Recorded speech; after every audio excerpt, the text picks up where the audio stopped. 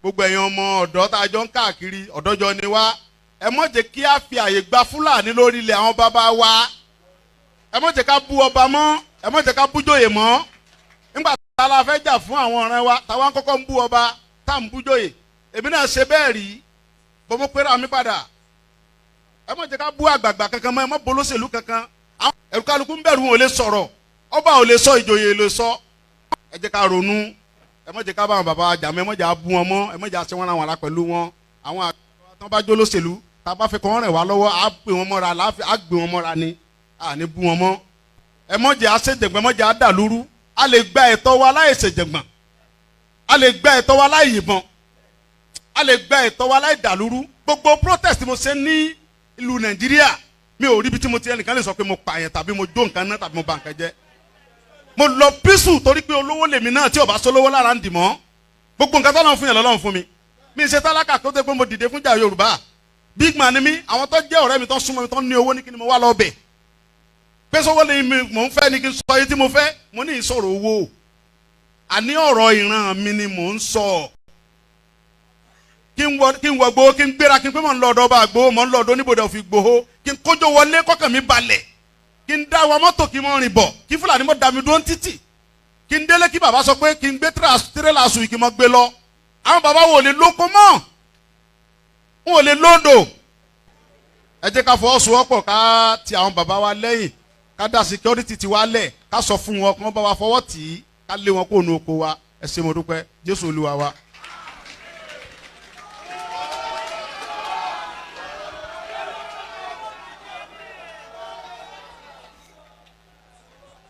gbogbo ẹ̀yin ọmọ ọ̀dọ́ tá a jọ ń káàkiri ọ̀dọ́jọ́ ni wá ẹ má jẹ́ kí a fi àyè gba Fúlàní lórí ilẹ̀ àwọn bàbá wa ẹ má jẹ́ ká bú ọba mọ́ ẹ má jẹ́ ká bú jòyè mọ́ nígbà tá a la fẹ́ jà fún àwọn ọ̀rẹ́ wa táwa ń kọ́kọ́ ń bú ọba tá à ń bú jòyè èmi náà ṣe bẹ́ẹ̀ rí bọ́mọ pẹ́rẹ́ àmì padà ẹ má jẹ́ ká bú àgbààgbà kankan mọ́ ẹ má bolóṣèlú kankan ẹ̀rù kálukú ń bẹ̀rù wọn ò lè sọ̀rọ̀ ọba ò lè sọ ìjòyè lè sọ ẹ jẹ́ ká ronú ẹ má jẹ́ ká bá àwọn bàbá jà mọ́ ẹ má jẹ́ bú wọn mọ́ ẹ má jẹ́ àṣẹ wọn àwọn ará pẹ̀lú wọn àwọn àgbà tán bá jó lóṣèlú tá a bá fẹ́ kọ́ wọn rẹ̀ wá lọ́wọ́ á gbé wọn mọ́ra á gbé wọn mọ́ra ni à ní bú wọn mọ́ ẹ má jẹ́ àṣejẹ̀gbọ́n ẹ má jẹ́ àdàlúrú a lè gba ẹ̀tọ́ wa láì ṣèjẹ̀gbọ́n a lè gba ẹ̀tọ́ wa láì yìnbọn a lè gba ẹ̀tọ́ wa láì dàlúrú gbogbo protest mo ṣe ní ìlú Nàìjíríà mi ò rí ibi tí mo ti ẹnìkan lè sọ pé mo pààyàn tàbí mo jó nǹkan náà tàbí mo bà nǹkan jẹ́ mo lọ písù torí pé olówó lèmi náà tí ò bá sólówó lára ń dì mọ́ gbogbo nǹkan tọ́lọ́run fún yẹn lọ́lọ́run fún mi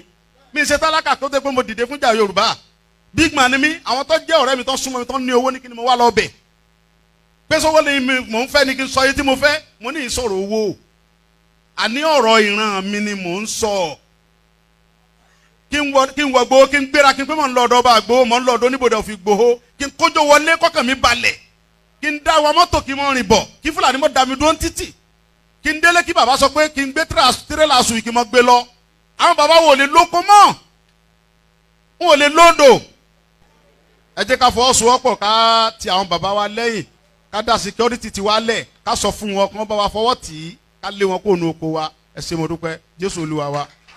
Koiki Media, we bringing the world closer to your doorstep.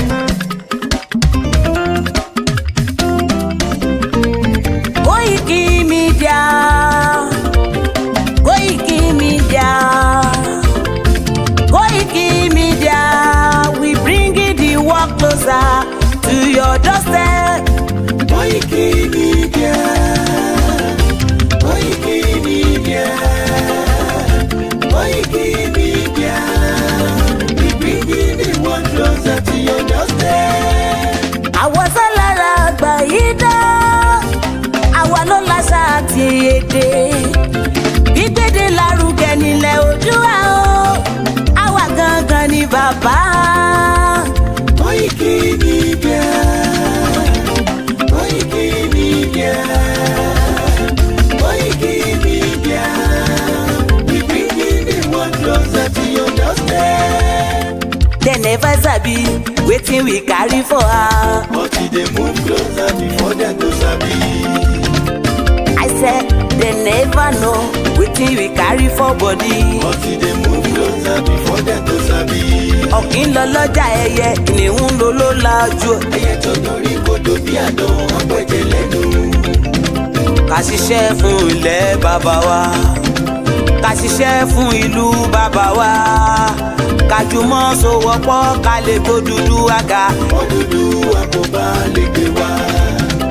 ọmọ òdúdú àṣegírí ẹ dìde fún ẹ̀tọ́ adúláwọ̀ ká lè jọ jùmọ̀ gbé délẹ̀ ìlérí káwa lè gba ògo ilẹ̀ wa, ká ṣiṣẹ́ ká lè jọ gbàdé ká lè gbàdé adé adúláwọ̀ àwa ní mọ̀lẹ̀ tí yóò tàn káàkiri. ọmọ òdúdú wà ní wá. Koiki Media àwa là ń gbé tó lárugẹ. ètò tó pọ̀jù owó tí wọ́n mọ̀ ní. kásá. gbogbo ẹ̀yin ọmọ ọ̀dọ́ tá a jọ ń káàkiri ọ̀dọ́jọ́ ni wá, ẹ má jẹ́ kí a fi àyè gba Fúlàní lórí ilẹ̀ àwọn bàbá wa. ẹ má jẹ́ ká bú ọba mọ́, ẹ má jẹ́ ká bú jòyè mọ́. nígbà tá a la fẹ́ jà fún àwọn ọ̀rẹ́ wa táwa ń kọ́kọ́ ń bú ọba tá à ń bú jòyè, èmi náà ṣe bẹ́ẹ̀ rí bọ́ mo pera mi padà. ẹ má jẹ́ ká bú àgbààgbà kankan mọ́, ẹ má bolóṣèlú kankan. ẹ̀rù kálukú ń bẹ̀rù wọn ò lè sọ̀rọ̀, ọba ò lè sọ, ìjòyè lè sọ. ẹ jẹ́ ká ronú, ẹ má jẹ́ ká bá àwọn bàbá jà mọ́, ẹ má jẹ́ á bú wọn mọ́, ẹ má jẹ́ á ṣe wọ́n ra wọn ara pẹ̀lú wọn. àwọn àgbà tán bá jó lóṣèlú tá a bá fẹ́ kọ́ wọn rẹ̀ wá lọ́wọ́ á gbé wọn mọ́ra, á gbé wọn mọ́ra ni, à ní bú wọn mọ́. ẹ má jẹ́ á ṣèjẹ̀gbọ́n, ẹ má jẹ́ á dàlúrú.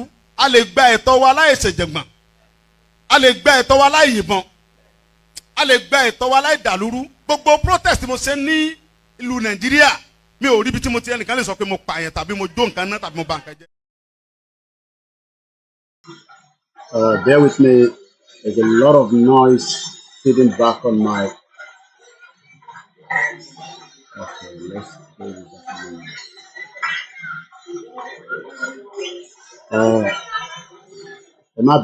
I think I'm getting a lot of feed coming back in the broadcast. I'm not too sure why. I'm trying to see if we can rectify that problem, but at the moment,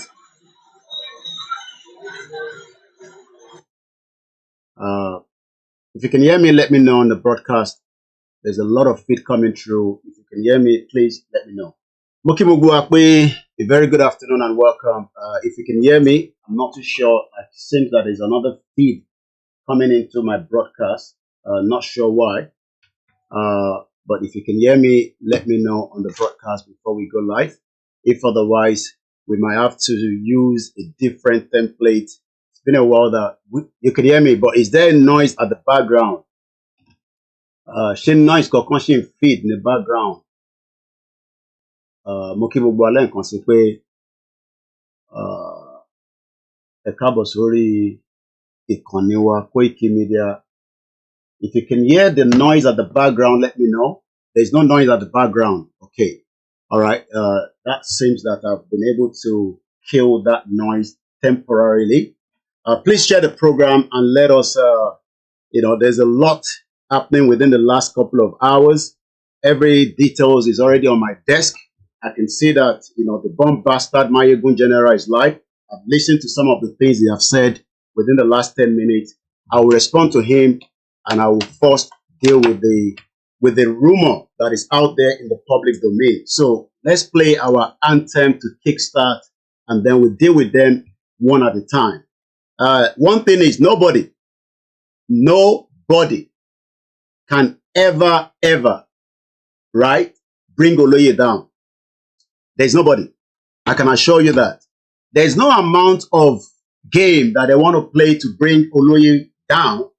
It cannot happen. So I want us to sit back and let us first deal with the vanguard that pulled out this information that did not confirm with me before going into the press. And then we can then deal with the other issues as we have them. So let's play the anthem.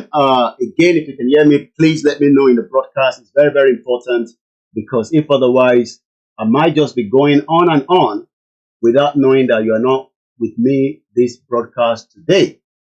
We haven't used the software for a while, so that's the reason why we are having some technical issue with it.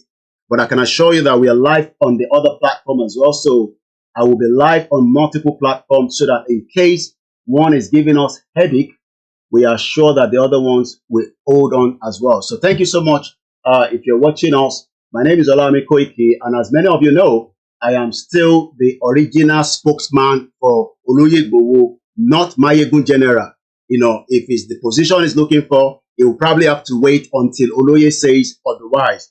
And for the rest of those that are probably also thinking that they can, you know, hijack that from me, you know, by going into the press and they want to come out, they are all bomb bastard. Look, I know Mayegun very well, but I'll deal with Mayegun in the course of the program. Oh, mommy, dada.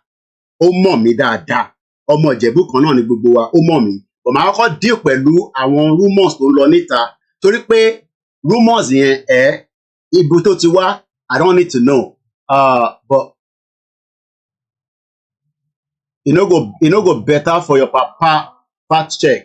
You're a bomb bastard for even coming into the broadcast in the first place. You know go better for your papa. Your papa, you know go better for your papa. Olori Buruko man, bomb bastard. You know, let your father go and do what Igboho has done. So let's play the anthem and then we go into it gradually. I can hear the feed coming into it. I've killed the feed, but it seems that as long as Ebatine go any other feed apart from my voice, that will be fine in the broadcast. But in Toba Muigbo another feed, you need to let me know so that we can go into it one at a time. It's a very difficult time in Nigeria. I told you the country is going down, but all the bomb bastard, including Mayegun, that called himself Mayegun General, Olori Buruko Yoruba, bomb bastard. You know, he couldn't go home. I told him, let us go home together. He would dare not go to Nigeria because he's probably been paid for some of the things that he's doing as well. So let me mute my mic and play the anthem.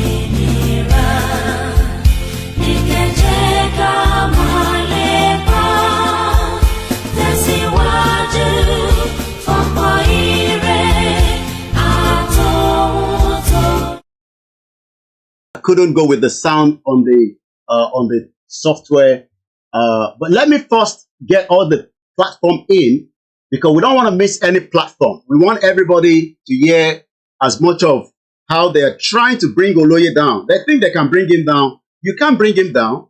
I've told every one of you that myself and Oloye, we complete this job, and as much as whatever they think they can do, they can't. You know, so. Is the Yoruba Nation awareness continue? And it is still CSI that owns the key to the breakup of Nigeria, and everybody knows that.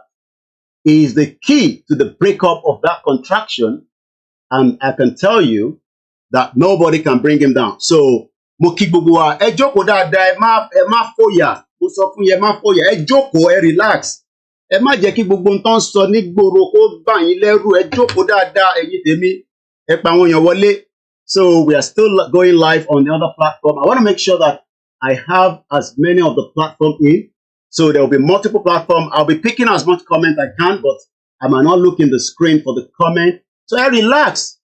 Relax. Ẹ̀yin ọmọ Yorùbá, ẹ lọ fọkàn balẹ̀. Mo sọ fún yín, mo ṣe bí ti Tinubu. Relax. Relax. Tó bá yẹ pé Mayegun lọ́sẹ̀ lọ gbówó fún ni, ìyẹn ò ń ṣe tútù, kò ń ṣe bàbàrà. Olóyè tó ti àkáǹtì 5 èyí tó kéré jù náà àkáǹtì yẹn ó ní á ní tó over 250 million naira. Èló ní 40 million tí wọ́n dá lórí platform ẹ̀ olórí burúkú. But let me first address the main concern for the general public.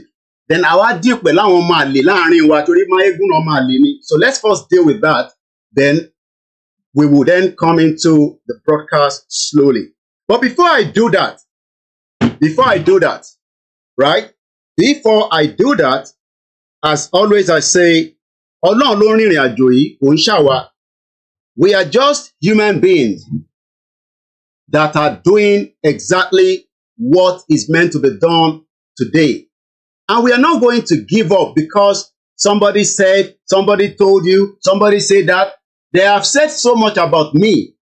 They have said so much about you. So, Babara, I told you that information to when I was in Nigeria in 2021 about CSI from the north, Sultan of Sokoto, Nigeria. I've told you everybody that, but whether you agree with that or not, that is not my problem. It's probably yours. So what I'm going to do is just to say to every one of us that we are all, in this together. Amy, Enyi, we are all in this together. So nobody should be worried. Nobody should be scared that, we should not be worried about that. Okay? That is number one. So the first thing we're going to do is to say to everyone that Awa Iromo Yoruba, nobody can stop what we have all started. Atoloye, ati Igboho, ati Mama Toku, tó fi rẹ̀ sílẹ̀ fún olóyè Igboho kó má bàa mẹ́mí ẹ̀ lọ because ẹ̀mí olóyè ló fẹ́ mú lọ ni màmá ẹ̀ ṣe dákẹ́. I'm going to come to that in a minute. But let me first do this. Let me first do this to start with. So please share the program and invite others as well. Mo kí bàbá wa Akintoye, mo kí wọn dáadáa pé Ọba Elédùmarè á jẹ́ kó pẹ́ fún gbogbo wa. Mo kí gbogbo ọmọ Yorùbá lẹ́ẹ̀kan sí pé a kú oríire pé ká fọkàn wa balẹ̀, kò séwu, kò dẹ̀ sí ìbẹ̀rù, torí pé ìbẹ̀rù kankan ò lè sí. Ẹ jẹ́ ká fọkàn wa balẹ̀. Ìrìn àjò Yorùbá nation, ìrìn àjò tó ń tẹ̀síwájú, tó wà lọ́wọ́ Ọlọ́run, tí Ọlọ́run dẹ̀ bá wa dì mú, torí pé kó má bàa jábọ́. Kò dẹ̀ ní jábọ́ lọ́wọ́ wa, kò ní jábọ́ lọ́wọ́ ẹ̀mí, kò ní jábọ́ lọ́wọ́ gbogbo wa. Now, at about almost I think I first got the message. I think I saw it myself. And let me give you the timeline, because internet and computer of the world today does not tell lies. Sometimes we see things that they will write about Igboho, and somebody like me will probably just look at it and say, ṣé kíní tọ́kọ yìí, ṣé ó make sense, àti pé níbo ló ti ń bọ̀ in tọ́kọ yìí, àbọ̀rọ̀ mòye yín nísìn. So mo fẹ́ kí gbogbo ọmọ Yorùbá gbọ́ mi. I will speak in English. Okay?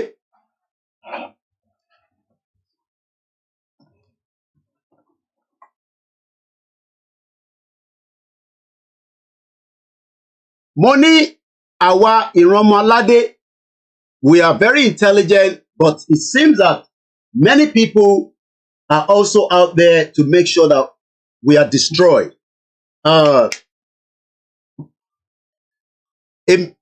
Àbọ̀rọ̀mọ̀ yẹn ní sè, Igboho ṣá, irúmọlẹ̀ tó ń jẹ táìtáì, èmi náà ni mo tó bẹ́ẹ̀, torí pé iṣẹ́ tó gbélé mi lọ́wọ́, life olóyè Igboho lẹ́ ń rí yẹn, life pẹ̀lẹ́ mi àti ẹ̀. Mo fẹ́ kẹ́ búra kankan, kò ní ìgbà ń búra. Bó bá ṣe jẹ́, òun ni kẹ́ sọ fọ́mọ Yorùbá.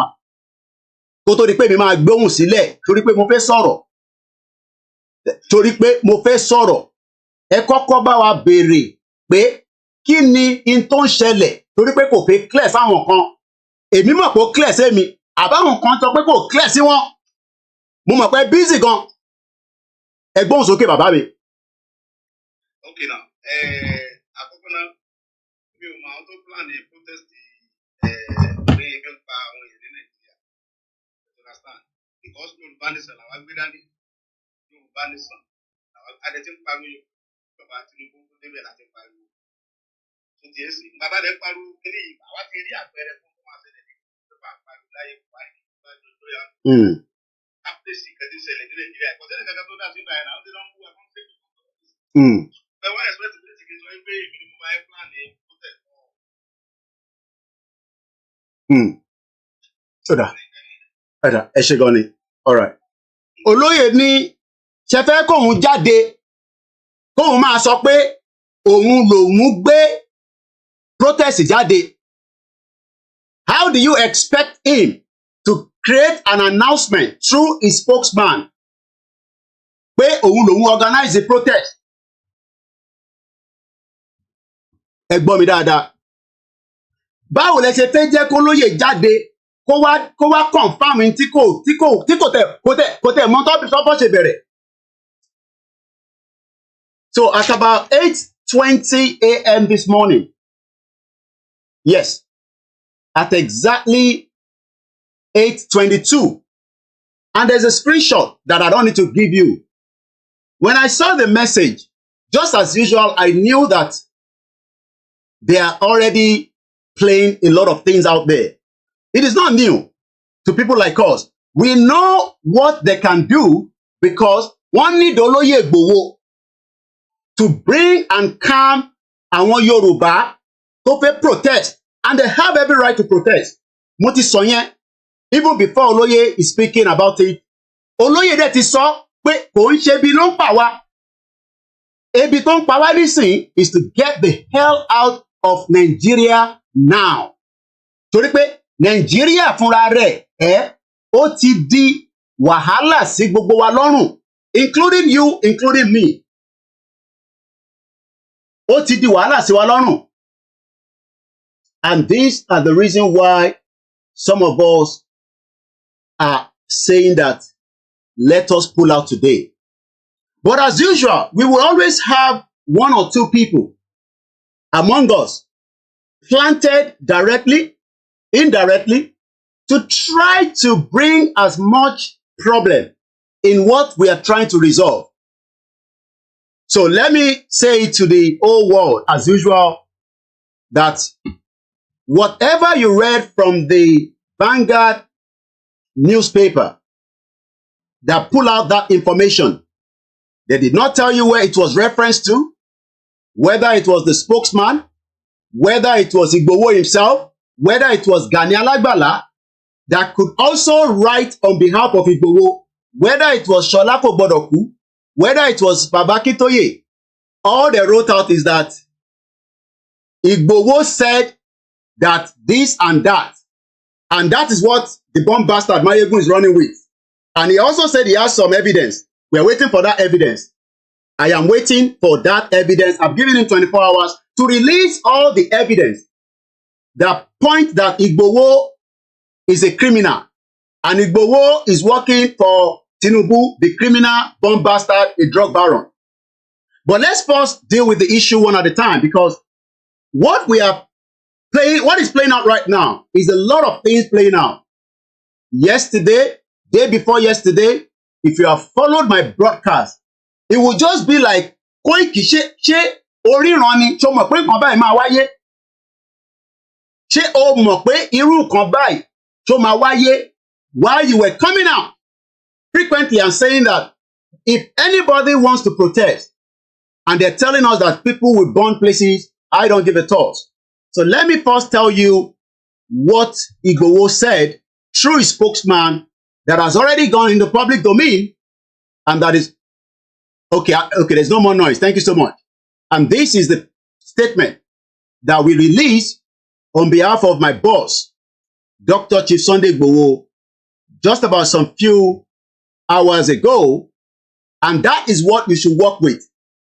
If anybody works with anything, it is just as you are being stupid, because we know that they have already played everything to stop the protest that is coming up on the 1st, which is the next couple of days. And nobody will stop whatever is going to happen. Not me, not Igboho, not Baba Akintoye. We cannot stop it because we did not plan it. We did not put it out. Those that put it out knows what they want. And this is the reason why I want everybody to listen to this press release, which is a disclaimer. And you've had it directly from CSI himself. We don't need to be doing that, but because he loves us as much as we love him, he is one man that is ready to come out at any time, whether we told him or we are not telling him, he will come out and he will say it the way it is. So gbogbo ẹ̀yin tẹ́ ẹ̀ ń work pẹ̀lú Mayegun olórí burúkú ọmọ àlè Koiki ni mò ń jẹ́ ó lè respond sí mi ọmọ ọkùnrin làwọn méjèèjì. I will tell everybody that I know you more than you know yourself based on the period of the time that you approach me. Èmi ló approach before you can say you want to raise 40 million. Igboho has one of his accounts over 200 million plus nínú 5 accounts. Tinubu refused to release the account today. Bí ṣe ń bá gbogbo ọmọ Yorùbá sọ̀rọ̀. President Bola Ahmed Tinubu ó lóun ò ní release account yẹn. Ó ní ṣèbí Igboho ń rí owó ló fi ń ṣe Yorùbá nation. Tí kò bá rí owó fi ṣe Yorùbá nation mọ́, bóyá á succumb. And Igboho dẹ̀ sọ fún pé ọmọ kan Yorùbá lòun. If you want, be like Buhari, keep the account. Tó bá yá, account yẹn tẹ́ bá fẹ́ gbé lọ, owó òkúkú mọ́ wá sọ́run. So tí Mayegun bá wá ń jáde, tó ń sọ pé òun raise 40 million lórí platform òun. Yes, ó raise the platform yẹn because orúkọ olóyè ló fi raise ẹ̀. Bàbá ẹ̀ kò lè raise owó tó tó yẹn. You have been asking for money in the last couple of days. People cannot raise money for you. But ó lè raise it because ó lórúkọ olóyè. And it is me, Olayomi Koiki. And I know I did not record anything because I don't record anything. But Momo, ijó tó wá bá mi, I have the date. And I told you that I will make it happen for you to get in touch with Igboho. But we come back to that in a minute. Because Olori Buruko Malene. Now, the disclaimer goes like this. And I want us to listen carefully. The first thing is there's a disclaimer. And this disclaimer is coming from our team called Igboho. And this, and be very careful, those of you that are commenting, because I can pick your comment and it should not ask stupid questions because at the end of the day, we know where all this is going. We are not here to satisfy the Biafra. Neither are we here to satisfy the Hausa. We are here to satisfy the Yoruba that wants to pull out. We don't know the Igbo before the amalgamation. We don't know the Hausa. And nobody will tell Igboho at the appropriate time or when Igboho will move with the Yoruba Nation self-determination rally or as the time that will make their calling. So nobody's going to tell us that. Igboho and Akintoye and the team that are playing out how we will pull out of Nigeria will decide that. But Igboho will come to Nigeria at any time. Mayegun will never go to Nigeria. I will be in Nigeria very soon. And if you think that Baba Yini Agbara come to Nigeria like Igboho has done. So let's first go straight into this program. Mo kí gbogbo alẹ́ nǹkan sí. Ọmọ àlè Yorùbá ni Mayegun, mo mọ̀ dáadáa níwọ̀nba díẹ̀ kó tó di pé a tẹ̀ bẹ̀rẹ̀ Yorùbá nation. Mo mọ̀, ó mọ̀ mí. So ìyẹn ò ṣe new thing. But let's first go with the disclaimer. Chief Dr. Sunday Adeyemo Igboho is less concerned about the hunger protest propaganda. Ẹ gbọ́ mi dáadáa, is less concerned. Tó bá wù yín kẹ́ jáde, tó bá wù yín kẹ́ má jáde, ẹ̀yin lè bí ń pa. When we told you 3 years ago, pé ebi kọ́ ni problem wa, ẹ jẹ́ ká pull out. Ẹni ẹ fẹ́ lọ dìbò fún Tinubu. So don't come and put that on Igboho now. That ebi pa yín, ẹ wá fẹ́ kí Igboho wá lead yín. Ẹ lọ pé MC Oluomo, ẹ pé Koko Zaria, ẹ lọ pé àwọn tí Tinubu ń lò láti fi ṣe propaganda. Ẹ má wá gbé sí orí olóyè Igboho àti Koiki Media àti gbogbo àwọn ọmọ Yorùbá àti Yorùbá World Media àti YSDM. YSDM kan ló pè fún Yorùbá protest. So if you are saying that Igboho ebi ń pa wá, no. Ebi ń pa yín nítorí pé Fúlàní wà nínú igbó yín tí Igboho dìde fún nípa 3 years ago. And it is still what he's saying that in tó lè stop it, òun ni pé ká kúrò ní Nàìjíríà. So if you are still one of those saying now that Igboho jọ jáde fún protest, ní bá yín jáde. But you have every right nílé ayé tá wà yìí láti jáde and do as you think according to the law. Ìtẹ̀yìn àti law bá dẹ̀jọ face, tèbítà táwa náà jáde, the law wanted to kill us. We were almost killed. Igboho was almost killed. I was almost killed. Lady K was almost killed. We lost Adogan. So back, bó ṣe máa rí náà nìyẹn tí Mayegun olórí burúkú máa jáde tó bá yẹ pé wọ́n rí Igboho pa sínú ilé. Àwọn olùṣọ́ máa lé Yorùbá. Àwọn bomb bastard. Àwọn bomb bastard. Àwọn bomb bastard. Ṣé ìwọ ló máa kọ́kọ́ fẹ́ òyìnbó ní UK? Ṣé ìwọ ló máa kọ́kọ́ fẹ́ òyìnbó ló gbóyìnbó sílé tó fi jọ ẹ́ lójú olórí burúkú ọmọ àlè? Ṣé ìwọ ló kọ́kọ́ máa fẹ́ òyìnbó àbí ìwọ ló máa kọ́kọ́ bá òyìnbó sùn tó bímọ fún ẹ? Má wọlé sí ẹ lára.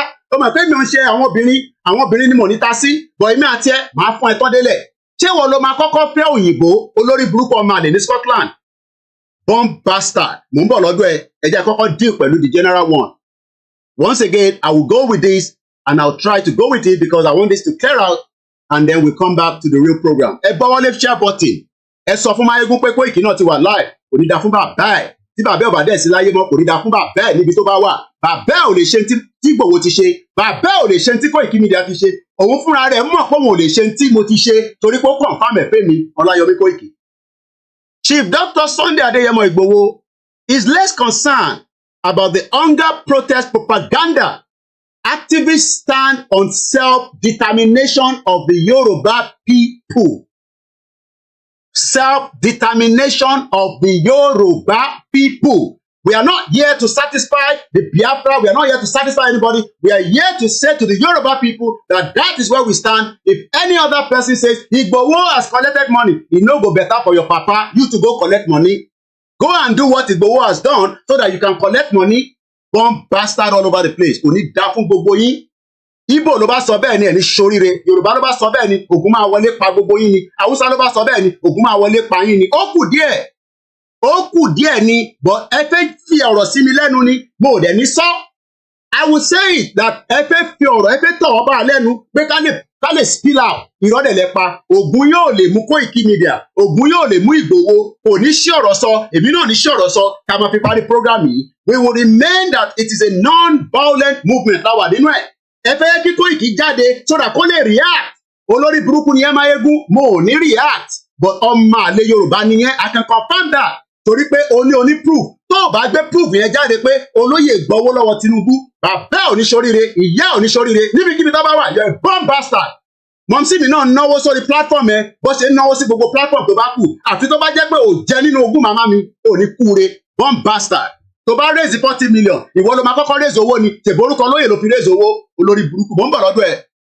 Olóyè ní òun dúró lórí self-determination. Ẹ tó bá wù ní kẹ́ ṣe lórí protest. He doesn't care. If you like, go out and protest. It is under the fraudulent constitution. If you like, don't protest. It is still your right. Ọ̀nà méjì ni. If you want to protest, dàgbà. If you don't want to protest, dàgbà. Nigeria go break. Ó ti wà lórí iná tó fẹ́ jábọ́. Òun lọ̀rọ̀ Nigeria. This is a live program. Koiki Media. Yoruba activists. This is a press release. Reaffirming commitment. Commitment yẹn ni Igboho tún fi bá mi sọ̀rọ̀. Tó sọ pé yes, òun sì dúró lórí Yoruba Nation. Òun ò ṣí ẹsẹ̀ òun kúrò nínú ẹ̀. Ẹsẹ̀ òun ò dẹ̀ mì rárá. Ẹsẹ̀ òun dúró dáadáa nínú Yoruba Nation. Ẹni tó bá wá ní ẹsẹ̀ Igboho ò dúró lórí Yoruba Nation. Kí bàbá ẹ̀ náà jáde kó wá bá wa ṣe díẹ̀ nínú ẹ̀. Àbí kẹ́ pé Ìbà Gani Adams tó bá jẹ́ pé òun ló máa tì í débẹ̀. Bomb bastard all over the place. Ẹ ní kúure gbogbo yín. So where the propaganda is coming from, I don't need to know. Bóyá Tinubu ló ń play ẹni, Báyọ̀ Ọ̀nàdúgà ni, bóyá Máyégún general ló ń play ẹni, kò ní dá fún gbogbo yín lẹ́yìn kọ̀ọ̀kan. Mo sọ fún yín pé kò ní dá fún gbogbo yín one at a time because you know that Igboho will not come out and lead any, I don't want to use the F word, so let me restrain that. Igboho will not come out to lead any protest, but he will say it as he has said it, that he cares less if hunger is killing you because he told us all that we are already in hunger. That we should pull out of Nigeria. Ẹ̀yin ọmọ Yorùbá sọ pé olórí burúkú ni ọmọ àlè ni. Kódà most of you were happy that they were going to kill him while he was in the house. I would have been a dead man. So irú Máyégún olórí burúkú yẹn lọ́bẹ̀ pé wọ́n rí mi pa ni bó ṣe máa jáde náà nìyẹn tó máa ní olè ní Koiki tó máa ní olè ní 419 ní bla bla bla bla bla. But èmi Ọláyọmí Koiki ló lò platform tèmi ló lò tó fi rí olóyè raise owó yẹn. Well, people, if I have rejected it, kò sí nǹkan tó lè ṣe lórí platform yẹn láti fi raise owó yẹn. You know that and I know that. Oh, tó bẹ́ẹ̀ láti jáde kó ní o fẹ́ lọ raise 40 million. Tó o bá gbàṣẹ lẹ́nu mi ló gbàṣẹ and I know what olóyè asked me. Ṣé kí n fún ní go ahead? Ìwọ ló lè fún mi ní go ahead yẹn Koiki Media. Kò ní dá fún ẹ Máyégún general. Kò ní dá fún ẹ níbi tó bá wà ní mo sọ. Kò ní ṣoríire. Àfi tó bá yẹ pé màmá tèmi náà kò ń sanwó sínú platform ẹ tó dẹ̀ ń wẹ̀ dáadáa just like I watch you as well. Tó bá yẹ pé wọ́n rán ẹni sọ fáwọn tó rán ẹ pé ò bá wa nílé pé ọmọ Ìjẹ̀bú kan náà ni wá but Ìjẹ̀bú jù Ìjẹ̀bú lọ ò bá mi nílé mo dúró dáadáa mo sọ fún ẹ ò tó bẹ́ẹ̀ kí wọ́n lọ Nàìjíríà bẹ́ẹ̀ mi ṣe lọ yẹn mò ń bọ̀ mo ì tí dé. According to the spokesman èmi sì ni spokesman ẹ̀ èmi Ọláyọmí Koiki ṣì ní spokesman olóyè Ìgbòho. Tẹ́ bá wá fẹ́ di spokesman Ìgbòho, ẹ jẹ́ kémi ṣe tán. Ẹ jẹ́ kémi Ọláyọmí Koiki ṣe tán pẹ̀lú olóyè Ìgbòho. Àǹtọ́lóyè bá tún jáde pé Koiki o kì í ṣe spokesman ni, mo sì dúró tí 100%. Ibi tó bá lọ ni mò ń lọ. Tó bá ti give order, I've told my wife I will leave this country and I'll be making my way down to Nigeria. Kò sẹ́ni tó lè dá wa dúró, but ó ní àwa kọ́ la pè fún protest. Ṣòwòrẹ́ ló pè fún protest. Peter Obi ló pè fún protest. Atiku, why are you adding Igboho's name to protest? Kí ló dé tẹ̀ ń gbé orúkọ Ìgbòho along with the protest? Why? Kí ni Ìgbòho ṣe fún gbogbo yín? Ẹ̀ṣẹ̀ wo gan ni Ìgbòho ṣe fún ọmọ Yorùbá? Tẹ́fẹ́ fi ba tiẹ̀ jẹ́, tẹ́fẹ́ gbé wálẹ̀, tẹ́fẹ́ bà lórúkọ, tẹ́fẹ́ bà lórúkọ jẹ́. Èèlò ni Tinubu fẹ́ fún Ìgbòho? Èèlò ló fẹ́ fún? That is the question I'm asking. Tó wá ń sọ pé o níwá evidence. Tó o bá gbé evidence yẹn jáde within 24 hours, ó ní ṣoríire níbikíbi tó bá wà. Ṣé ìwọ ló máa kọ́kọ́ fẹ́ òyìnbó ni? Ìwọ kọ́ ló máa kọ́kọ́ fẹ́ òyìnbó náà. Ìwọ kọ́ ló máa kọ́kọ́ fẹ́ òyìnbó. Èmi ò fẹ́ òyìnbó. Ọmọ Yorùbá àtàtà ni mo fẹ́. Tó dẹ̀ bímọ fún mi. A dẹ̀ ṣì ń retí ọmọ tó pọ̀ rẹpẹtẹ láṣẹ Èdùmàrè. Mo kí gbogbo ọmọ Yorùbá. Ẹ gbọ́ wọlé share button. So, according to the spokesman, Olayomi Koiki, Igboho is not concerned to the planned protest set to begin on August 1st. Igboho is not concerned, is not connected rather. He is not connected to the planned protest that is set to begin on August 1st, 2024. Àwọn wòlíì sọ pé wàhálà ń bọ̀ ní Nàìjíríà. Àwọn àfáà sọ pé wàhálà ń bọ̀ ní Nàìjíríà. Babaláwo sọ pé Nàìjíríà pé wàhálà ń bọ̀. Níbo ni ẹ̀yin ọmọ Yorùbá, ẹ̀yin ọmọ Ìgbò, ẹ̀yin ọmọ Haúsá, níbo lẹ ti wá rí pé Ìgbòho sọ pé òun lòun máa ṣe protest o tí wàhálà máa fi dé sí Nàìjíríà? Wàhálà ti wà nínú Nàìjíríà látayébáyé ni. In response, myself, Olayomi Koiki, the spokesman described this report as false and another propaganda. It is not going to be the first and it will not be the last. There will be more propaganda on Igboho and Akintoye and the rest of the Yoruba people, including as many of us that are dedicated, and reason that we are dedicated is because we want to be free from the shackles of what is not today. So gbogbo ọmọ Yorùbá tó bá wá ṣì ń doubt pé níbi tí ilẹ̀ ṣú délé ní òkú àdògán ṣì wà lọ́wọ́ Tinubu olórí burúkú tó fún wa. Òkú àdògán wà lọ́wọ́ Tinubu, kí ló dé tí kò gbé sílẹ̀? Tó bá jẹ́ pé wọ́n negotiate pẹ̀lú Ìgbòho lóòótọ́ ni, Ìgbòho ní gbogbo tó ṣì ń dùn òun jù pé òkú tó kó lọ ẹ fún wa lókùú so that we can be able to bury them officially. Tinubu ò fún wa lókùú, ẹ fi ológbò sílẹ̀ ẹ máa gbólógbò lọ. Tó bá jẹ́ pé ẹ feel pé níbẹ̀ ni agbára òun wà, ẹ máa gbólógbò lọ. But ẹ fún wa ní òkú àdògán, give us the body so that we can bury them officially and properly. Oníwọ̀n feed àwọn ẹjẹ pápá pàdé oníwọ̀n feed àwọn bàbá professor. Bàbá tiẹ̀ ta ló ń feed ẹ̀ kó tó kú. You are a bomb bastard Máyégún, ò ní kú re níbi tó bá wà. Bomb bastard ni ẹ́. Ọmọ àlè. In response, Olayomi Koiki described this report as false and propaganda. And you can see that they run with it. Mo kí Abiola Eru, mo kí gbogbo èèyàn Ìkòròdú. Ẹ dúró tán. August 1st, ẹ jáde. Ìgbòho ní pé torí pé ó ní tó bá wù ní kẹ́ ṣe òun kọ́ lòun pè fún protest. Tí olóyè Ìgbòho bá pè fún protest, àwa ọmọ Yorùbá máa sọ̀kalẹ̀, á máa sọ̀kalẹ̀. Èmi náà máa bọ̀ ní wásàlẹ̀. So don't expect me and Ìgbòho to join you on the picketing line because you are protesting. We are not coming out. Àwa kọ́ la pè fún protest, ẹ̀yin lẹ pè fún. So àwọn tó pè fún náà ni kó jáde. So ibi tí Máyégún ti wá, Máyégún ní nọ́mbà mi náà kò ṣe pè mí tó bá ṣe pọ̀ máa lè ní. Sahara Reporter ti pè mí, Punch ti pè mí, àwọn tó fẹ́ confirm wọ́n ti pè mí láàárọ̀ yìí. Many media from Nigeria, even some that we cannot tell you, they have already called to confirm that ṣé olóyè ló kọ ilé because àwọn ọ̀rẹ́ Ọláyọmí Koiki lábẹ́. And I told them that we do not have anything to do with it, but we will release a statement at the appropriate time. And I've released the statement, which is what I'm reading right now, and that is what they have to work with. So any media out there still writing any propaganda, that is a cup of tea. Olórí burúkú Linda Ikeji tí kò ní kú síbi táṣù ẹ̀ wà.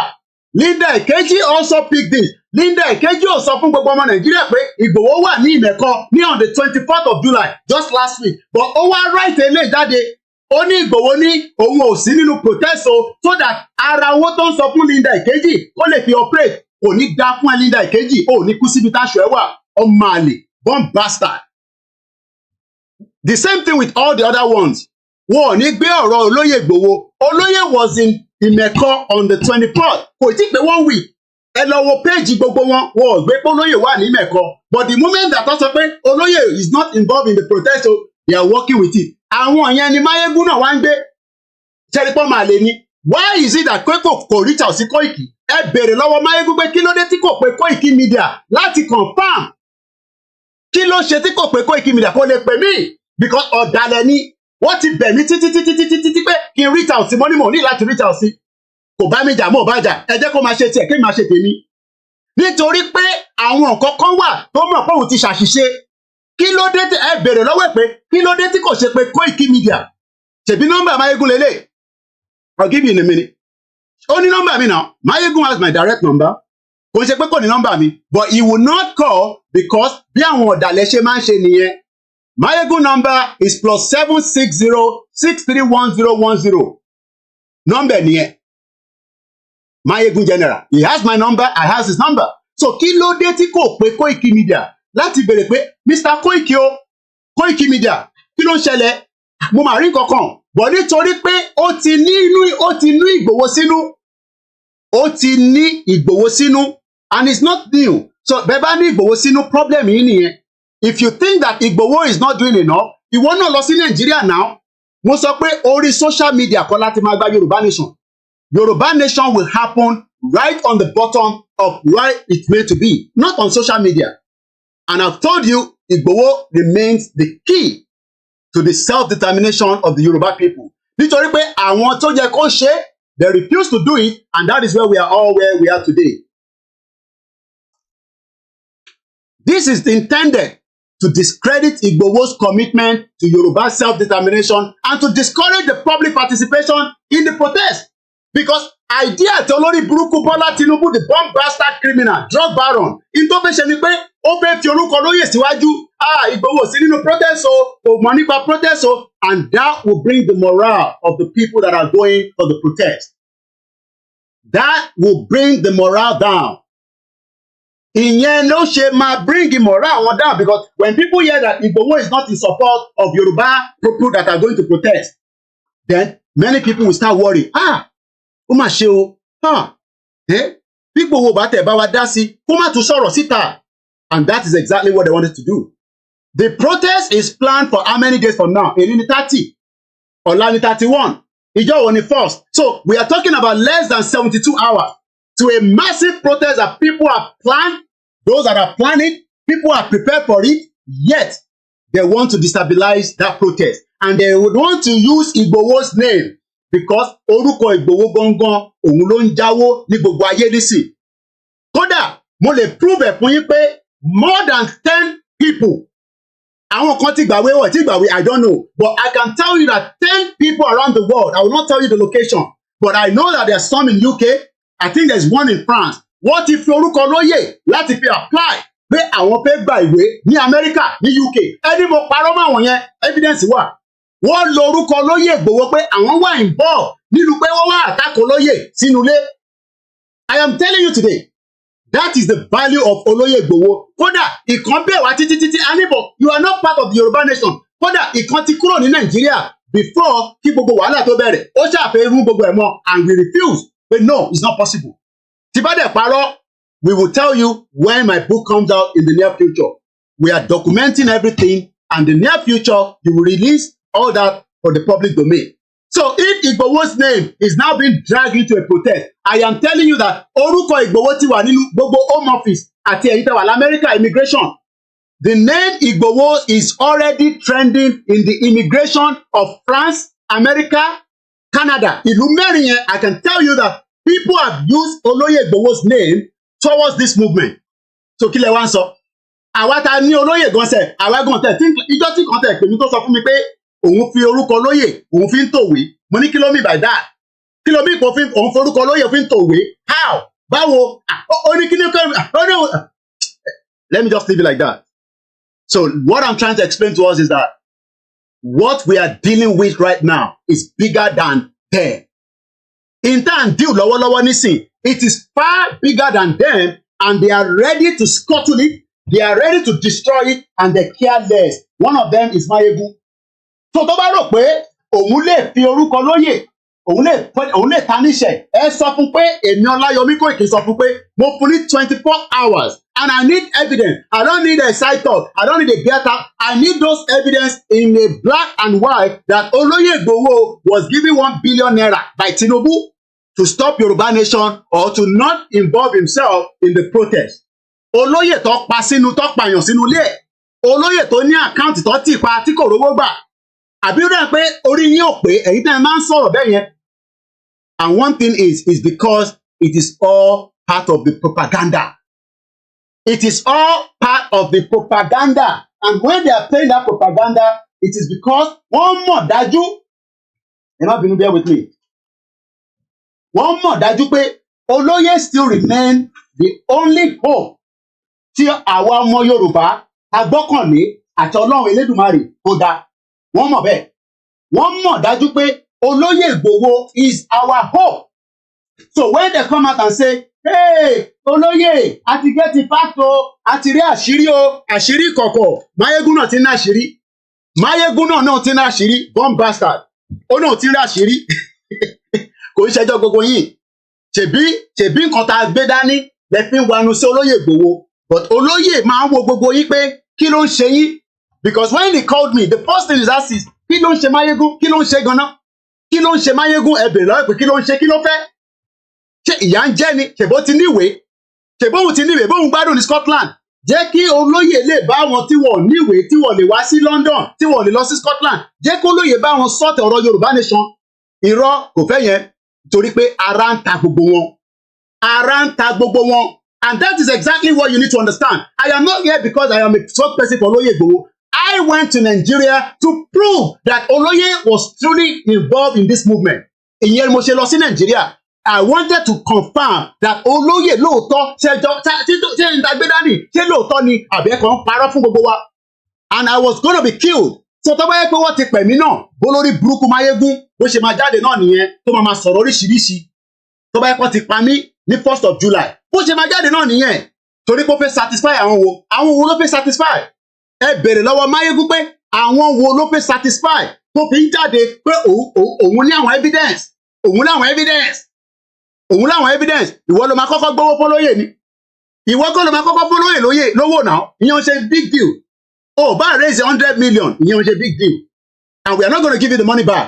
Owó tó bá raise ṣé owó tó raise yẹn ò ná nínú ẹ̀ jáde kó fi ògùn búra pé owó tó kó fún ẹ ò ná nínú ẹ̀ personally for your own personal use. Torí èmi sọ pé owó tẹ̀ ń pè mí èmi lò nínú ẹ̀ ibi tí wọn bá ti ń ṣe nìyẹn ti ń jẹ ẹni kí Máyégún jáde kó wá fi ògùn búra pé gbogbo owó tó raise fún kò ná nínú ẹ̀ rárá.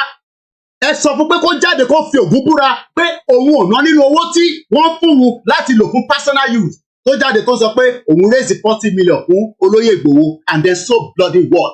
Tó bá raise 40 million fún Olóyè nǹkan kò ní dá fún ẹ pẹ̀lú 40 million yẹn. Tó bá yẹ pé òun retí 40 million ni 40 million yẹn orúkọ Olóyè ló fi raise ẹ̀ ìyẹn ti lọ ìmí ni kò sọ kò dẹ̀ ní dá fún gbogbo àwọn tó bá support ẹ pé ọ̀rọ̀ tó ń sọ yẹn tó gbẹ́ tó bá support ẹ tó jọmọ Yorùbá ẹ ní kúre ògùn máa pa gbogbo ilẹ̀ kọ̀ọ̀kan ni èmi ni mo sọ bẹ́ẹ̀. Àfi tó bá yẹ pé ntọ́lóyè gbé dání ó ń parọ́ fún gbogbo wa ni and everybody knows that Olóyè remains the only hope tí Ọlọ́run sì gbélé wa lọ́wọ́ ẹ̀ẹ́dẹ̀ ní tarnish orúkọ ẹ̀ẹ́dẹ̀ ní gbé wálẹ̀. Mo ní as long as tèmi bá ṣì wà láyé tí bá ṣì dúró ẹ̀ lè discredit Olóyè Igboho kò sí ẹ̀ tó bẹ́ẹ̀. Olóhùn raise 40 million ẹ bèrè lọ́wọ́ ẹ̀ pé 160 million mọ́tò kan tí Olóyè rà Olóyè ò tí wọnú mọ́tò yẹn bá ṣe ń sọ̀rọ̀ báyìí.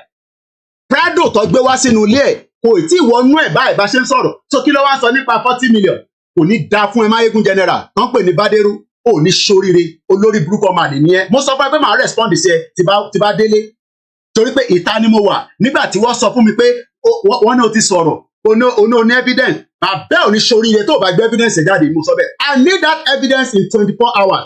Kò ṣe pé kó wá sọ̀rọ̀ ọ̀rọ̀ kan ni mo fẹ́ evidence pé Olóyè Igboho wọ́n kẹ́ ẹ níbi tó ti ń gbówó fún ẹ tó yẹ pé ìwọ ló gbà á àbí wọ́n send ẹ̀ sákàǹtẹ̀ bomb bastard èyí olórí burúkú ọmọ àlè Yorùbá káàkiri gbogbo àgbáyé.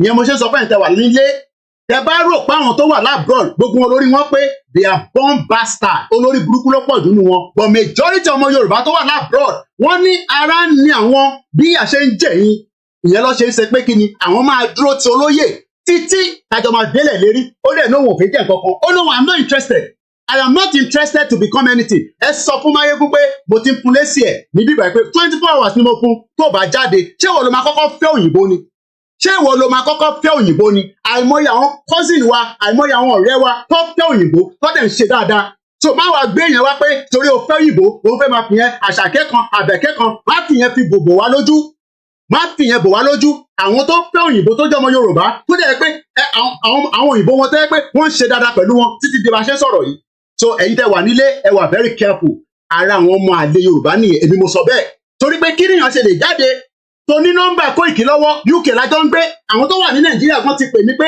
Mr. Koiki we want to confirm ṣé lọ́dọ̀ yìí ni press statement yìí ti jáde and the first thing I told them is my name on it is my name on it wọ́n ní no yeah yes wọ́n ní my name is not on it nígbà tó orúkọ mi ò sí níbẹ̀ so báwo la ṣe máa sọ pé àwa la kọ́ ìyẹn ni Máyégún kà lórí show ẹ̀ nísìn tẹ́lẹ̀ pé lórí burúkú ni ìyẹn ni Máyégún kà and you wonder that's why I say that I am a journalist journalist kan ni Máyégún kò ń ṣe journalist and he knows that I now understand why I'll leave that for now Mumbo. Olayomi Koiki emphasized that Igboho's position remains unchanged. He supports the quest for Yoruba freedom. He referred to a letter sent to Nigerian President Bola Ahmed Tinubu on the 17th of April 2024, which called for negotiation regarding the Yoruba peaceful exit. A kọ lẹ́tà sí olórí burúkú Tinubu. Ẹ̀yin wá ń bẹ̀bẹ̀ fún Tinubu nísìn. So Tinubu wá fẹ́ lo propaganda.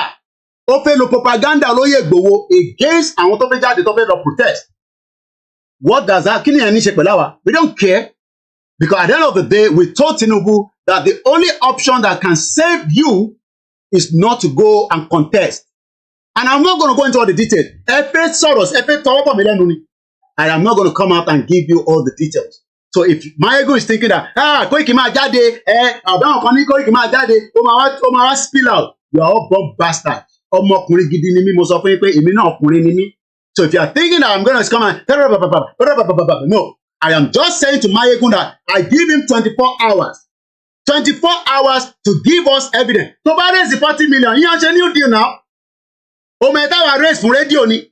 So kí ló ń sọ pé òun raise 40 million? Olóyè Igboho fún àwọn òun fún àwọn kan lóúnjẹ owó oúnjẹ. No, ó bá wọn fún ọ lówó oúnjẹ. UK fún ọ lówó oúnjẹ ni. Ṣèbí wọn náà fún ẹ lówó oúnjẹ náà. So kí ló wá mí pé kíní kan? Ọmọ gbé yẹn kúrò ní. Mo gbé yẹn sẹ́gbẹ́ kan bomb bastard. Bomb bastard ni ẹ. Yèmí mi lọ sí Scotland, mo wá bẹ ní Scotland náà. Èmi wá kódà ìjọ tí mo lọ sí Scotland nígbà tí mo lọ bá ṣe program ibẹ̀ ni mo ti sọ fóònù mi kan nù fóònù mi kan sọnù not tinú ilé o but fóònù mi kan sọnù mo ní kó bá wo abẹ́ mọ́tò ẹ̀ títí dọ̀la àrí fóònù yẹn bomb bastard. So Igboho remain unchanged. He has support the quest for Yoruba freedom. We wrote a letter to Tinubu with the hope that Tinubu will give us a listening ears. That is our expectation. We hope that Tinubu will give us one kind of a listening ear, that he will just say, okay, you want to go, no problem. But this is not going to happen very soon. What is going to happen is that we will take it stage by stage. We will take it small by small. It will take some 2 years. Hold on for on Tokuni Southport. I think there are about 3 girls now. Very terrible situation. And that's exactly what is happening in Nigeria. They keep killing us every day. Killing. And Olóyè Igboho nìkan ló lè stop it. Wọ́n dẹ̀ mọ̀ bẹ́ẹ̀. So bóyá Ìbà Gani Adams ti gbowó fún Máyégún pé kó lọ attack Olóyè Igboho pẹ̀lú àwọn evidence tẹ́tẹ́ ń kọbọ̀ tó náà wọlé lọ́wọ́ ẹni kó jáde kó fún alẹ́ evidence bomb bastard. Now, as we know, on the July 25th, 2024, which is just last week Thursday, kódà I was still having a program here on the 24th. I did not mention throughout the program, not that I did not know, I did not mention throughout the program that Olóyè Igboho was going to be in Ogun State the next day. Because if I have come out to say it, maybe people would have been saying, are you sure? Or they might think that it's for one reason or the other. We wrap it up, and kudos to everyone from Ifelodun, Apapo, and many other groups that rally quickly. Kódà àwọn kan raise 1.4 million within 12 hours. 1.4 million. People were raising money. And only 10 naira, only 5 naira, only 500 naira. And people mobilized from all the states to go and meet Igboho at Imeko. Dàpọ̀ Abíọ́dún pè ahead because ó ti gbọ́ int pé Igboho ń bọ̀ nínú state ẹ̀. Ó pe kábíyèsí, mo kí kábíyèsí wa dáadáa. Mo kí kábíyèsí ìlú Ìmẹ̀kọ. Bàbá wa ọba Benjamin Olanit, the Onímẹ̀kọ of Ìmẹ̀kọ. Ẹ ṣé gan ni bàbá. Bàbá tó dúró ti Igboho, and let me say it again and again. Bola Tinubu has no hand in the release of Igboho in Benin Republic. Igboho's mother sacrificed herself for Igboho to be released. Ẹ ní ṣoríire gbogbo yín. Ẹ ní kúre. Wọ́n fẹ́ pa Igboho ni màmá ẹ̀ fi ara ẹ̀ sílẹ̀ pé kó kàkàkẹ́ pọ́nmọ́ òun á máa lọ. So if anybody is telling you that Tinubu release Igboho, you are all born bastard látòkè délẹ̀. Ẹ ní ṣoríire. Born bastard ní gbogbo yín. Èèyàn màmá ẹ̀ kú látara pé ó fẹ́ Yorùbá nation. Màmá rẹ̀ kú ṣé màmá Máyégún kú lórí program tó ń ṣe. Ẹ bèrè lọ́wọ́ Máyégún pé ṣé màmá ẹ̀ kú lórí program tó ń ṣe. Màmá Ìgbòho kú lórí program tó ń ṣe because program ní fẹ́ à ń ṣe yìí is a program, is a project until it is delivered to the Yoruba people, and Yoruba people will now start managing their lives as they want. Ó wá jáde so ìwọ rò pé wọ́n release Ìgbòho through Bọ́lá Tinubu ni. Mo fẹ́ evidence yẹn. Tó bá yẹ pé Talon ló fún evidence yẹn, release ẹ̀ síta ọmọ àlè nìyẹn. And thank you so much to Patrick Talon, the president of Benin Republic, for giving us the room to operate in Benin Republic because we are not terrorists like the Fulanis.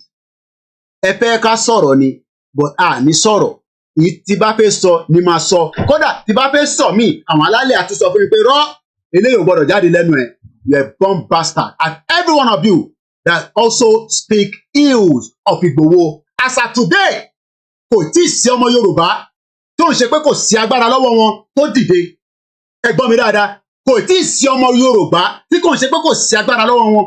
We have millions of Yoruba people at home tí ṣìgìdì ń bẹ lọ́wọ́ wọn. But wọ́n dúró wọ̀ jáde. Wọ́n dẹ̀ pọ́n Ìgbòho lé, bẹ́ẹ̀ ni Ìgbòho ń pọ́n wọn lé. But for the fact that Ìgbòho ní kankan, ó wá jáde tán. Ìmọ̀ kan wá jókòó sí Scotland. Kí ni ṣe? That's the question. Olóyè ń bi mí pé coordinator kí ló ń ṣe Máyégún náà? Ó ń ṣe bí obìnrin, ọmọ àlè. Àmọ̀ bí a pussy ló ń leak lójoojúmọ́ nu yàrá ẹ̀. Idiot all over the place. Èèyàn máa lé Yorùbá. Ṣé Yorùbá lélẹ̀ náà ṣá? Ṣé Yorùbá lélẹ̀ ṣá? Elé náà dẹ̀ kálẹ̀ ó dẹ̀ àwítánnísọ náà fẹ́ ṣe Yorùbá summit. Ó fẹ́ ṣe Yorùbá summit kò tẹ̀lé sọ pé Koiki ṣó máa wá. Tèbé mi lọ sí Scotland. Téèyàn ti mọ̀ pálá bò sí ni. Ó náà fẹ́ ṣe Yorùbá summit. So àwa tá wà ní London báyìí tó bá tẹ̀ ní pé gbogbo yòó. Ṣé mi àti ẹ̀ ń jà ni? Níjà tẹ́lẹ̀ náà. Níjà tẹ́lẹ̀. Wọ́n ẹ bèrè lọ́wọ́ ẹ̀ pé kí ló fà á tí kò bá ń ṣe pé àwọn kan nílé àbí níta wọ́n kùn sí létí. Bóyá ìwọ náà tèbó ní crowd. Àjọ ní crowd ni forget about that. Mo dẹ̀ ti wà nílùú ìbí fún ẹ. Mo ti ń gbé ní UK kó tó wọlé. Mo mọ bó ṣe wọlé. So máa fún mi ní fúbù. Ìwọ́dẹ̀ kọ́ tí bá fẹ́ òyìnbó nígbà tí mo wọlé 1998 máa fi níwèé. Màá ti fẹ́ òyìnbó. Tèmi wọ̀ fẹ́ òyìnbó láti fi gbàwé ni. Èmi fẹ́ ọmọ Yorùbá ni. Àwọn ọmọ Yorùbá lè mi gbé sílé nítorí pé inú mi á máa dùn. Ara mi á máa yá ní gbogbo ìgbà. Àwọn tó fẹ́ òyìnbó, ohun yìí lẹ fẹ́. Kọ́lọ̀ bá wa jẹ́ kí ìfẹ́ tó wà láàrin yín kó má bàjẹ́. Ìṣó pé o fẹ́ òyìnbó yẹn ṣe big deal now. So tó bá ń fọ òyìnbó fi máa fi takara fún wa 1998 tí mo wọ̀ lùi òyìnbó sùn lẹ́gbẹ̀ẹ́ mi ni mo lé gbogbo wọn dànù ni. So máa fún wa ní fúbù yẹn. Respect yourself so that we can respect you. One bastard ọmọ àlè. So now ní July 25 kò tí pé 1 week èyí sì ní Monday ó sì kújọ́ mẹ́ta tí olóyè máa fi dé pé òun padà wá sí Ogun State. Àwọn kan tẹ̀ tún sọ pé ṣé old video ni. Àwọn èèyàn sọ date wọ́n sọ time. Wọ́n sọ date wọ́n sọ time. People are still saying ṣé old video ni. How can you say that is an old video? Báwo lẹ ṣe máa sọ pé old video ni yẹn?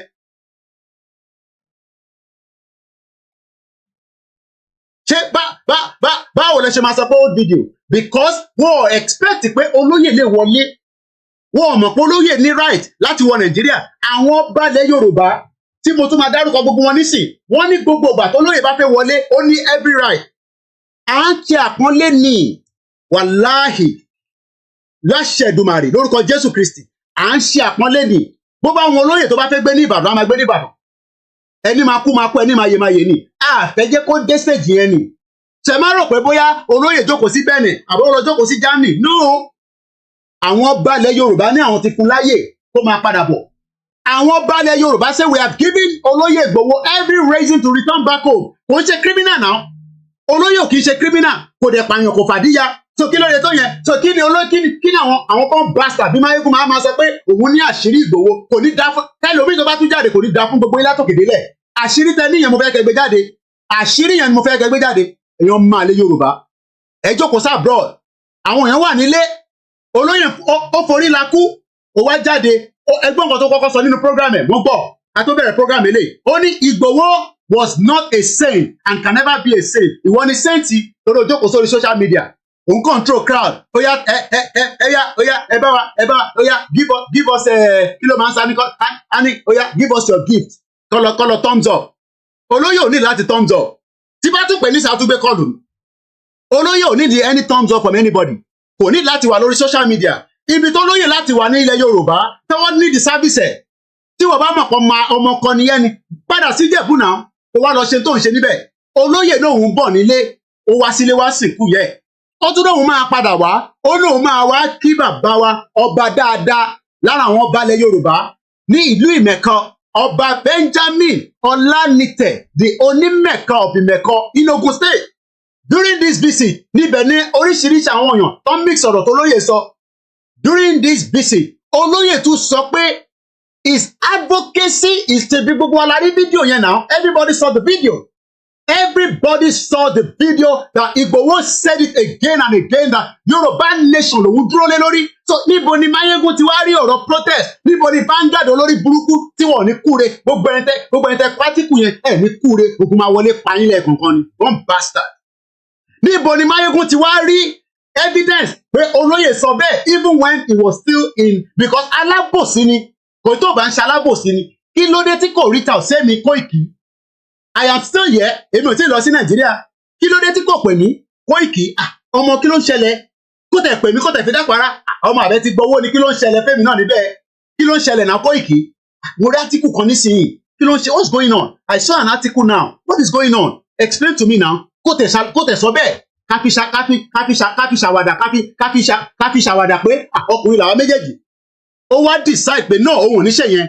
Òun á wá lọ release broadcast. So tó bá wá release the broadcast ẹ̀ nísìn, àwọn ọmọ Yorùbá máa sunkún, ó ní kúure.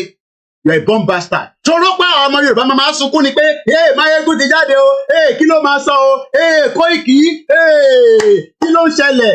Ẹ̀yin ìyá mi, ẹ fọkàn balẹ̀ ni mo sọ fún yín. Mo ní nínú ìrìn àjò yìí, èmi àti Ìgbòho, a máa gbé yín délẹ̀ lérí pẹ̀lú bàbá Akintoye láṣẹ Èdùmàrè. Mo confirm yẹn fún yín. Ìtó bá máa fà ló máa fà ni, ìtàn fà lọ yìí, ìtó bá máa fà ló máa fà. Èmi sọ bẹ́ẹ̀. British mọ̀ mí dáadáa. Mo ní sọ̀rọ̀ yẹn délẹ̀. Wọ́n mọ̀ mí dáadáa. Kò ń ṣe tá a máa sọ pé wọ́n mọ̀ mí. Wọ́n mọ̀ pé tá à ń fà yìí. Wọ́n mọ̀ pé à ń fọgbọ́n fà ni. Wọ́n mọ̀ pé bí ta fẹ́ lọ gangan àìtí débẹ̀. But nobody will push Igboho. Igboho will ready. Baba Akintoye will be ready and they will tell every media. Nígbà tó bá ní ká lọ jáde, ká lọ sọ̀rọ̀. For now, mo sọ pé ní sọ anything. Mo kí olólùfẹ́ mi, mo kí àwọn ìyàwó mi. Ìyàwó mi wò mí báyìí nísìn. A máa wò pé ṣe wá jẹ́rú ọjọ́ báyìí. Ó rí bẹ́ẹ̀ ni. Mo ti pẹ́ tẹ́lẹ̀, ó ní bẹ́ẹ̀ ni. Olórí burúkú máa lè ní. Ìyàwó mi nìkan ló lè control, ó ti control heart mi báyìí díẹ̀. Mo ti rí ìyàwó mi lórí screen. Ó ti control heart mi díẹ̀ báyìí. Bàbá ìṣe sùúrù. Máa ń kọ́rọ̀ Máyégún kó fún ẹ lẹ́dìkì bí a ti sọ fún ẹ tẹ́lẹ̀ náà. Ìyàwó mi nífẹ̀ẹ́ kò lè má wọ program ẹ̀. Wàláì tàláì súnmọ́ bí láì làásí láhùwà. Tí bá fẹ́ wò ní sí ìyàwó mi báyìí lórí screen ẹ̀ báyìí ibẹ̀ tí bá gbé sí báyìí.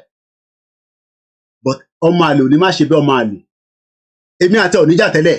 But ó ní tarnish orúkọ Ìgbòho kí n má. Mo ní mo fún ẹ ní 24 hours. Ó fi release gbogbo evidence fún ọmọ Yorùbá.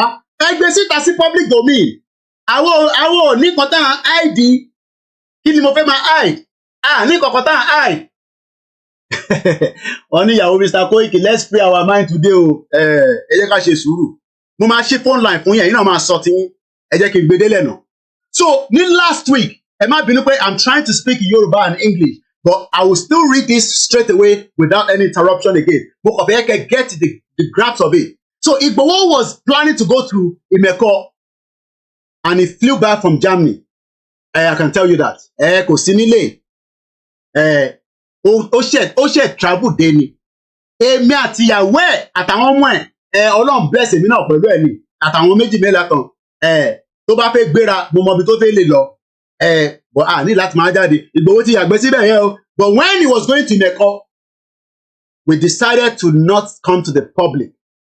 A fẹ́ jẹ́ káwọn public mọ̀ pé olóyè wà ní Ìmẹ̀kọ kódà ẹlòmíì gan ṣe ó wà shock pé Koiki kí ló ń ṣẹlẹ̀. Àwọn team mi they started travelling overnight. Ọlọ́run bá ń dúró ti gbogbo ẹ̀yin ọmọ Koiki ẹ dúró dáadáa mo sọ fún yín pé ẹ ní ọ̀gá tó dúró mo ń bọ̀ wá darapọ̀ mọ́ yín journalist òun ṣe tó máa sá fógun journalist máa ń wọnú ogun lọ ni journalist tèmi ò ṣe journalist máa ní à ń pẹ̀pẹ̀ náà èmi ò ṣe journalist máa eégún general àwa ń wọnú ogun lọ ni ẹ bèrè lọ́wọ́ àwọn ọmọ yẹn mò ń tẹ̀lé wọn wọnú igbó nígbà tí mo lọ lé ní 2021 àjọ ń wọnú igbó ni kí ló jẹ́ pé màá jókòó sínú mọ́tò no ẹ já wọnú igbó ìta bá máa jẹ léwédú ẹfẹ mi náà kémi náà jẹ katọ́lá ọkùnrin làwọn náà mo dúró ó gba ẹyàn ọmọ yẹn dúró dá ẹ má jẹ́ kí ìrẹ̀wẹ̀sì kankan kó sí yín lára mo dẹ̀ mọ̀ pé ìrẹ̀wẹ̀sì ò ní pé tẹ́gbẹ́ ṣèrè olóyè ní last week kò tí pé 1 week now ẹlòmíì pé for the fact that ó kò rò olóyè báyìí egun wọ́n wá fẹ́ fi olóyè sáàrin méjì àwọn ọmọ tó fẹ́ jáde fún protest wọ́n fẹ́ fi olóyè sáàrin méjì so that olóyè bá ti sọ pé protest kò sí tó kàn mí o kíní kan then ẹlòmíì tó fẹ́ jáde bá ọmọ ilé tó lóye tún sọ yóò dá o kò jẹ́ kó lóye sọ̀rọ̀ báyìí now Koiki bá má jẹ́ kó lóye sọ̀rọ̀ báyìí and that is the reason why we ask him again ẹni tó bá lọ rewind the program yìí video call ni mo tún polóyè I don't have to bàbá kí ló ń ṣẹlẹ̀ àwọn ọmọ Yorùbá ní kò yé àwọn ó yé àwọn ọmọ Yorùbá but àwọn alábòsí tó wà láàrin wa ló fẹ́ dànù àjò ẹrú.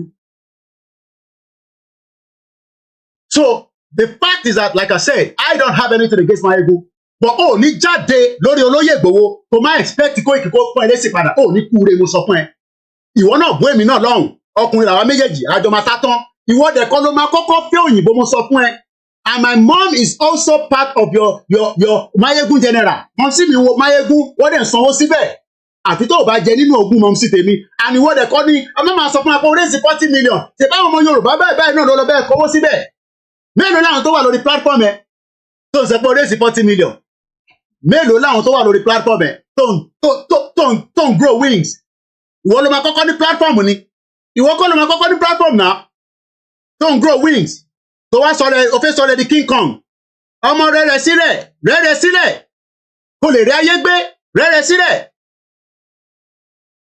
tọ́ba tẹ̀ ń ṣe nǹkan fún ẹ rẹ̀ sílẹ̀ ni mo sọ fún ẹ ìwọ kọ́ ló máa kọ́kọ́ gbé nílùú òyìnbó bẹ́ẹ̀ kọ́ lébi kọ́ ni máa kọ́kọ́ gbé nílùú òyìnbó ìlú òyìnbó tẹ̀ ti súrọ̀ àwọn báyìí tó bá súrù wọ torí pé wọ̀ pé wálé àwọn fẹ́ padà lọ sí Ìjẹ̀bú àwa dẹ̀ ń jàjà pé ká lè tètè lọ so máa fún wa ní fúbù wàá máa ṣe prógrámù Ìgbò wàá máa ṣe prógrámù Yorùbá wà straight forward àfi tá a bá fẹ́ parọ́ fúnra wa wà straight forward pé ibi báyìí ló ń lọ even though pé o bá fẹ́ dá ṣe tiẹ̀ náà kọ́ òwa náà ń fìdá àwọn bàbá Akintoye kò ní dá fún ẹ ìwọ ló máa kọ́kọ́ fìdá àwọn èèyàn ní UK ò fìdá àwọn ọmọ tiẹ̀ náà ní bíbá yìí ọ máa gbé gbogbo yẹn sẹ́gbẹ̀ẹ́ kó tẹ̀lé kó máa jáde kó máa sọ pé òun fáwọn bàbá Akintoye lówó oúnjẹ ọmọ àlè ó ti gbéraga jù ẹ̀ bomb bastard Koiki ló ń sọ̀rọ̀ wojú mi kò sí nǹkan tó lè fèmí ṣe ọmọ Ìjẹ̀bú kan náà ní gbogbo wa mo dẹ̀ mọ̀ pé tí kò bá ń ṣe pé ìdí tó fẹ́ mú wọ ni kò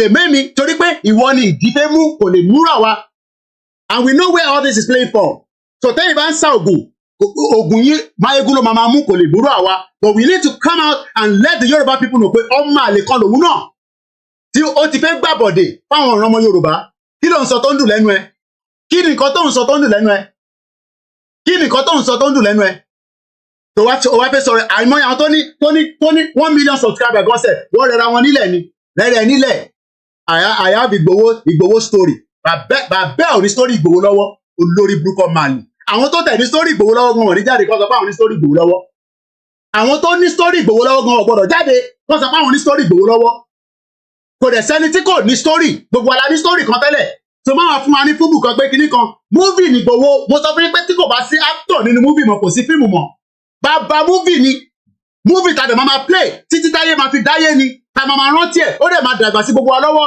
ikú kan dẹ̀ nípa Ìgbòho lọ́wọ́ wa báyìí ikú kan ò ní pa nítorí pé ìyá rẹ̀ gan ó ti fẹ̀mí rẹ̀ ó ti fi jíǹkì ẹ̀ so bí ẹ̀kan bá rò pé ẹ máa fi ìtọ́ sí gbogbo kiri kan ẹ máa irọ́ rẹ̀ pa ẹ̀ ní gbégbó wá sílẹ̀ ni mo sọ fún yín.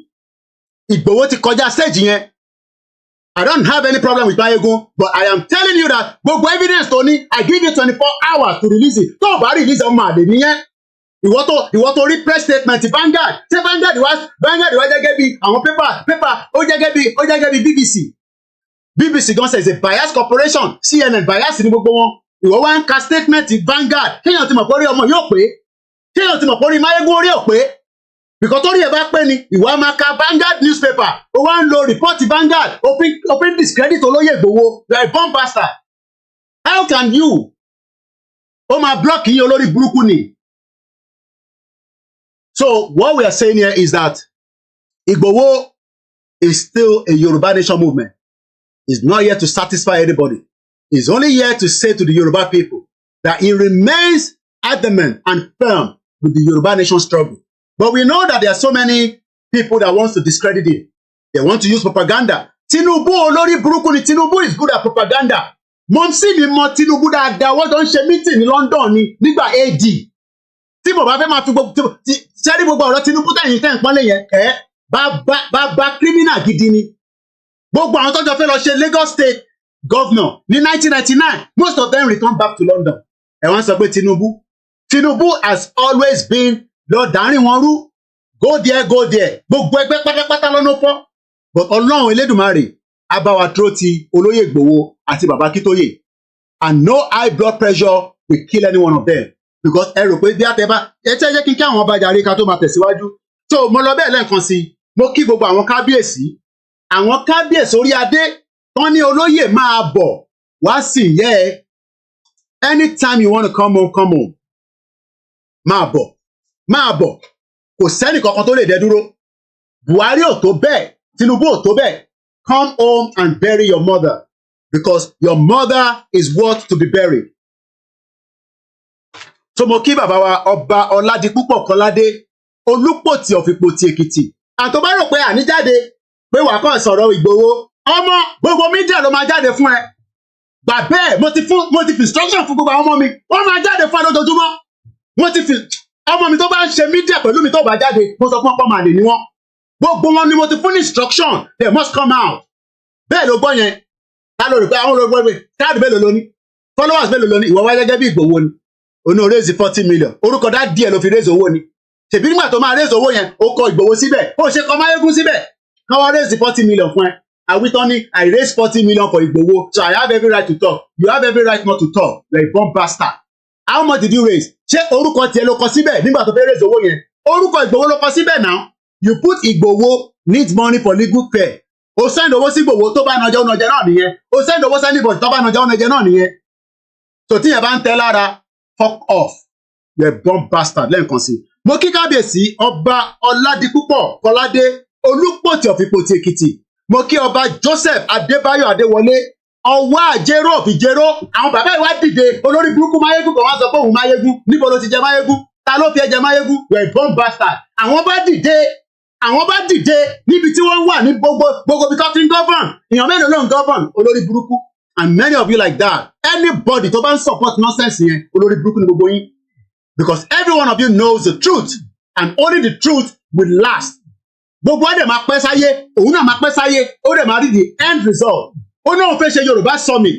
Ó fẹ́ ṣe Yorùbá summit ní London. Dẹ́ẹ̀ bá ti gbọ́, ó náà fẹ́ ṣe Yorùbá summit. Irú àwa ò wà ní interested now, torí pé alábòsí ni. Ṣèbí ló sanwó fún mi tí mo fi wá, èbí night bus lèmi fi wá bẹ́ẹ̀ ṣe program ẹ̀ ní Scotland. Ṣèbí night bus lèmi wọ̀. Idiot all over the place. Mo kí bàbá mi Ọba Johnson Fọlọ́runṣọ́ Adéríyè kí àwọn kan má pè ní sí. Mo bẹ̀ wá torí Olódùmarè, ẹ má ti pè wá ní sí. Let's not call now and disturb. Mo mọ̀ pé ara gbogbo yín hot, ẹ fọkàn yín balẹ̀, gbogbo yín náà lè máa dá sí. Gbogbo yín pátápátá lè máa dá sọ̀rọ̀ tó wà nílẹ̀. Wọ́n sọ fún pé ní mídíà tó dáńtọ́, èmi ò ń ṣe Máyégún blogger lòun. Journalist lèmi. Journalist ẹ gbọ́dọ̀. Sahara Reporter was the first media that called me. No Ṣòwòrẹ́ o, Ṣòwòrẹ́ ti gbé fáwọn tíìmẹ̀. And Mr. Koiki, àárín kankan báyìí, then Punch newspaper, wọ́n bẹ̀rẹ̀ sí pé kí lè lè táwọn rí. Kódà mo sọ fún Sahara pé èwo lélẹ́ ìtẹ́túkọ̀ yìí. Wọ́n ní àwọn tó jáde tó ń sọ pé olóyè kọ́ àwọn ti bìlì, mo ní no problem. Tèbí ó ti pè mí tẹ́lẹ̀ and we gave them all the press release. So mo kí ọba Johnson Fọlọ́runṣọ́ Adéreyè, the Aláyégún of Ayégún Èkìtì. Àwọn bàbá yẹn wá gbéra láti ìlú Èkìtì. Máyégún kan wá jókòó sí Scotland. Ó ní òun Máyégún kọ́, Máyégún ni.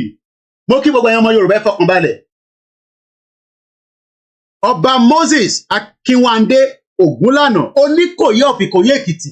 Imagine 1, 2, 3, 4, 5 royal fathers presented themselves to Igboho on the day he was doing the ceremony of his late mother. Do you understand what that means? Àwọn orí adé gbéra. Kódà bàbá mi, bàbá dáadáa, bàbá lálùbáríkà, the Ọọ̀ni of Ifẹ̀, ó pe Ìgbòho. Ó náà fẹ́ gbóhùn Ìgbòho, àríbí bá Gani Adam bó ṣe ń gbọ̀n dí táre ọ̀balẹ̀ lórí ṣíà. Ìwọ wá jókòó sí Scotland. Ṣé kábíyèsí mú ẹni? Ṣé kábíyèsí mú ẹni? Ta ló mú ẹ? Kábíyèsí pé olóyè Ìgbòho. And I don't have to, mo sọ pé ó fẹ́ ọ̀rọ̀ sí wa lẹ́nu ni, and I don't have to go into all the details, all the nitty-gritty. Kò necessary, because gbogbo tó ń lọ l'Amẹ́ríkà ó wà classified. Mo kí gbogbo lélẹ̀ nǹkan sí, gbogbo yín náà lè máa dá sí, ẹ fún mi ní time díẹ̀ sí. Mo kí bàbá mi, bàbá tó gba gbogbo alálejò nílùú Ìgbòho, ibẹ̀ lọ sí àwọn ọba ilẹ̀ Yorùbá bíi 5 kan sí. Àwọn ọba ilẹ̀ Yorùbá tó ń pè ní Aláàfin ìlú Ìgbòho lọ sí wọ́n sí. And we are happy that when everybody travel to Ìgbòho, ààrẹ accident ẹrù pójú lásán ni. Wọ́n ti bẹ àwọn onílẹ̀ ní pé àwọn tó ń bọ̀ nílùú wa yìí ká má rí ogun gbàmígbàmí, ká má rí ogun gbẹ̀gbẹ̀gbẹ̀.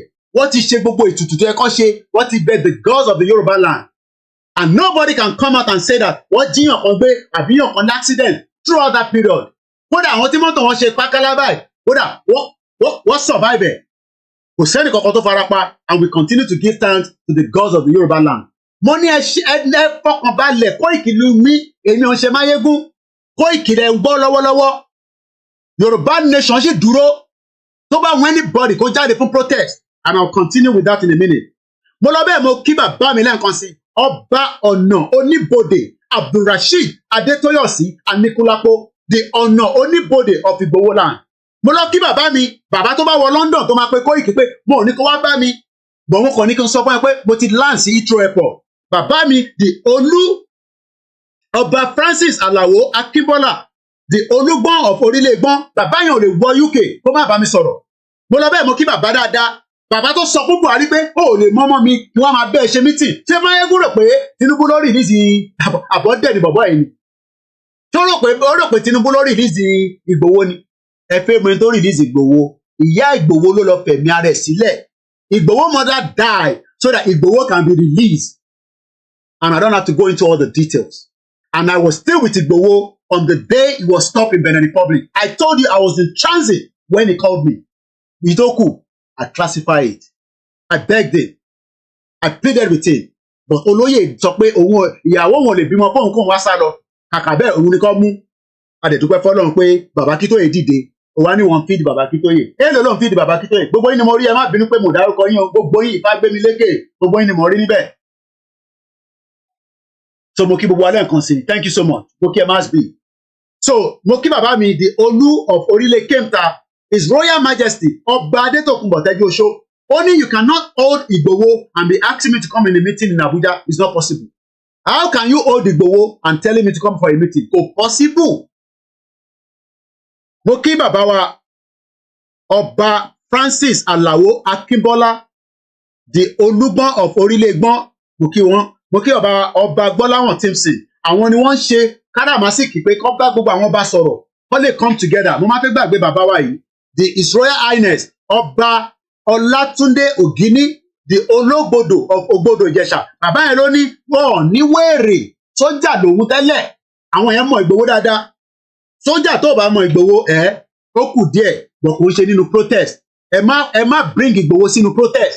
Olóyè Ìgbòho is not involved in the protest, and he has not condemned anybody to go out for the protest. What he's saying is that he believes that the protest should have not been the protest if everybody have agreed with him that self-determination was the way out. And if you want to protest, go and protest. Nobody's holding anybody's back. So let's now read this statement, and then we will continue with the program. We are multitasking everywhere. Tẹ́ bá ti feel comfortable. gbogbo platform ni mo ṣe double ni ẹ ṣe gan ni ẹ mọ ní ẹ fọkàn èmi mo sí lẹ́nì ẹ fẹ́ mọ̀ pé ìgboro ni mo wà ìgboro tí mo wà yẹn mo sáré bọ̀ nílé padà ní pé ta lòun ta ni Máyégún pẹ̀lú Koiki Media wọ́n bí bá bẹ́ẹ̀ da èèyàn mélòó ló mọ Máyégún àti dábàá fi sọ̀rọ̀ àwọn ò fi pọ́nra wa lẹ́nì ta ni Máyégún èmi gan bàbá mi wọ́n mọ̀ ta ló mọ bàbá ẹ̀ ẹni kó sọ orúkọ bàbá ẹ̀ èwo náà máa ń sọ sórí ẹ̀ àwa wọ́n mọ̀ àwa ni èmi ti gbórúkọ bàbá tèmi kọjá ibi tí òbé gbedé òbé ń fi orúkọ bàbá tèmi kọrin ni èmi forúkọ bàbá tèmi mo fi ń promote Yorùbá nation èmi ò fi owó fi èmi ò ṣe pánkì ò mọbi tó wà bẹ́ẹ̀ ló ń bá bó ṣe ń bá Simon Ekpaja náà nìyẹn ọmọ nìyẹn ó bá Simon Ekpaja ju bó ṣe yẹ lọ bó ṣe wà yẹn.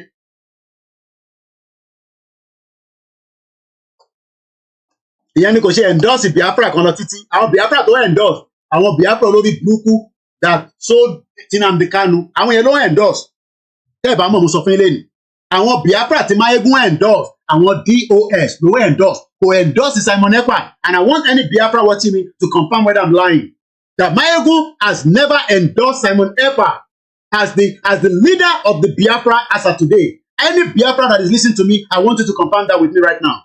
Àfi tó bá yẹ pé mo parọ́ mọ́. Kò endorse Biafra because of Simon Ekpa. He refused to. And he can never do what Simon Ekpa has done so far. Kò tó bẹ́ẹ̀ láti ṣe ní Simon Ekpa ti ṣe. So ẹ jẹ́ ká ka statement yẹn lẹ́ẹ̀kan sí for the benefit of all our audience. And then again, we're not in a rush, but ọmọ mi ní lesson láìpẹ́ yìí. So, but we still need about 2 hours to play with. So I will open the phone line. Mo kí brother mi Fádàrè ẹ ṣé gan ni. Àwọn ọmọ Yorùbá tàtà. Àwọn ọmọ Yorùbá tàtà. Ẹ fẹ́ condemn Igboho. Ta lẹ́yìn tẹ́ fẹ́ condemn Igboho. Yorùbá jókòó sórí social.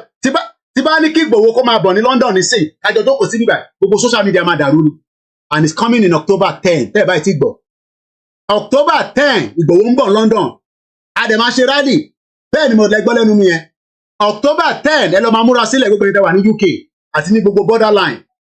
October 10 Igboho máa ti wà ní London. Ibi ìwà ló ti máa celebrate birthday lágbára Ọlọ́run. Only 150 ticket péré ni fáwọn tó máa bá jẹ dinner. Ẹni tó bá fẹ́ bá jẹ dinner ẹ máa ra tíkẹ́ẹ̀tì ní £100. Ó pọ̀ tó jù bẹ́ẹ̀ lọ. It's only 150. Tẹ́ bá fẹ́ tètè yá kùn sí mi nísìn nítorí pé kí ni? You okay? Let them play outside now. Just open the door. Let them. It's even oru nǹkan fẹ́ ṣèyàn léṣe mi gan mò ń lọ́jú níbi ìwà ni. Ẹ má ti pèsè ẹjọ́ mo bẹ̀ yín ni. Ẹ má ti pè rárá. Ẹ má ti pè mo bẹ̀ gbogbo wa ni mo bẹ̀ yín. Ẹ má ti pè. Ẹ sì ṣe sùúrù díẹ̀. Ṣé gbọ́ nígbà tí mo pè Igboho lẹ́ǹkan ó ní I am inside the bathroom. Very very honest man. Ìyẹn kan wá jáde ẹ wá ń sọ pé kìnnì kan mo kí brother mi Gani Alágbàlá. Mo kí gbogbo ìta Amẹ́ríkà ẹ fọkàn balẹ̀ ẹ má jẹ́ kí kankan confuse lórí social media lọ́sàn-án energy burúkú ló fẹ́ máa jáde rọ́ ni energy ti wá da èmi ọjọ́ dáadáa ni fún mi ó fẹ́ ba Yọ̀mí jẹ́ lẹ́ni ni ìrọ́lẹ̀ ló pa mo kí ìyàwó mi lẹ́ǹkan sí Ọlọ́run bá ń dúró tiẹ̀ òun lolóyè send message yẹn nígbà tí mo pè nígbà tá a pè yẹn tá a fi gẹ́tẹ̀ ó náà wà nínú bathroom ni lẹ́sẹ̀kẹsẹ̀ dẹ̀ ló pè mí padà lẹ́sẹ̀kẹsẹ̀ ló pè mí padà lẹ́sẹ̀kẹsẹ̀ mo ní pé kó má pè mí I am not competing with the wife neither am I competing with the children but mo yàtọ̀ sí. Please Biafrans out of this you endorse Simon Ekpa kò ní dá fún ẹja tó bá sọ pé mo endorse Simon Ekpa ni you no go better for your papa wetin you dey do for my program we endorse Simon Ekpa here your papa you no go better for am born bastard and I block you oníṣoríire anybody that come here and say why am I endorsing Simon Ekpa I block your father no go better for you can you do what Simon Ekpa is doing Yorùbá wuyì mórí ẹ̀ ń bẹ̀ ṣe ń káwọ́ sílẹ̀ ṣó ń clear àbẹ́ ẹ̀gbọ́n Máyégún ṣá ọmọ olórí burúkú ọmọ àlè yẹn ló máa lọ ń gbóhùn síta kẹ ó máa lọ ń máa tẹ̀ sí wa lójú pé òun láṣìírí Ìgbòho mo ní kò ní da fún bàbá ẹ̀ tó bá gbá ṣeré náà àti Ìgbòho jáde Yorùbá wuyì mo káwọ́ sókè o ṣe ń ka sílẹ̀ born bastard ní ọ̀kan wá dá sọ pé a tún support Simon Ekpa October 10 150 ticket ní £100 but ní rally ọ̀fẹ́ ní rally ẹ pàdé Ìgbòho ní rally kò ń ṣe dandan o dẹ̀ lè mọ́ rẹ̀ wá pẹ̀lú 1 ticket ẹ̀rọ ẹ̀wà kọ́rẹ́ 150 ní ticket ẹ̀dẹ̀ ti ń lọ very fast so ẹni tó bá fẹ́ ra ticket ẹ kàn sí àwa mídíà Máyégún ṣó ń gbọ́ Ìgbòho ń bọ̀ ìtẹ̀ bá fẹ́ ṣe ni kẹ́ tètè máa prepare ó ń bọ̀ ó máa wọlé ó máa gbórí wọlé ṣèbẹ́ rí nígbà tí mo lọ bá ní Stansted ẹni kò lè wọ London kò ní dá fún gbogbo yín Ìgbòho tó ti ń travel kí bá bẹ́ẹ̀ tó máa travel idiot all over the place àfi tó bá yẹ pé mọ̀mísí tèmi náà kò ń ṣe lára fáǹsẹ̀ tó wá ń jáde nísìn ṣé mọ̀mísí tèmi náà dá lára 40 million tó gbóhùn sókè nísìn mo rí ẹ̀ńbẹ̀ ìmọ́lẹ̀ Yorùbá mo kí gbogbo àwọn ọyọ tèmi mo jẹ́rìí Yorùbá wuyì ó máa fún tán délẹ̀ ni a máa jáde fún ẹ délẹ̀ èèyàn mélòó ló ní lọ́wọ́ èèyàn mélòó ló ní lọ́wọ́ mo tún sọ fún ẹ Máyégún tọ́wọ́ bá fẹ́ èdìdì ẹ̀kọ́ lọ kéde ẹ̀ máa dèwọ́ èdè òde àwa níbi táwa wà bẹ́ẹ̀ ni kí ló sọ kí ni eléyìí sọ kò ní da fún bàbá ẹ̀ ta lélẹ̀ kò ní da fún bàbá ẹ̀ bó ṣe sọ pé rọ́là ń pa tí Barack Obama bá fẹ́ ṣe dínà ọmọ ẹ̀dá fẹ́ lọ jẹ dínà pẹ̀lú ẹ̀ no go better for your papa èyí olórí burúkú man olè ní gbogbo wa olè bí bàbá ẹ̀ náà ṣe jẹ́ olè èmi àti bàbá ẹ̀ lólè lájọ́ ń jalè èmi àti bàbá ẹ̀ lájọ́ ló ń jalè lálálẹ́ olórí burúkú ẹ̀yin tẹ́ lè gborúkọ yín jáde ṣé orúkọ lélẹ̀ ṣé o lórúkọ gangan o lè fojú ẹ̀ síbẹ̀ èèyàn ọmọ Yorùbá olóṣì àwọn fans Máyégún no go better for your papa bàbá yín ò ní ṣoríire ẹ̀yin tẹ́ lè gbójú yín síta Ìgbòho gbójú ẹ̀ síta mo ò ní super sticker wọ́n ti yọ́ dànù kí ló fà pẹ̀lú super sticker àwọn ń báṣẹ́ lọ super sticker kẹ̀ Láì Muhammed ní kọ́ gbé gbogbo program mi wálẹ̀ ọlá Ọlọ́run ọlá Elédùmarè ọlá gbogbo ẹ̀yin náà ni mo bá Google fan tó tán lẹ̀ mo ní tèmi wà Nàìjíríà ni wọ́n fẹ́ já gbogbo program wọ́n fẹ́ já gbogbo Koiki Media wálẹ̀ ni wọ́n ti yọ super sticker ti pẹ́ àwọn super sticker kẹ̀ àwọn ní super sticker mọ́ àfi tẹ́ bá lọ sórí backup channel ẹ lọ sí backup channel WD ẹ bá mi send ẹ̀ sí wọn. So let's read the statement once again. So if you sit down here and say Simon Ekpa kìnnìkan we are not the ọmọ máa block ẹni o gbogbo yẹn bá jẹ́ Yorùbá gan. A ní afẹ́ gbogbo nǹkan tó máa gbóná gbogbo tó máa gbóná lèmi gbàdúrà látijọ́ ẹ̀. Àdúrà kò gbóná wòtòwòtò wòtòwòtò wòtòwòtò wòtò airborne wòtòwòtò wòtòwòtò Nàìjíríà wòtòwòtò ẹ lọ wo program tí mo ṣe lánàá mo farabalẹ̀ ṣé ni yes kò ń ṣe Tinubu ló dá problem sílẹ̀ but it's part of the problem. Ògbóhùn ló lọ gbé Buhari wá. Tinubu ló lọ gbé Buhari wá náà òun ló fi àkóbá sí wa. I'm telling every Yoruba today Tinubu is an impediment to Yoruba people. Problem ló jẹ́ fún wa. Talele tó ń sọ pé all this is not needed. Èpè ló fẹ́ gbà ó tẹ bá tún rewrite again. Number one mo mọ orúkọ ẹ ṣé orúkọ ẹ ní Showtime. What is your real name? Kí lorúkọ yín gangan kí lorúkọ ọmọ Yorùbá lórúkọ yín? Ẹ sọ pé this is not needed all the time. Tó bá tún write rẹ̀ máa block ẹ̀ dànù. Èmi ò ní the followers mọ́.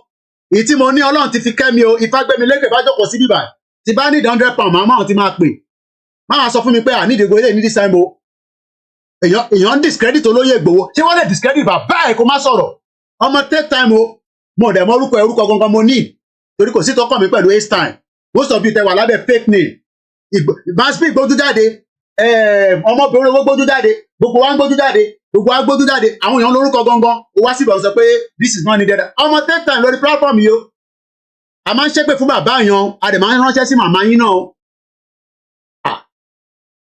o rò pé àwọn ṣe torí owó ni àwọn ṣe torí owó wo ọkàn mi balẹ̀ pa níbi tí mo wà yìí tí màá ti kọjá ìyára mi 3 years mo ti drive nílùú mo sọ fún yín tẹ bá rí mi nínú ẹnu kà yàn rẹ́ǹtì mọ́tò nílùú yìí o má lọ wò pé kíní o bẹ́ẹ̀ ni màá jẹ́ take it easy jàre olórí burúkú ni wọ́n ó dẹ̀ lọ́wọ́ wá sọ pé we don't need this all the time so kí Máyégún máa sọ̀rọ̀ fún bàbá Ìgbòho kíró èmi má lè jáde tí mo dẹ̀ wá London pẹ̀lú ẹ̀ èmi ò sí Nàìjíríà jọ wà ní London nínà àdẹ̀bára wa jà gbòmò ń sọ fún pé ọmọ àlè ni for coming out to say òun ní àṣírí Ìgbòho mo dẹ̀ fún ní 24 hours kó fi rìlíìsì gbogbo in tó bá ní nípa Ìgbòho àti Koiki Media ṣé mo pe Máyégún pé kó fún mi lówó nígbà tó ń donate owó sí ni ẹ bèrè lọ́wọ́ pé ṣé Koiki pé ní gbogbo ìgbà tó gbà ẹnu mi ló ti gbàṣẹ náà ẹnu Koiki ló ti gbàṣẹ kódà olóyè tún sọ fún mi pé ṣé kí coordinator tẹ́yìn bá ti sọ ni in tí wọ́n bá ti sọ ni and I said Máyégún èèyàn wa náà nínà tẹ̀bí bá ṣe ṣe fún mọ́rí náà nìyẹn tó da gbogbo ẹ̀rù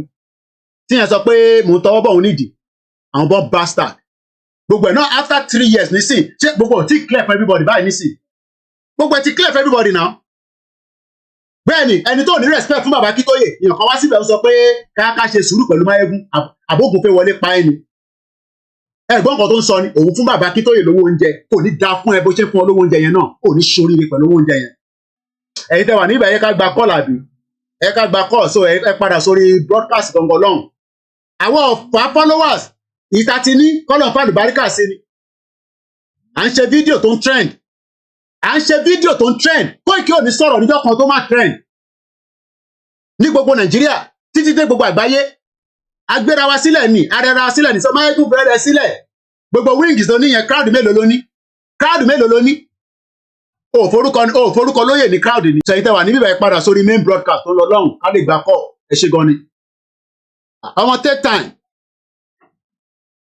àpọ́nlé là ń pa aṣẹ́kọ̀ọ́ à ń pọ́n ilé olùbádẹ́ nìkan má pọ́n ilé mọ́ ká má pọ́n ilé mo jẹ lábẹ́ ẹni o send owó sí mi ni owó tó gbà yẹn o send ẹ̀ sí mi ni o dẹ̀ send ẹ̀ sí wa àti iná náà nìyẹn ẹ̀yẹ máa sunkún sábọ̀ náà ẹ̀yẹ ká gba kọ́ àwọn èèyàn ń bínú wọ́n ní kó fún aláyè náà kí ló ń ṣe wọ̀ bọ́ọ̀ì ó yẹ pé wọlé máa pè tó bá ti mọ studio number o òkè ẹ jẹ́ káwọn ọmọ ìṣeré níta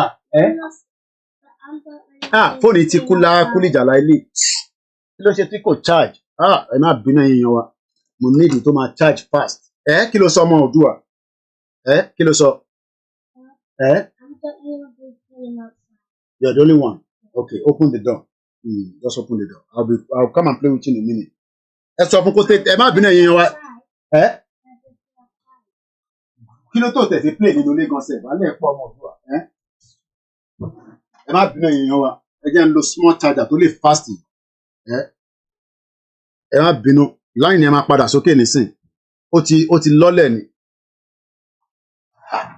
èèyàn kan wá ń sọ pé kinní kan òun disrespect bàbá Akintoye mo dákẹ́ ní gbogbo táìmù yẹn náà a lè settle amicably tension to high wọ́n fẹ́ fi orúkọ Igboho wọ́n fẹ́ fi stop èmi fẹ́ kí tension high ní Nàìjíríà ẹ má máa ní ká slow down ẹ farabalẹ̀ game tó fẹ́ play náà nìyẹn so ká jáde nísìn ká máa fọwọ́ ra lórí so that àwọn ọmọ tó fẹ́ jáde yẹn jẹ́ kó jáde Igboho ní kéèyàn kan má jáde ẹni tó bá fẹ́ jáde kó jáde bẹ́ẹ̀ má lo orúkọ Yorùbá nation níta sọ fún yín nìyẹn ṣé ọmọ Yorùbá ṣé Nigeria exist mọ́ ni Nigeria still exist now Nigeria is still a country so if anybody wants to protest Igboho ṣe kẹ́ lọ protest but ẹ má forúkọ òun sí láàrin ṣe má sọ pé tension yẹn gbọ́dọ̀ high ní Nigeria tension ò high lọ́dọ̀ tiwa àwọn ọmọ tá à ń ṣe tension ò high lọ́dọ̀ tiwa bí alọ́dọ̀ tí ó ti ń high so kéèyàn jáde kó máa mọ tó ń pè ní discredit ni ṣé mo lè discredit orúkọ dáadé yín nísìn kẹ wá sọ pé kinní kan ni ṣe ká gba àwọn kọ́ọ̀ tó ti wọlé tẹ́lẹ̀ ẹ má bínú èèyàn wa so ká gba àwọn kọ́ọ̀ tó ti wọlé ká pè wọ́n padà so téèdì bá mú máyégún èdè ò má wa ẹ̀yin tẹ́ bá fẹ́ jáde ní next week Ìgbòho ní kẹ́ má jáde tẹ́ bá fẹ́ jáde kẹ́ jáde kọ̀ọ̀kan wá sọ pé Ìgbòho ní kọ́ má jáde kò ní da fún Vanguard gbogbo àwọn tó wà níbẹ̀ wò ní soríire bomb bastard ni wọ́n so ẹni tó bá fẹ́ pè kó pè wọlé ó ní ẹ ó ti bẹ́ẹ̀ rí ó ń gbóná ní gbogbo ẹ̀ ló ń ṣe let's hope that we can get calls out of it. mo kí gbogbo alẹ́ nǹkan sí ẹ̀yin ọmọ Yorùbá àtàtà ẹ jẹ́ ká fọkàn balẹ̀ mọ́ bọ̀ ẹ jẹ́ kó gbé kọ́ọ̀lì náà. so mo kí gbogbo alẹ́ nǹkan sí Yorùbá nation is an ongoing movement and nobody can stop it and nobody can end it so let's do something because ibi tí fóònù yìí wà charge dáadáa so mo need it only I need a charger that can fast charge it very well so ẹ jẹ́ kí move something around ẹ jẹ́ má bínú sọ̀rọ̀ because if not I really enjoy program yìí báyìí so.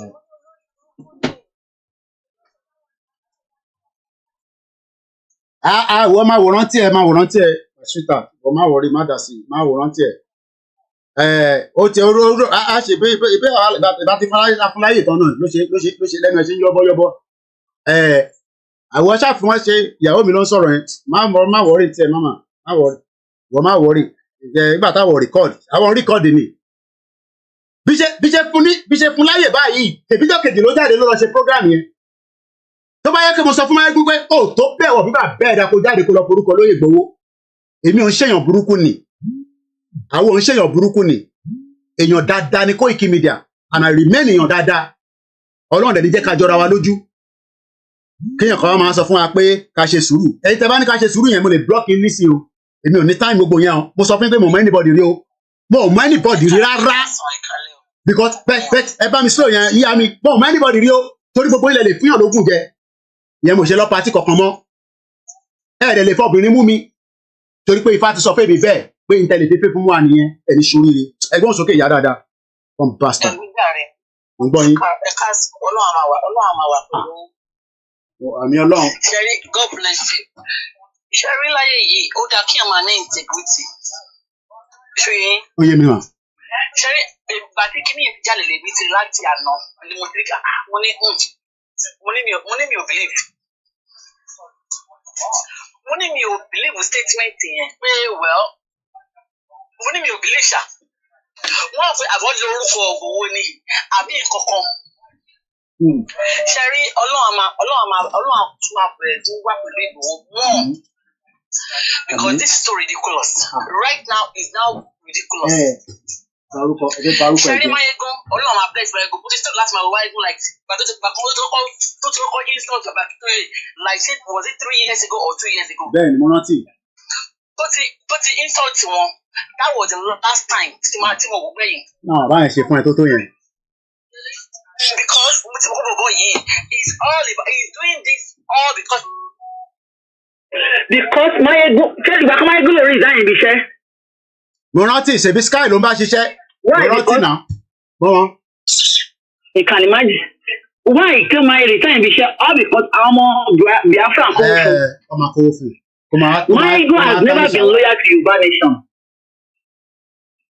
Máyégún he has never been loyal to Yoruba nation. He is always doing this for money. Kò dẹ̀ sẹ́ni tó kó bá kó má ṣiṣẹ́. Kò sẹ́ni tó kó bá yàwó ẹ̀. Ṣóyè yìí, kò sẹ́ni tó kó bá yà Máyégún kò dẹ̀ sẹ́ni tó kó bá yàwó ẹ̀. Kí Máyégún kó máa tarnish image Yoruba nation. Our Yoruba against ọmọ Igbo, ìwọ ọmọ Ìjẹ̀bú for that matter. Ọmọ Ìjẹ̀bú lèmi náà. Àwọn ò ń ṣe ọmọ àlè Ìjẹ̀bú. Ọmọ Ìjẹ̀bú lèmi náà. Bàbá tèmi ọba ní Ìjẹ̀bú. Olórí burúkú ni Máyégún. Tó bá jọjọ́ ọ̀la tó bá ní kí gbogbo àwọn dúdú kọ́ padà sí ìlú wọn ibo ni Máyégún fẹ́ gbà ó fẹ́ padà sí. Agbéyàwó rẹ̀. Láyé tí o bá ń ronú bẹ́ẹ̀ tí o bá ń ṣe nǹkan láyé yìí èyí máa ń ro pé ibì kan ni mo ti wá. Ó mẹ́ka nìkan síra tí wàhálà bá ṣẹlẹ̀ ní state country tó wà ń bẹ̀ yẹn ń sìn. Kọ́ máa bẹ̀rẹ̀ sí pa àwọn dúdú ẹjọ́ ibo ni Máyégún fẹ́ ká gbà. Because anything tí ọmọ dúdú bá ń ṣe láyé yìí ó yẹ kó máa rò pé ilé wà mí kan tí èèyàn lè sá wọ. Bí nílẹ̀ Yorùbá ṣe wà ń bẹ̀yẹn lé ní ìjọ ìṣẹ̀ ìdánubá yẹ pé ilẹ̀ Yorùbá ò dá lé ní tí gbogbo àwọn táwa nílùú òyìnbó sẹ́ni tí máa ṣẹlẹ̀ lé ní gbogbo wa ẹni tó ní pálí náà gbogbo wa máa gbọ́ pálí wa máa sápàdà sí Nàìjíríà ni. Ilẹ̀ Yorùbá tá à ń kàn dẹ̀mù yẹn ibẹ̀ la máa sápàdà sí. So why tí Máyégún kàn dẹ̀mù ilẹ̀ Yorùbá all because àwọn Ìgbò kó fún ẹ. Ọkọ mi gan like Máyégún ọkọ mi lẹ́kìn ni mo Máyégún ọkọ mi go wò for a long time. Tẹ́lifí tó stop láti máa wo Máyégún lọ́kọ mi ti stop láti máa wo Máyégún all because ó support àwọn Ìgbò against Yorùbá. Why? Kí ni Yorùbá máa wá? Èmi gan tí mo sọ pé àwọn Ìgbò mo gbọ́dọ̀ lóyà sọmọ Ìgbò jọmọ Yorùbá lọ kò possible. You can't do that. Come on, you cannot do that. Let me wait. Tí mo ṣe wáyé àwọn tó bá mi ṣiṣẹ́ àwọn tó máa wá sí pẹ́ẹ́bẹ́ mi àwọn Ìgbò ló pọ̀ jù nù wọn. But still wọ́n mọ̀ pé tí máa tó bá pàdé lẹ́nu ìwé òsì ṣe àwa Yorùbá ń gbà sí ọ̀mí ò ní ever fi àwọn èèyàn mi sílẹ̀ because ní ọjọ́ tí ó bá sí àwọn Yorùbá yìí ló máa dúró tì í. Ó ní o ìyàrá ń sọ pé èèyàn láṣọ wa. Mo ṣe wà ní àwọn China àwọn China wọ́n ṣe kílíkọ̀ fún Amẹ́ríkà wọ́n ṣe kílíkọ̀ fún Amẹ́ríkà wọ́n always láti sọ fún mi pé if anything fi ṣe gbáhùn lè ní máa kọ́ àwọn ọmọ mi àwọn sápadà sí Nàìjíríà tá a sá ilẹ̀ Yorùbá tá a sá fún ìbẹ̀rẹ̀ náà la máa sápadà sí. Tó bá ní dúkìá another 5-10 years tó bá ní pé káwọn dúdú kan padà sí ó ní passport ò ní passport ó lè gbé wa dànù kó lu wọn. Ó possible tó dẹ̀ kí n ṣẹlẹ̀. It is very possible. It is very possible later in the future wọ́n ní àwọn afẹ́gbà lọ́wọ́ àwa dúdú àwa kílò kìnìkan wọ́n ní kí padà sí ìlú ẹ̀jẹ̀ bọ́lá fẹ́ gbà. Ìyá mi the fact that èmi àti ẹjọ́ wà ní London the fact that àjọ wà ní London ó lè confirm pẹ̀lú mi Koiki in tó ń rí kí ló ṣẹlẹ̀ So kí ló ní tó kò confam mo kí àwa comfort He ológun has jà. never, Sherry, he has never been faithful. Sheget, he's just a player. Mayegun is a pure player. Sheget, pẹ́pẹ́ ó wá manova láti rí owó tó máa jẹ. Ó dẹ̀ ń kọ́rọ̀ jọ, aṣíwèrè ń kọ́rọ̀ jọ ní kò mẹ́ tó máa ná. Ẹjọ́ àwọn tó ti wà lóyìnbó 20-30 years ago tó ti kówó jọ. Ilé Ìgbòho ní síta ló ń gbé níbẹ̀. Èbó wà empty ni. Yàtọ̀ sáwọn tó kọ́kọ́ síbẹ̀. Odindi mansion Ìgbòho ti àbádọ́ rẹ̀ láti bí 2 years nísìnyí tó sùn bẹ̀. Á dá fún yín. 2 years ní Ìgbòho ti sínú lẹ́yìn. Ọlọ́run tí ó bá yẹ kó bóyá Ọlọ́run pe bàbá yẹn. Ọlọ́run nìkan ló lè pè tó máa fi irú ọ̀rọ̀ yẹn lẹ̀.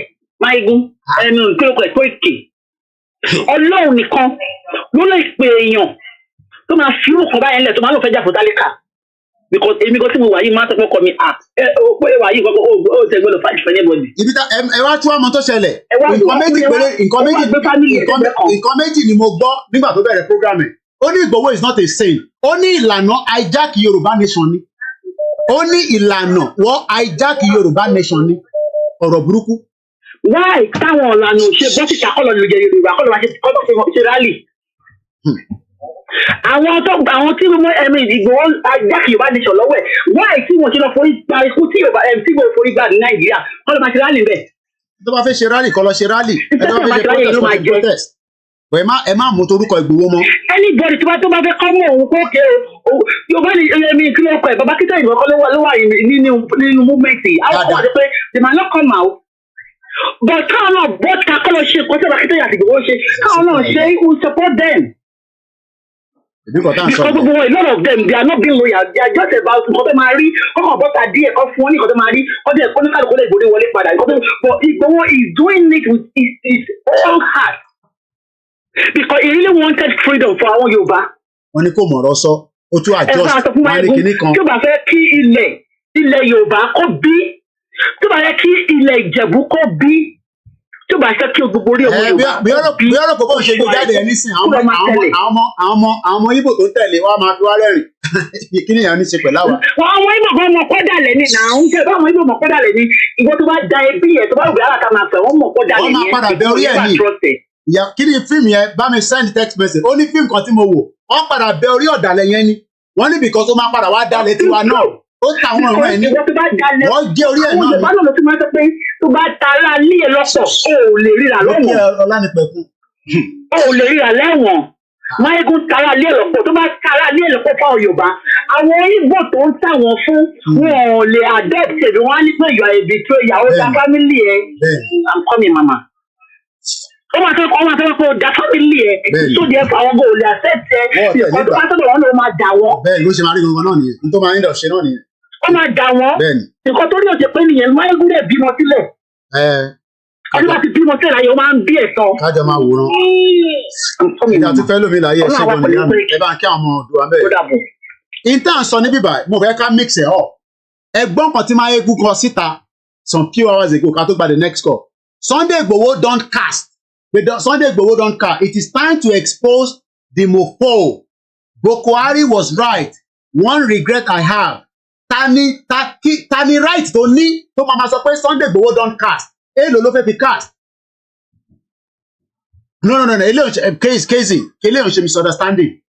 Mayegun wà ní UK pẹ̀lẹ́ mi. Tẹ̀bẹ́ yìí fẹ́ wà Nàìjíríà kan ẹ̀ ń pè mí tí mo ń gbé kọ́ọ̀lù yín náà. Ẹ má wà carried away.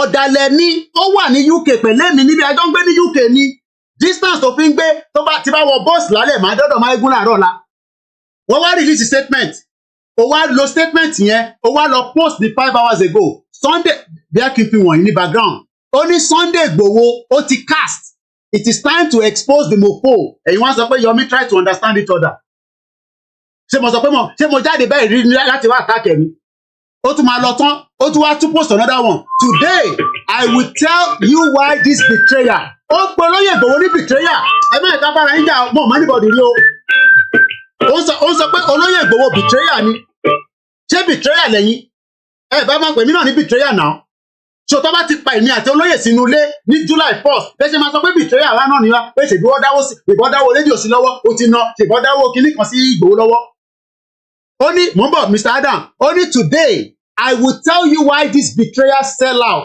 was pardoned by Talon but wọ́n fẹ́ yẹ ká sọ̀rọ̀ ni kódà àwọn èèyàn sì ń surprise pé olóyè sì lè wọ London wọ́n sì ń surprise pé ó lè padà sí Germany ẹ fẹ́ ká sọ̀rọ̀ ni mo dẹ̀ ní láti sọ gbogbo ẹ̀ torí bomb bastard ẹ̀yin tẹ́ bá fẹ́ ká sọ̀rọ̀ ni ta ló sọ pé kò sí volume ìyàwó Elizabeth ẹni kò sí volume kẹ̀ volume wà rẹpẹtẹ ẹgbọ́n sókè Mr. Adam ṣẹjọ mo fẹ́ ká mix ọ̀rọ̀ tó wà nílẹ̀ rárá ó ń polóyè ní betrayal tó bá ti polóyè ní betrayal lèmi náà so kí ni mo wá ń jókòó sí bíbá ẹ fún ẹ wà careful gan kí ni mo ń ṣe ẹ̀sùn fún kí ni mo ń ṣe wàhálà fún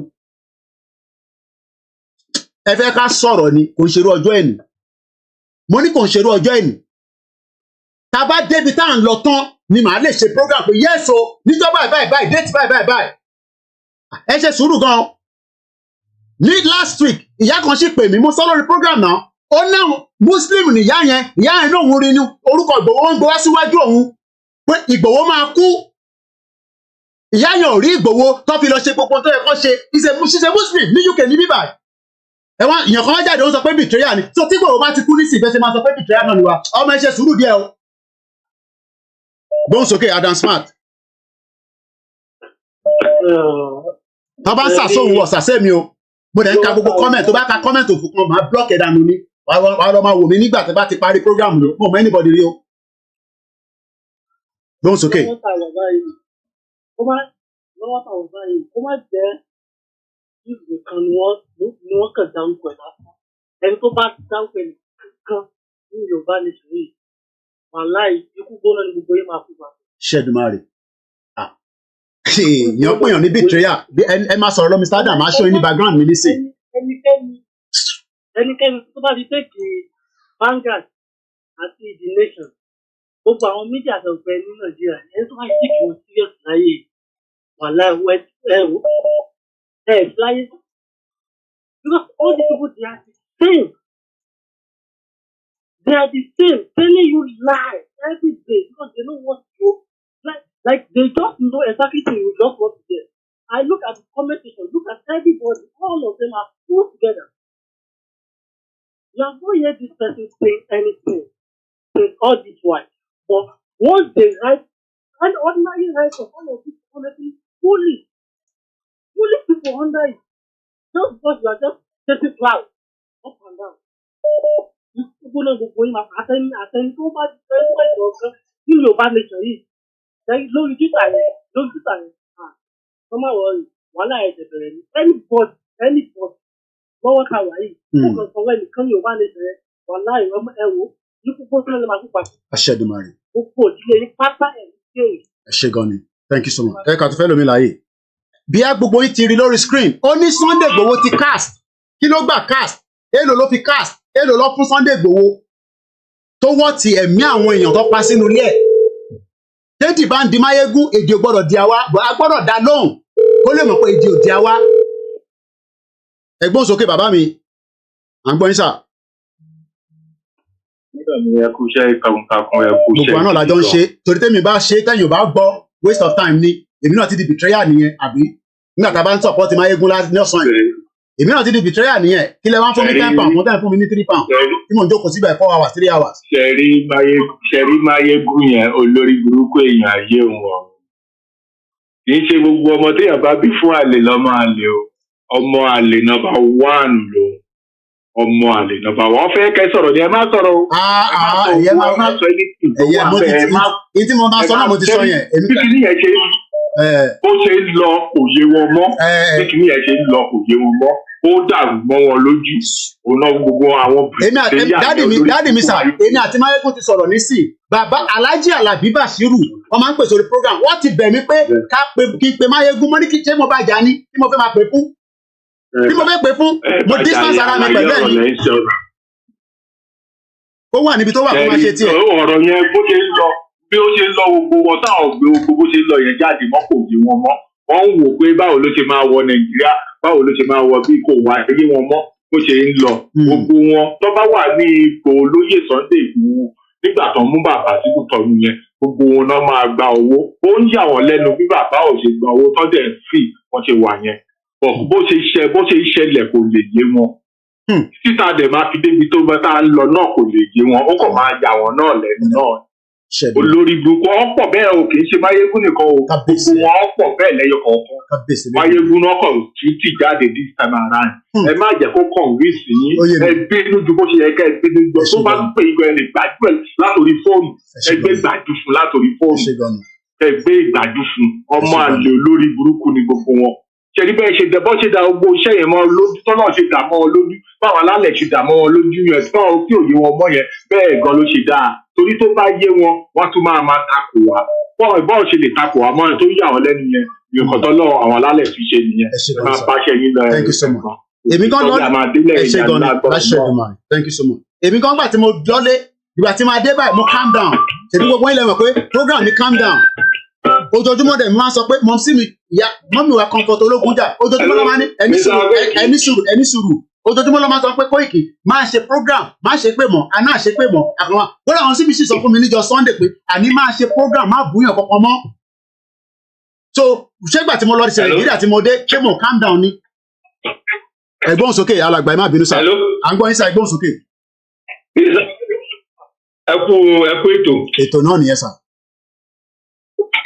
Ọlọ́run á gbé wa délẹ̀ lérí lágbára Ọlọ́run. Àmín. olórí burúkú ni máyégún yẹn mo fọ́lọ́ program yìí báyìí. a ṣe wà láì gbogbo èèyàn náà ló gbọ́ yín. bó ni ẹ ti máa pè é ní betrayal ṣé wọn mọ tún mọ betrayal ni. àwọn Yorùbá kan nìkan wọ́n ní kò lè yé wọn bí ò yé wọn kò lè yé wọn lọ́la kò lè yé wọn. Kò lè ìgbà tí bàbá ti pa láti bí 3 years ago ipe ẹ fọwọ́sowọ́pọ̀ ẹ jẹ́ ká jáde àwọn Fúlàní ti fẹ́ pàwá tán kí ló dé ẹ wá jáde nísìnyí ẹ sẹnu falafolo ẹ sẹnu bí ẹnu bèrè kẹ́ni lẹ́yìn kọ́ lọ dídì pósẹ̀ kò pa kéńgbà yẹn olórí burúkú máyégún yẹn wá sọ̀rọ̀ nísìnyí ẹ̀yẹn tí wọ́n lẹ̀ wọ́n fẹ́ kẹ́ sọ̀rọ̀ ní gbogbo wọn tọra wọn ni wọ́n tọra wọn kò sí nǹkan tí wọ́n ẹni tọ́lọ́run ti rán nìyí Ọlọ́run dẹ̀ máa mú délẹ̀ lérí lágbára Ọlọ́run. Àmín ẹ ṣé gan ni. wọ́n tọra wọn ni ẹ̀yẹ tí wọ́n lẹ̀ wọ́n fẹ́ kẹ́ sọ̀rọ̀ ní. mo tẹ̀lé àgbà ṣe ń sẹ́nukùn yẹn wọ́n fẹ́ gbọ́ tẹ̀lé ní. kò possible ẹ̀yẹ máa wọ́n ti olórí kúkú ọ̀hún sọ fún wọn fún bàbá àgbàlagbà wọn fún olówó jẹ. bomb bastard ìyẹn bomb bastard very bomb bastard. wọ́n wá sọ fún wọn fún bàbá yẹn òun fún bàbá yẹn lówó oúnjẹ. ẹ tó bá fẹ́ máa ṣe protest kọ́ máa ṣe protest ẹ̀ sóun ni kọ́ máa ṣe protest ni wọ́n á fẹ́ abájú kó ọ̀tọ̀ ní kọ́ sí bàbá kí náà. wọ́n wá sọ fún wọn fún wọn lówó oúnjẹ ìwọ akíní kan á sọ̀bù dànù ni. ṣẹ́dùmarè ẹ ṣé gan ni sà. lórí burúkú ẹ̀dá ẹ ṣé gan ni sà Koiki. mo ti lórúkọ múfì tí mo wá Barbarian lórúkọ múfì yẹn mò ń bọ̀ backend team mi ti send sí mi ẹ ṣé gan ni Barbarians ẹni tó bá ti wo movie yẹn go and watch it a ṣì ń gba kọ́ọ̀lù gbogbo ẹni tó bá fẹ́ pè mo fẹ́ kí gbogbo mo ti send mo ti tag Máyégún ẹ sọ fún Máyégún pé kó lọ wo movie yìí wọ́n máa padà gé orí ẹ̀ sógun ni ẹni kó lọ wo movie yìí ọ̀dàlẹ̀ máa padà kú náà ni ọ̀dàlẹ̀ ẹni tó bá ti dalẹ̀ torí pé ó ti dalẹ̀ kí ni Ìgbòho ṣe fún ẹ o raise 40 million no kò raise 1 billion kankan Ọ̀rúnmìlà gbóhùn sókè ọmọ Ọ̀rúnmìlà àwọn èèyàn ti ń hot mo ìta ni mo wà táwọn èèyàn ti ń pè mí pé Koiki kí ló ń ṣẹlẹ̀ mo ní ẹ̀fọ́ kan balẹ̀ ọmọ àlè ni bomb bastard ni ó fẹ́ kí n sọ̀rọ̀ ní gbọ̀mù ní sọ̀rọ̀ mo ń gbọ́rọ̀. Bọ̀dá mi Koiki I was very very surprised and I was very very disgusted nígbà tí mo rí kíní fídíò yẹn tí mo rí gbogbo kọ́mẹ́ǹtì. Bọ̀dá mi Koiki tí olóyè Ìgbòho bá sọ pé káwọn Yorùbá nation máa jáde sí protest kankan is it wrong? It's not wrong, he is right. Nigerian government dey yẹ pé for the past 2 weeks Nigerian government wọ́n ti ń wá ọ̀nà tó máa put orúkọ kan to the forefront tó máa bully for the rest of their life. That's what Nigerian government is looking for. For the past 2 weeks the entire media gbogbo Twitter everywhere Nigerian government sọ pé show your face put your name put your address kìnnìkan wọ́n ń wá ojú tó máa gbé sórí face ń pé international community o ẹni tó dá wàhálà lẹ ní Nàìjíríà lélẹ́yìí o kí ẹ ti dàrú o that is what Nigerian government is looking for. So now olóyè Ìgbòho dẹ̀ sọ pé ẹ̀yin ọmọ Yorùbá nation ẹ má lọ ní sọ pé kéèyàn ọmọ Yorùbá má lọ protest o ṣùgbọ́n tẹ bá lọ protest ẹ má pariwo Yorùbá nation wọ́n máa sọ pé Ìgbòho ló gbé gbogbo yín jáde. Gbogbo wa ọmọdé gbọ́n àgbà gbọ́n la fi dálé Ifẹ̀ kó táwọn ọ̀gá Yorùbá sọ nìyẹn. Ọmọdé là wà àdẹ̀gbọ́n ọgbọ́n wà lórí wa. Báwo lolóyè ṣe jẹ́ bìtẹ́ yàtọ̀ ní Ọlọ́run?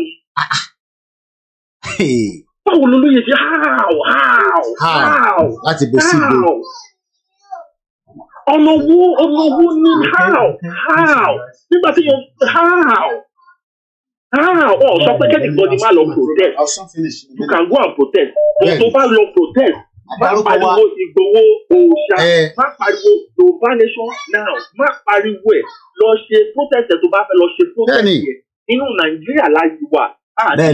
Àti gba Yorùbá nation. Tó bá fẹ́ lọ protest, go ahead and protest, but don't go there and go mention my name wípé Ìgbòho òòṣà, because táwọn Nàìjíríà gọ́ọ̀mẹ̀ntì bá ti rí wípé gbogbo àwọn set of people yìí gbogbo wọn lọ pariwo Ìgbòho òòṣà, olóyè Ìgbòho ló máa bẹ̀rẹ̀ sí ń dà láàmú. Bẹ́ẹ̀ni.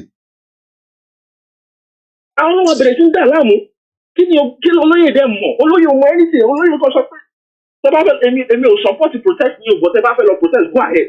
But tẹ má pariwo mi ló tẹ má pariwo orúkọ mi tẹ bá débẹ̀. Don't mention my name because I don't hear anything láti associate pẹ̀lú gbogbo protest tẹ fẹ́ lọ ṣe. I don't have anything to associate myself with. How is it a betrayal? How is it a betrayal? Ọ̀rọ̀ burúkú. That's a common sense from a common man. Bí àwọn èèyàn mọ mílíọ̀nù tó ń pè betrayal bí a fi ń bo ní English sọ̀rọ̀ àbáṣe máa ń ṣe. Ẹ mọ tó ń pè betrayal ṣá. Yes now. Táwọn èèyàn mọ tó ń pè ní betrayal. A betrayer is a person who is not loyal to their country or to another person, often doing something harmful such as giving information to an enemy. Bọ̀dá mi Koiki, inú Google definition betrayal nìyẹn, ṣùgbọ́n táwọn èèyàn tẹ̀ bá fẹ́ understand nǹkan tí Judas ṣe fún Jésù nǹkan tó ń pè betrayal nìyẹn. That's what they call betrayal. Nǹkan tí Judas ṣe fún Jésù ló ń pè betrayal. Judas Iscariot was one of the 12 apostles. He's a notorious for betraying Jesus by disclosing Jesus' whereabouts. Ojoojúmọ́ ló máa pè mí níbo ni Ìgbòho wà nísìnyí níbo màmá sọ pé báwo ṣe máa sọ pé níbi tí Ìgbòho wà tó possible ni báwo lè ṣe máa pè mí pé Mr. Koiki ṣé Ìgbòho ti wà ní Benin ní sí báwo ṣe máa sọ bí tí Ìgbòho wà fún àwọn èèyàn àwọn kan náà nídìí nọ́mbà Ìgbòho n ò lè fún ní nọ́mbà Ìgbòho kò possible ó dàbí ìgbà tẹ́ ń béèrè nọ́mbà Joe Biden ni Ìgbòho ti kọjá ordinary person táwọn máa sọ pé bíbẹ́ ló wà ẹ wá bẹ́ẹ̀ kí n sọ̀rọ̀ ẹ wá gbé gbogbo ẹ̀ jáde. Àwọn èèyàn kò gba gate school kọjá ní ọlọpọlọ ní ọwọ́ ti I don't understand. Ọ̀rọ̀ this law ilé àwọn èèyàn mọ tí ẹ má bínú brother mi ẹ má bínú pé mo interrupt ó dà fún àwọn èèyàn mọ tí mò ń face lójoojúmọ́. wọ́n ti gbé ọyàn wá gánṣẹ́ oríṣiríṣi ìdí nítorí àdákẹ́ oríṣiríṣi method. Bọ́dá mi Koiki ṣẹ́dé mi gan nínú Yorùbá nation struggle yìí bí mo ṣe máa hot tẹ́lẹ̀tẹ́lẹ̀ ìgbà tó wáyá mo wá step back tí mo step back pé mo kó nínú Yorùbá nation struggle or Yorùbá nation agitation mo step back mo wá ń wo everything from a distance pé I want to understand something the way ṣẹ́dí tẹ́yọ̀ bá fẹ́ understand nǹkan ní in this life sometimes you have to leave that thing alone and you look at it from a distance so wá understand pé okay nǹkan tó ń ṣẹlẹ̀ ní wàá padà lọ sínú ẹ̀.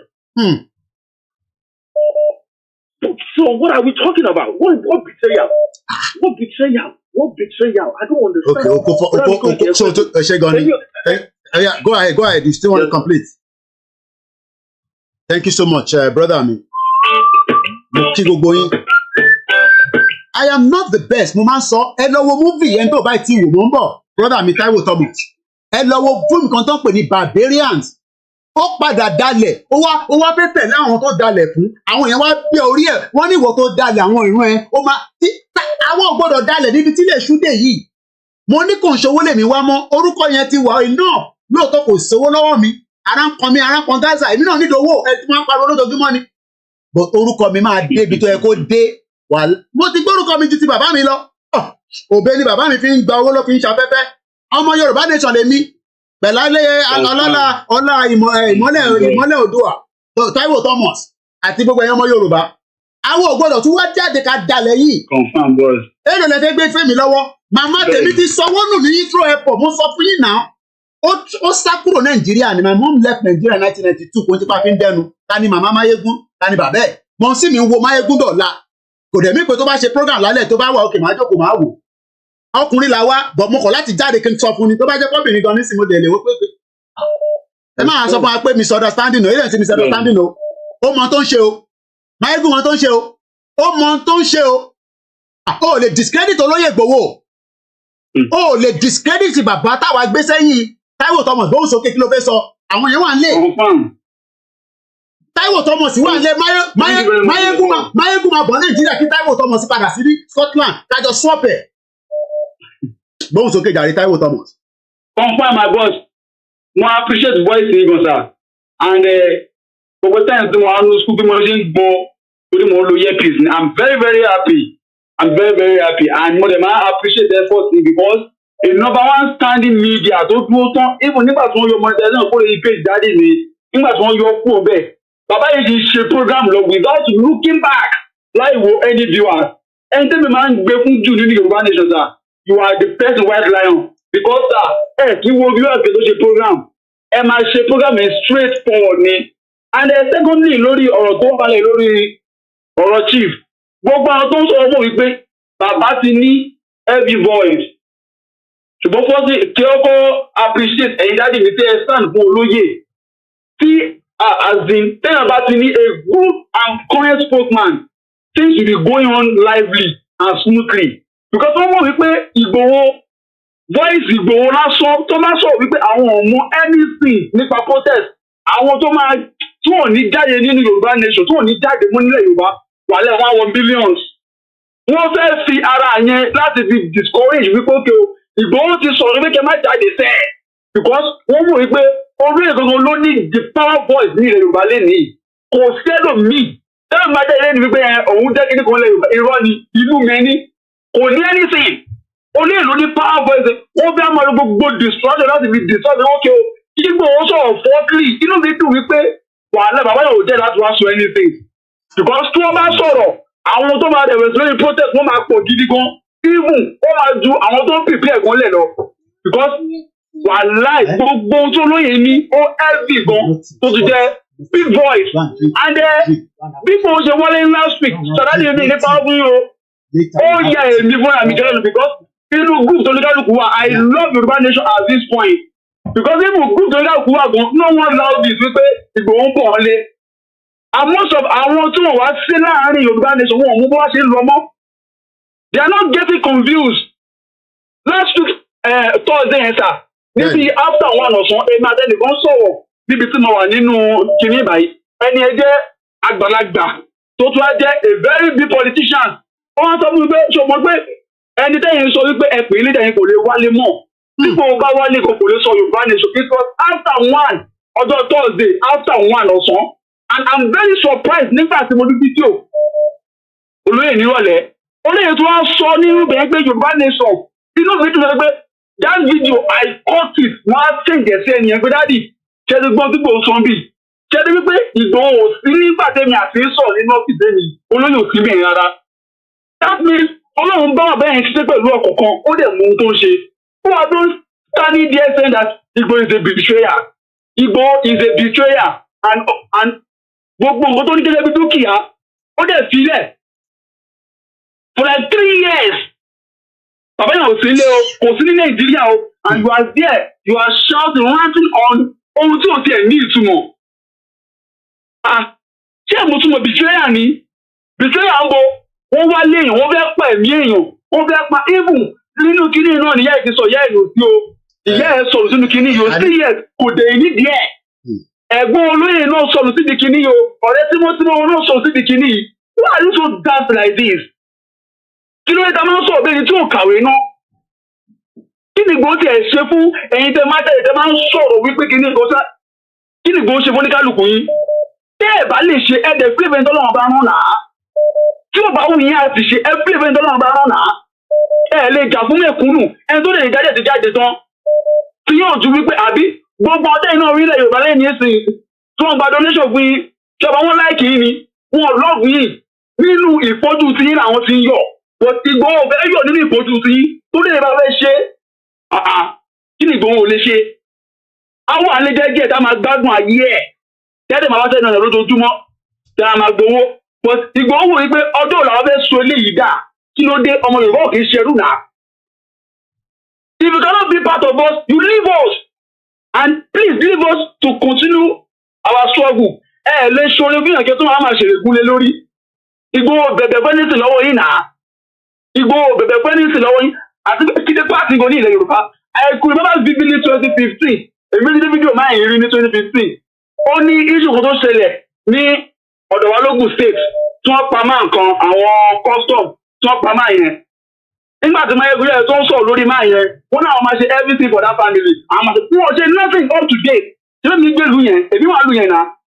Wọ́n ṣe anything for our family yẹn up to date. Gbogbo wọn wá lè káàkiri ni. Mo dẹ̀ di fídíò yẹn àti bẹ́ẹ̀ lè bí ti mọ̀ wọ́n. Kí ló fọ gbélé yìí? Ẹ jẹ́ kó ń bọ̀ gbòó sí mi. Kí ló dé? Ẹ bá trend mọ́. Kí ló kù kẹ́rẹ́ bí trend? Mo gbádùn ẹ̀ táwọn ọmọ Igboho trend tẹ́ ẹ bá ti ní láìpù mọ́ ẹ máa borúkọ Igboho trend. Ó fẹ́ cash out lórúkọ Igboho ni. Battle just started gbogbo mídíà. Ṣé mo kó fẹ́ ṣe sọ kó fẹ́ ṣe back to èmi ti sọ fún mídíà tèmi o ọ̀ gbọ́dọ̀ má jáde mo tún máa jáde again kí ọkàn má tún pè mí pé kí n má jáde mo tún máa jáde tó bá tún dalẹ̀ tó bá possible tí bá jáde lálẹ́ máa jáde lọ́la ẹ̀rẹ́ ká fún àwọn èèyàn láyè Taiwo Thomas is a physical challenge. Ó ní ojú tó wà little bit tí kò fi tó rọra manage. Ìwọ máa bọ̀ padà kó wá ṣe mo kí ẹ Arẹwà arábìnrin my beautiful sister ó tọ́jọ́ mẹ́ta. Àwọn oníjọ́kọ̀ sí ìbáyọ̀ kẹta ní ìṣorúkọ Ìgbòho a máa tátọ́ pẹ̀lú gbogbo yín ni. Mò ń bọ̀ Aisha fún mi ní 1 minute. Hello caller. Hello Mr. Koiki. Mo wà pẹ̀lú yín. Mr. Koiki ṣe rí Mayegun rẹ̀. Mayegun is after the Igbo's money. Ó mọ̀ bó ṣe wọ́n á mú àwọn ọmọ Igbo. A máa pe Nnamdi Kanu, ó ti ní fídíò wọn orin wọn. He is a crook, he know how to catch the Igbos. Nǹkan tó máa ń ṣe nìyẹn. Ó ti gbọ́ yín náà lórí iṣẹ́ ẹ̀rí náà. Tí Prince Jẹ́jẹ́mà náà pè wọlé tó bu yín náà. Ó dà pé yóò láti Samuel ẹ̀ pa. This Mayegun, yes. Tòkò ń ṣe níyì, ó ti pẹ́ tó ti ní ẹ̀yà tó lóye tí mú ó pẹ́ àtàwọn bàbá yẹn. Ó kàn wá ọ̀nà tóun máa gbà láti fi àtàkùn olóyè yìí. Anybody that come for olóyè Ìgbòho go collect voto. Tí àwọn ọmọ Igbo ṣe fi Nnamdi Kanu ṣeré, làwa náà ó fi Ìgbòho ṣeré kí Mayegun tètè lọ gbọ́ǹtì. Àwa náà wá wo ṣú ẹ̀, àbọ̀ ṣí èrè ni. Àbújọ ló ti fóyìnbó, àbọ̀ lórí burúkú ni. Ẹ máa kọ́ fóyìnbó ni. Yẹ́n mo ṣe wọ́n nílé pẹ̀lú ẹ̀. Gbàdọ̀ wá fóyìnbó ńkọ́. Ó máa ń yàn tó wà lọ́wọ́ mi tó fẹ́ òyìnbó ni. Nọ́bì tèmi ni Ìgbòho, èmi wíṣíẹ̀sì Ìgbòho, kò ṣe Jesus tó ń sọ fáwa ní sin àbí kìíní yẹn, èmi wíṣíẹ̀sì ẹ̀ ní tọ́kù gbogbo nǹkan ní ẹ̀lẹ̀. Níjọ́ olùwọ́ London lára àbọ̀ lórí burúkú ni, anybody tó bá sọ rọ́bìṣì pé kọ́ máa bù máa yẹ kó máa ṣòfò ni, àbọ̀ lórí burúkú ni wọ́n, àwọn fi gbowó ṣeré àwọn wíkì pọ̀tà àwọn ọmọ Igbo yẹn wọ́n kọ́ ṣe wá mú wọn. Adáre lo Nnamdi Kanu wọlé á lo bí wọ́n ṣe kìíní kan lóore náà tí kọ́tò tètè wọ́n máa dáwọ́ sí i. Àwọn yẹn ò lè tún sọ̀rọ̀ yẹn bá gbàgbé àṣà wọn, wọ́n ò lè gbẹ́dùn wọn. Àwọn ọmọ Igbo ń fi ara ṣeré. Wọ́n ń lò wọn náà ni ìjọba mọ̀ wípé kí wọ́n lò ẹni ṣé wọ́n mọ̀ ni. Àwọn náà máa ọmọ Yorùbá di bímọ náà ṣe fún àmọ́ bó ṣe ń lọ ni. Gbogbo ṣé ẹ̀tọ́ bí based on Igbo Biafra Igbo yóò lọ sí pé tó sọ̀rọ̀ Ìgbòho rí tó sọ̀rọ̀ Ìgbò tó ṣe wá sọ̀rọ̀ Nnamdi Kanu. Kẹ́kọ̀ọ́ tó rí ní ti olóyè Ìgbòho. So we all know we watching. Àwọn kì í ṣe ọmọ bó ṣe wọ́n mú àwọn followers tó máa lo reverse psychology fún wọn. A máa tètè sí a máa lè mọ́ wọn. Ṣé mo nípa sọ̀rọ̀ ń wò tó pé àwọn òfin Ìgbòho ṣeré o. Anybody tó bá wá fún Ìgbòho a máa fún gbogbo àṣepè fámìlì tọmọtọmọ ni. Ìyá mo ṣe wọlé sí lára pé ìwọ kọ́ ló máa kọ́kọ́ fẹ́ òyìnbó sẹ́. Mo ṣáájú ẹ̀wọ̀ UK. Mo ní every right láti fẹ́ òyìnbó, mo refuse láti fẹ́ òyìnbó ni. Ìgbà tó fẹ́ ọmọ Yorùbá. Ìgbà tó fẹ́ òyìnbó kí ló kọ́ wa pẹ̀lú yẹn. Àníyàn jẹ́ àwọn ènìyàn nílé. Àwọn ọ̀rọ̀ ẹ̀ náà kọ́ ló kọ́ wa sí wàhálà. Àwọn ọ̀rọ̀ ẹ̀ náà kọ́ ló kọ́ wa sí wàhálà àbí kí ni. Ìyẹn wá jà achievement ni. Ẹ ṣé gan ni brother mi. Ẹ ṣé gan ni. Thanks so much. Ṣé àsìkò ni? Mo ń bá yín tẹ́ ń pè. Irọ́ Aisha, let's go ahead quickly. Ẹ jẹ́ ká gbé yín wọlé. Mo kí àwọn tó wà lórí program. Go ahead please.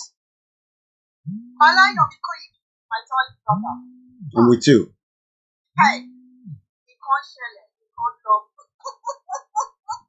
Are they with you?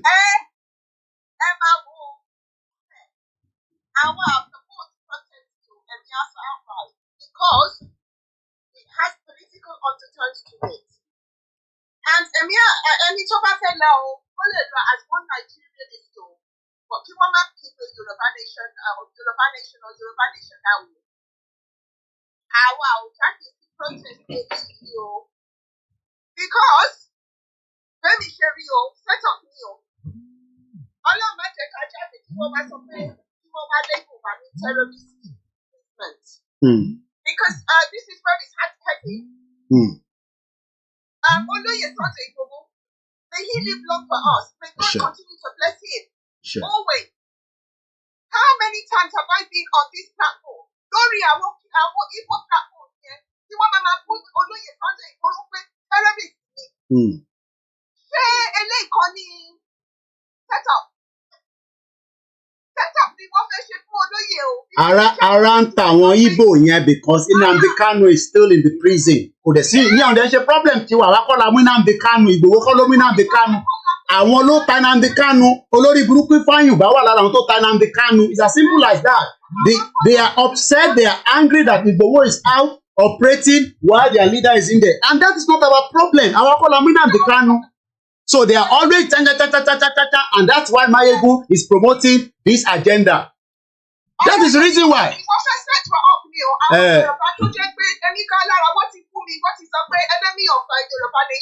Order.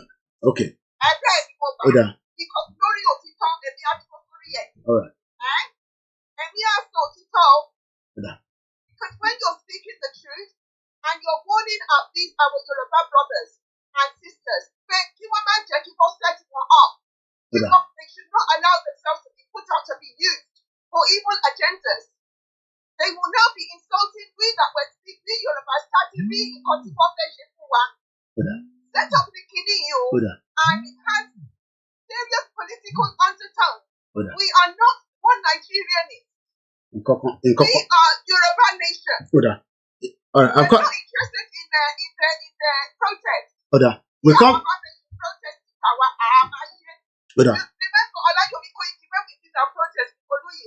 All right, we come back to you because I'm very pressed. 1 hour, I have less than 1 hour. I'm about to share lesson, and if you are doing my lesson here, so I'm trying to manage as many of us. I'm going to come back to you again. Just mute there, please. I'm going to come back to the next Twitter space. Let's come straight back again to the phone calls. The phone calls is very hot.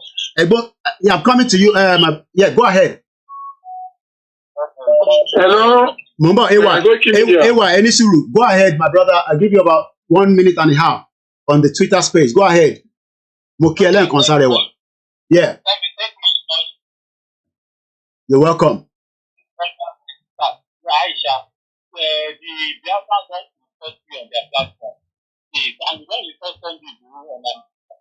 No, hey, 1 minute, Mimi, 1 minute. There are Igbos that doesn't believe in Biafra.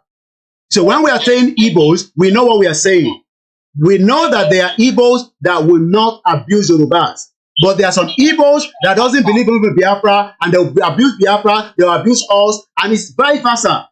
So just go straight to the point because of the time. Okay, thank you.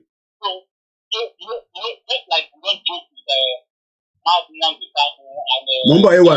And I don't see why you guys allow people to even report or understand the rules that don't show in our plan. Very good thing why. Because we know that even our leader has said we should stop. We have meetings together.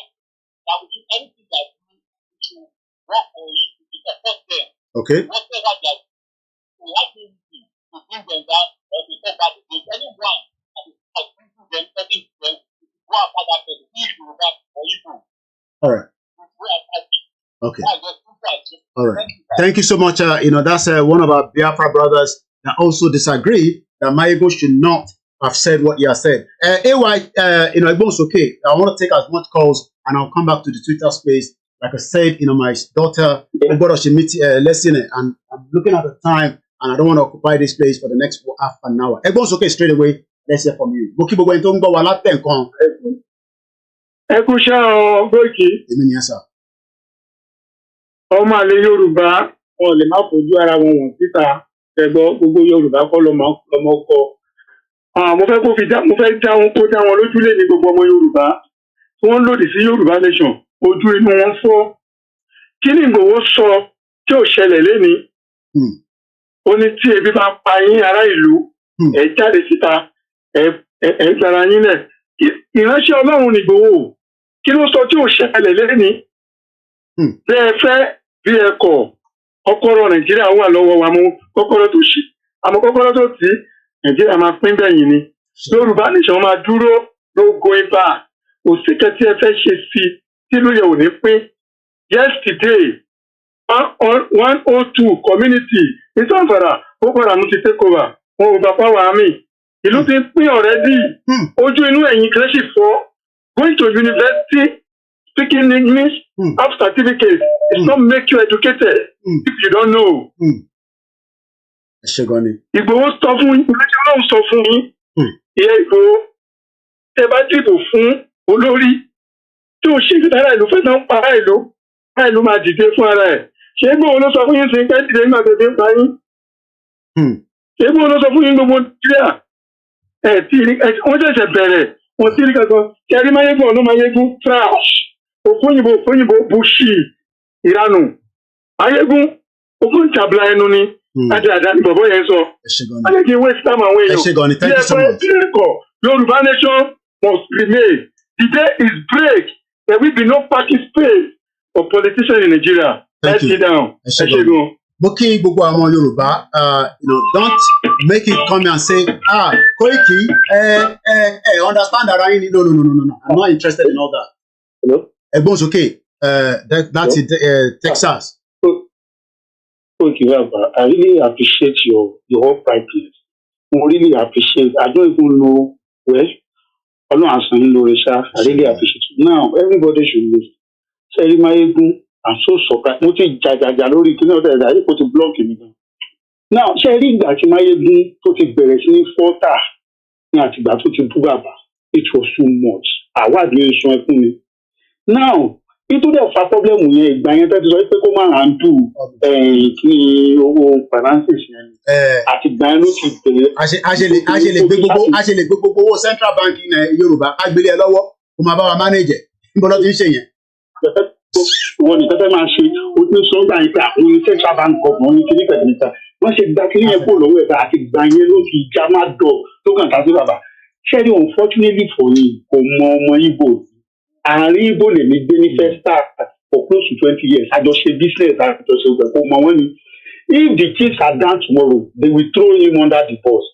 Ṣé owó tó ń rí gbà lọ́wọ́ wọn ló ṣe ń ṣe gálágálé? I'm telling you. And ó lè tara lé ẹ lọ́pọ̀ because ò ní rí ìrà lọ́wọ́n gan nígbà tó bá fẹ́ rà. Okay, èmi àti Máyégún mo ti pèsè orí program náà ṣe ráta àjọ àdìpé Nàìjíríà kò dámú Nàìjíríà ọ̀sẹ̀ kìnìkan. Ó wá yà mí lẹ́nu. Èmi mo ti sọ fún mi àtijọ́ àdìyèsí pé even if Jesus Christ come kò lè rúlu Nàìjíríà kí Nàìjíríà yẹn wà ókè. Even Adébóyè ò lè di politician lè kó rú bẹ̀ pé because of the background and the foundation of Nigeria. Ó wá yà mí lẹ́nu bó ṣe wá sọ òbí di sẹ́yìn. Àdìgbà tí Máyégún òbí ìkíníkan òbí you can never hear anything against òbí wọn máa kanta ẹni òbí ìkíníkan àìdẹ́mọ́tìwò. Kánú bí Kánú Nnamdi Kánú. Hold on, ẹ̀gbọ́n mi. Kò ní dá fún ẹ Michael PC náà ní sóríire. Ó ní if Igboho has issued the press statement denying salt and then why strongly ask that you guys should stop denouncing my you no go better for your papa no go die where they go find the body. Ó ní sóríire. Ẹ máa bá mi follow àwọn comments yẹn. Ẹ bá ti reply lé lórí màá gbà sí fún wọn. Ẹ ní kúre gbogbo yín. Bomb bastard. Ẹgbọ́n sókè ẹ̀gbọ́n mi má bí. Now, tó bá fẹ́ sọ̀rọ̀ Kánú náà ń rí lè ṣe 600% bẹ́yẹn náà. A rí gbogbo nǹkan tó ṣe kámú ẹnu kó bẹ́ẹ̀ ni because òun kálukú wa bó ṣe máa jáde ni. Bọ́ kò lè sọ̀rọ̀ ẹ̀ ó máa pọ́n lé ní Kánú kìnìkan.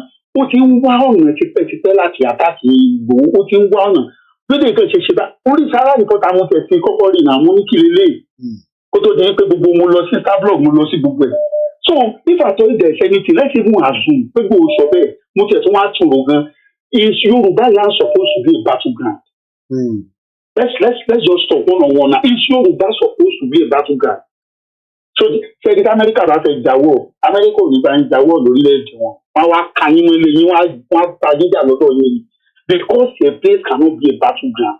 So even if people say so, it's right. Yoruba land cannot be a battleground for whatever reason. So okay, wọ́n jẹ́ wàá sọ bẹ́ẹ̀ ní báyìí ó kàn dédé mú and you are tarnishing ó kàn tẹ́lẹ̀ bó tẹ̀ ṣe máa ń sọ̀rọ̀ sí bàbá Akintoye yẹn. ó ti sọ̀rọ̀ sí bàbá yẹn. Kí ni yẹn yẹn kékeré mo ní láti switch off fún bẹ́ẹ̀ ni. So please ẹni tó bá sọ pé ẹ má jáde ẹ má dà olórí búkú ayáàtọ̀ ní gbogbo wọn. Àníṣe kò tí ì mọ ọmọ Igbo ìjọ kan ló ń ṣe program ló sọ pé àwọn Igbo kan lọ máa ṣe nǹkan sílùú wọn pé ìfàkùnkàn ṣe wáyé gan-an ó máa lọ ralẹ̀ nílẹ̀ Igbo mo kàn ń rẹ́rìn ní pé bọ̀bọ̀ yóò mọ ọmọ Igbo àkàlẹ̀ pẹ̀ kódà kò ti ya wèé wọ́n tó mọ kankan. Èmi gbé látọ̀dọ̀ wọn láti kékeré nígbà tí mo wà lọ́yọ̀ ọmọ Igbo gbogbo àwọn ọmọ wa kéékèèké nígbà yẹn máa fún wọn lówó wọn á bá òfin wọn sùn tó bá ti di táyì gbàdọ́gbẹ́ sámárì wọn á lọ sílùú wọn wọn á lọ mú ní ìwà because of cheap money. Thank you so much. Àkànjọ manager ni because of the time constraint. Moki gbogbo ọmọ Yorùbá, let us not be concerned, but we need to respond to this bomb bastard for coming to say that Igboho is a betrayer. Gbóhùn sókè Igboho ṣá tìbàdàn. Gbóhùn sókè à ń gbọ́ ẹ̀ mo ti gbọ́ ẹ náà máa sọ̀rọ̀ mo ń gbọ́. Ayébáyé tó máa bàjẹ́ ni. Àṣẹ Èdùmàrè. Oríṣiríṣi. Àṣẹ o. Ayé ẹ̀ máa bàjẹ́ ni. Àṣẹ o. Gbogbo àwọn tá a bá jẹ wà ní sọ́ọ̀gì láti 2020 ẹni tó bá ń sọ̀rọ̀ sẹ́ni Ìgbòho náà ìdáni publicly ó tọ̀ máa sẹ́kù. Àṣẹ o. Láti Èdùmàrè. Àṣẹ. Yóò ṣe nírì yẹn. Àṣẹ. Máa takò ní màá ṣe mí náà máa ṣe fídíò títọ̀ kìíní ayé máa bàjẹ́ ni oníṣòríire. Àṣẹ o. Oníṣòríire ayé wáyé kò ní dáa. Àṣẹ o. Ó ti ẹ máa ṣiṣẹ́ lọ kò ní ṣe. Àṣẹ gan ni. Ẹni ká dákẹ́ wọ́n gbókù méjì lọ nínú ilé Ìgbòho. Ẹmí tiẹ̀ mọ́lẹ̀ ìtẹ́ ìgbọ́nu lé yẹn sà ẹ ti wọlé. Ẹmí tiẹ̀ mọ́lẹ̀. Oh my God.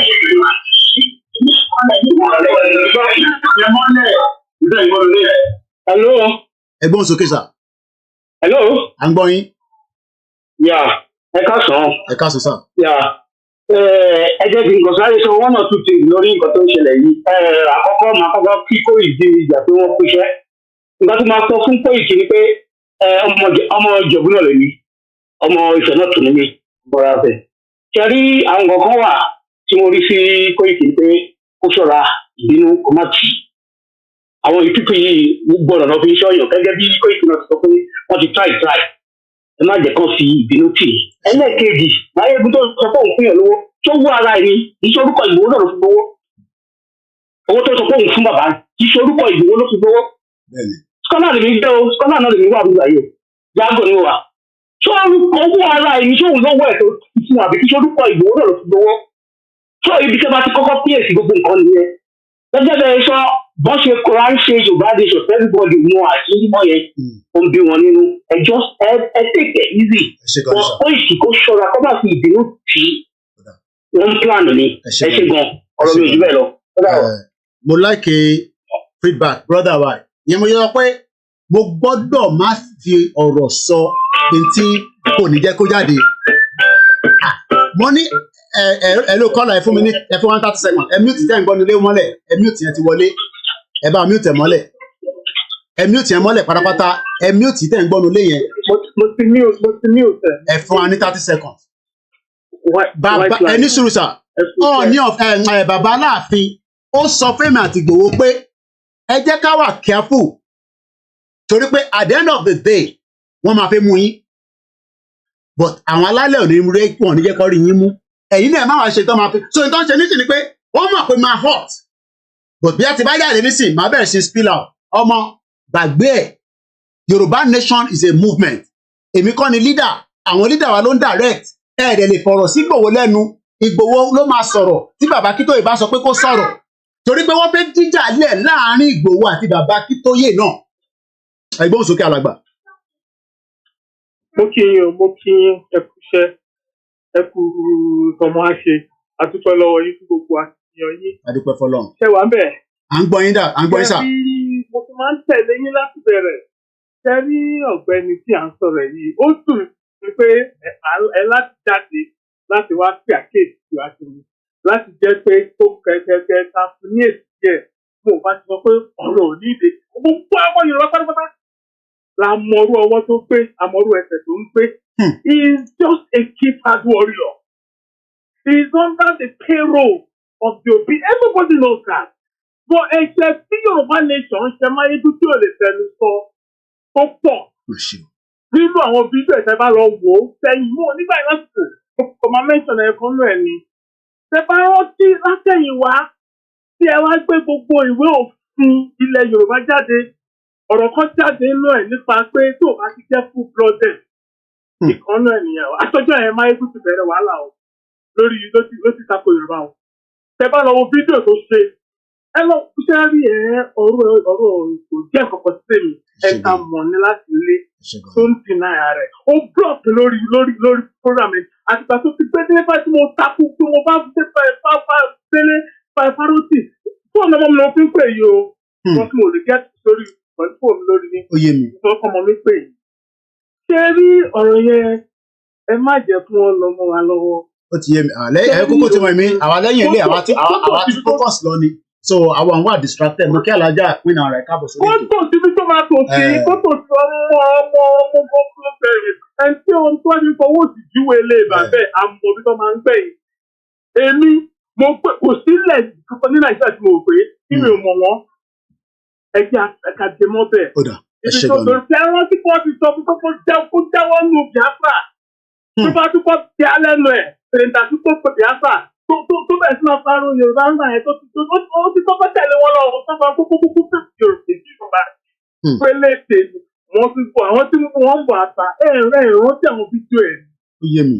Wọ́n ń bọ̀ àpá èké wọ́n ti sì máa sọ bẹ́ẹ̀ kókó lọ jáwọ́ lẹ́yìn àwọn oríṣi ọmọ àwọn oríṣi ìran àwọn ìran ọmọkọ́mọ ni ó fẹ́ sọ lẹ́nu ni ẹ sílẹ̀ kó máa bá tiẹ̀ lọ. Mo dúpẹ́ lọ yín Ọlọ́run á bù ẹ ṣé gan ni. Èrè la máa jẹ́ ń jẹ́ kí. Àmín ẹ ṣé gan ni. Àwọn ń ṣe ọmọ Yorùbá tó máa sọ fún yín pé báyìí kọ́ ló ṣe rí tí màá tó wá sọ pé báyìí ló ṣe rí. Ọlọ́run jẹ́ káwa gbéra wa ká jọra wa lójú. Mo ní ilé tó da lọ ti bí mi kò ń ṣe tẹnu. But the fact remain that àmọ́ lóye rí Ọlọ́run wá rán sí wa ní sáà yìí ní wákàtí. Àwa rí pé olóyè òun ni shield fún majority of us tí ó dúró ti bàbá Akintoye. The question is ṣé tó bá yẹ pé wọ́n ti rí pa sílé níjọ́ tó fẹ́ pa yẹn ṣé bí gbogbo àṣẹ máa jáde náà tá máa ní betrayal ni torí pé a fún lówó torí a ṣe kinní kan a ṣe gbá a ṣe tà òun ẹ̀gbọ́n sókè sà. Hello, the white lion. Mo kì í sà. Ẹ kú ètò ẹ̀dẹ̀kú gbogbo àfi ènìyàn ṣe. Ṣé rí the first question concerning this topic tó ń lọ lọ́wọ́ yìí. The first question tẹ́mi ń pé kọ́kọ́ bèrè ni pé ṣé bọ̀bọ̀ Máyégún is he a bona fide Yorùbá son? Ṣé completely ọmọ Yorùbá ni àbí partly? Number two. Tó lọ́mọ Yorùbá lòun, it is well. Tó bá wá jọmọ Yorùbá ni I want you to know one thing for sure. There are some set of people tó jẹ́ wípé kò sí n tó lè ṣe láyé àwọn kan wà tó jẹ́ pé they are just born traitors. Kò sí n tí wọ́n lè tó bá ti jẹ́ ọ̀rọ̀ owó báyìí kò sí n tí wọ́n lè ṣe. Ṣé báwọn èèyàn ló lọ gba owó ṣe báwọn èèyàn àwọn Yorùbá wa wà náà àwọn tán lídìí tán tẹ̀lé àwọn DSS wá sílé olóyè. Tán gbẹ́bọ. So àwọn kan wà láyé tó jẹ́ pé there is nothing you can do about them without bearing that. Ẹni sùúrù kò ní ẹni sùúrù prince yẹn kan sọ pé ní wọn ní àyàmì support pé gbogbo èkó tó ń ṣe fún Máyégún láti kó ìkípe ìkùnú ẹ ní sóríire ó máa ṣe bẹ́ẹ̀ mọ́. Máyégún is a betrayer kò ní dá fún gbogbo yín. Èmi ni mo fún ní go ahead kó lọ raise owó fún Ìgbòho. Without me he would never have done so. Ẹ ní sóríire. Idiot. Igboho was a little bit skeptical. Èmi mo sọ fún olóyè pé ẹ̀kọ́ ọmọ kan náà tájọ́ ń ṣe gbóni ní Máyégún ní Scotland ẹ fún ní go ahead now. Coordinator tẹ bá ti sọ pé ó wà okay ẹ padà kẹ́ sọ fún pé wọ́n okay. And the next ọjọ́ tó ní fẹ́ raise owó yẹn ìjọ yẹn ló pe Koiki Media ìjọ yẹn ni mo fún ní authorization pé go ahead mo connect pẹ̀lú kọ́ ni pẹ̀lú Igboho ṣá. Ó wá jáde ní sọ̀nsọ̀ gàjàgàjà nípa Igboho ìyẹn fún wa sọ pé wọ́n ń bu lórí Koiki Media. Ẹ ní sóríire gbogbo ìtẹ̀ wà níbẹ̀ tẹ̀ support ẹ ní kúre Koiki ló ń sọ̀rọ̀. You no go better for every one of you. Ọmọ Igbo tó bá wà níbẹ̀ you no go better for you. One bastard every one of you there. Koiki lè mi jẹ́. Ẹgbẹ́ òsókè. Don't mind them. Terry. Okay, these few days, nígbà tí olóyè wọ̀lú. These few days, tí máa yẹn wọ̀lú. He made a statement tó lè convince any reasonable Yoruba sons and daughters. Máa yẹn dẹ̀ dúró sí ìtàbáyé. As he came in, nígbà kan dé ìmẹ̀kọ. Ó dẹ̀ swear. The man sworn, ó ní tóun bá gba owó ní ọwọ́ olóṣèlú kankan. Ó ní kọ́lọ̀ ń gbẹ̀mí òun. Tó tẹ̀ necessary. Tó yẹ kó lè máa jáde kó máa ṣépè fún rẹ̀. On top waiting. Kí ló ṣẹlẹ̀ gangan? Ẹ lọ fẹ́ pọn Gani Adams náà. Tẹ̀mí Gani Adams ní ààrẹ ọ̀nà kakanfò. Kí ló dé tó ṣe tó lè ṣe fún wa? Olórí burúkú ni wọ́n. Ó ní tó bá di ọ̀la tó bá kú ọ̀la pé kóun denounce Yorùbá nation. Pé kọ́lọ́ ń pa òun lónìí. What else do we need from this man? Secondly, tí bọ̀bọ̀ yẹn, the reason tí mo fi bèrè pé ṣé ọmọ Yorùbá gidi ni bọ̀bọ̀ yẹn ni wípé ó ló mú fún bàbá Akintoye lówó is a bastard. Tó bá ń gbọ́ níbikíbi tó bá wà, it's a bastard. Ara ń ta wọn kó mo jáde pẹ̀lú ẹ̀. Ara ń ta gbogbo wọn. Koiki lélẹ̀, voice Koiki ló ń sọ̀rọ̀. You no go better for every one of you. Mayegun, you no go better for you. You no go better for you. Koiki ló ń sọ̀rọ̀. Mo dúró tán lórí Yorùbá nation. Mo ní mi ní last man standing. You no go better for you. Àwọn ọmọ Igbo tó ń fún ẹ lọ́wọ́ tó ń support against Igboho. You no go better for every one of you. Ogun máa wọlé pa yín ni. You no go better for every single one of you ni mo sọ. Kí ni Igboho ṣe fún ẹ? Oresi 40 million and then so what? Olóṣì. Àwa máa ṣẹnu bọ̀lọ̀bọ̀lọ̀. Tọ́ba bíbà bẹ́ẹ̀ dá ra tíkẹ̀ kájọ padà sí Nàìjíríà. Tó bá dẹ́pọ̀ ọkùnrin nìwọ ra tíkẹ̀ kájọ ra tíkẹ̀ máa wá sí Scotland kájọ padà sí Nàìjíríà. You no go better for you. Jókòó sórí social media. Olórí burúkú ta ló mọ bà bẹ́ẹ̀ níjẹ̀bú Òde. Ta ni bà bẹ́ẹ̀ níjẹ̀bú Òde Máyégún. Ta ni bà bẹ́ẹ̀ ní Ìjẹ̀bú Òde. Ọmọ́táyọ̀ Alhaji Koiki number 34 54th Street níjẹ̀bú Òde. Who be your father for Ìjẹ̀bú Òde? Tí bàbá tí wọ́n bá ń sọ̀rọ̀ bàbá ẹ̀ gbọ́dọ̀ jáde kó sọ̀rọ̀. Tí Koiki bá ń sọ̀rọ̀ Máyégún bàbá ẹ̀ gbọ́dọ̀ sọ̀rọ̀. Tí bá ń sọ̀rọ̀ gbọ́dọ̀ sọ̀rọ̀. Mo jọ ẹ lọ lọ́jọ́ rí with every fucking thing. It no go better for you. Ẹ lọ sọ fún bẹ́ẹ̀ pé mo sọ bẹ́ẹ̀ lórí program mi. It no go better for you. Tani bàbá ẹ̀ who be your father for Ìjẹ̀bú Òde? Torí pé wọ UK. Tó bá wọ UK ńkọ́. What the fuck ló wà ní UK? Kí ló wà ní UK? UK táwọn màmá ti wá tó fi ń ta yín lọ́jọ́ ọ̀la. Tó fi ń ta yín nígbà tí màmá tẹ ò lè jáde nínú Nàìjíríà. 23 countries my mother have been to. 23 countries. Màmá mi ṣẹ̀dé láti Benin Republic ni. Kò ní dá fún ẹ. Ojókòó rẹ̀ kórí screen láti fẹ́ gba Yorùbá nation ni. You no go better for you. Mo pè é gbowó lọ́wọ́ ẹ̀rí ni. Àwọn olóṣì. You no go better for any one of you wey dey on that show. Koiki wà lórí live pẹ̀lú ẹ ní tó bá fẹ́ ṣe ni kò sọ. You no go better for you. Olórí burúkú ọmọ àlè. Ẹgbẹ́ òsókè ẹ má bínú brother mi. Bàbá mo máa ń gbádùn ẹ ọmọ ìyá mi. Bàbá Akintoye is a 90 years old man. Kò sí ní ìlú ẹ̀, kò sí ní Nàìjíríà bá ṣe ń sọ yìí. All in the name of this struggle, that animal olóhùn fún bàbá Akintoye kò ní jèrè láyé, kò ní jèrè ní gbogbo tó bá ń ṣe láyé. At the age of ní èjì bàbá yẹn tí ó yẹ kí bàbá yẹn máa ti kó tí ó yẹ kó jẹ́ ẹni tó ń ṣe ìsáǹsákiri. All in the name of pé bàbá yìí ń fight fún àwọn ìran Yorùbá. Bàbá yẹn ó wà ní outside country now. Kò sí ní ilé ẹ̀. Tí bàbá yẹn bá wà ń lu ìwọ́n ti pa. Tipẹ́tipẹ́. Olórí burúkú ọmọ àlè. He's a bastard. So there is mo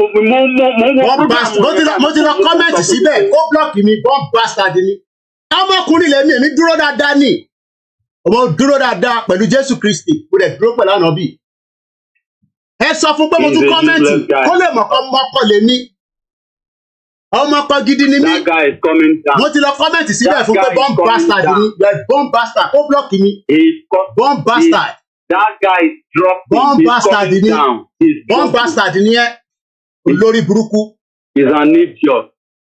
tó bá sàṣẹ ogun tí o lè ràn wá àwa dúró tán lẹ́yìn ilé àwa ń báṣẹ́ lọ ẹ má wọrí pé focus ẹ jẹ́ ká parí program ká ná kẹ̀délẹ̀ ó lè wà rẹ́kọ̀ pé a jáde fún Tani Máyégún tá fẹ́ máa bẹ̀rù Tani Máyégún tá fẹ́ máa bẹ̀rù wọ́n pé gbogbo ọmọ Yorùbá Tani Máyégún tá fẹ́ máa bẹ̀rù Wúbì Máyégún ta ló mọ̀ ní ẹ bèrè pé ta ló mọ̀ níjẹ̀bú òde ẹ lọ kọ̀ǹfàmù bàbá tó bí Koiki Media níjẹ̀bú òde ní Fìdípọ̀tẹ̀ kò ní dá fún gbogbo yín ṣé torí pé gbogbo àjọ wà lórí social media abẹ́ ń ṣe eré ni. He's a useless human being.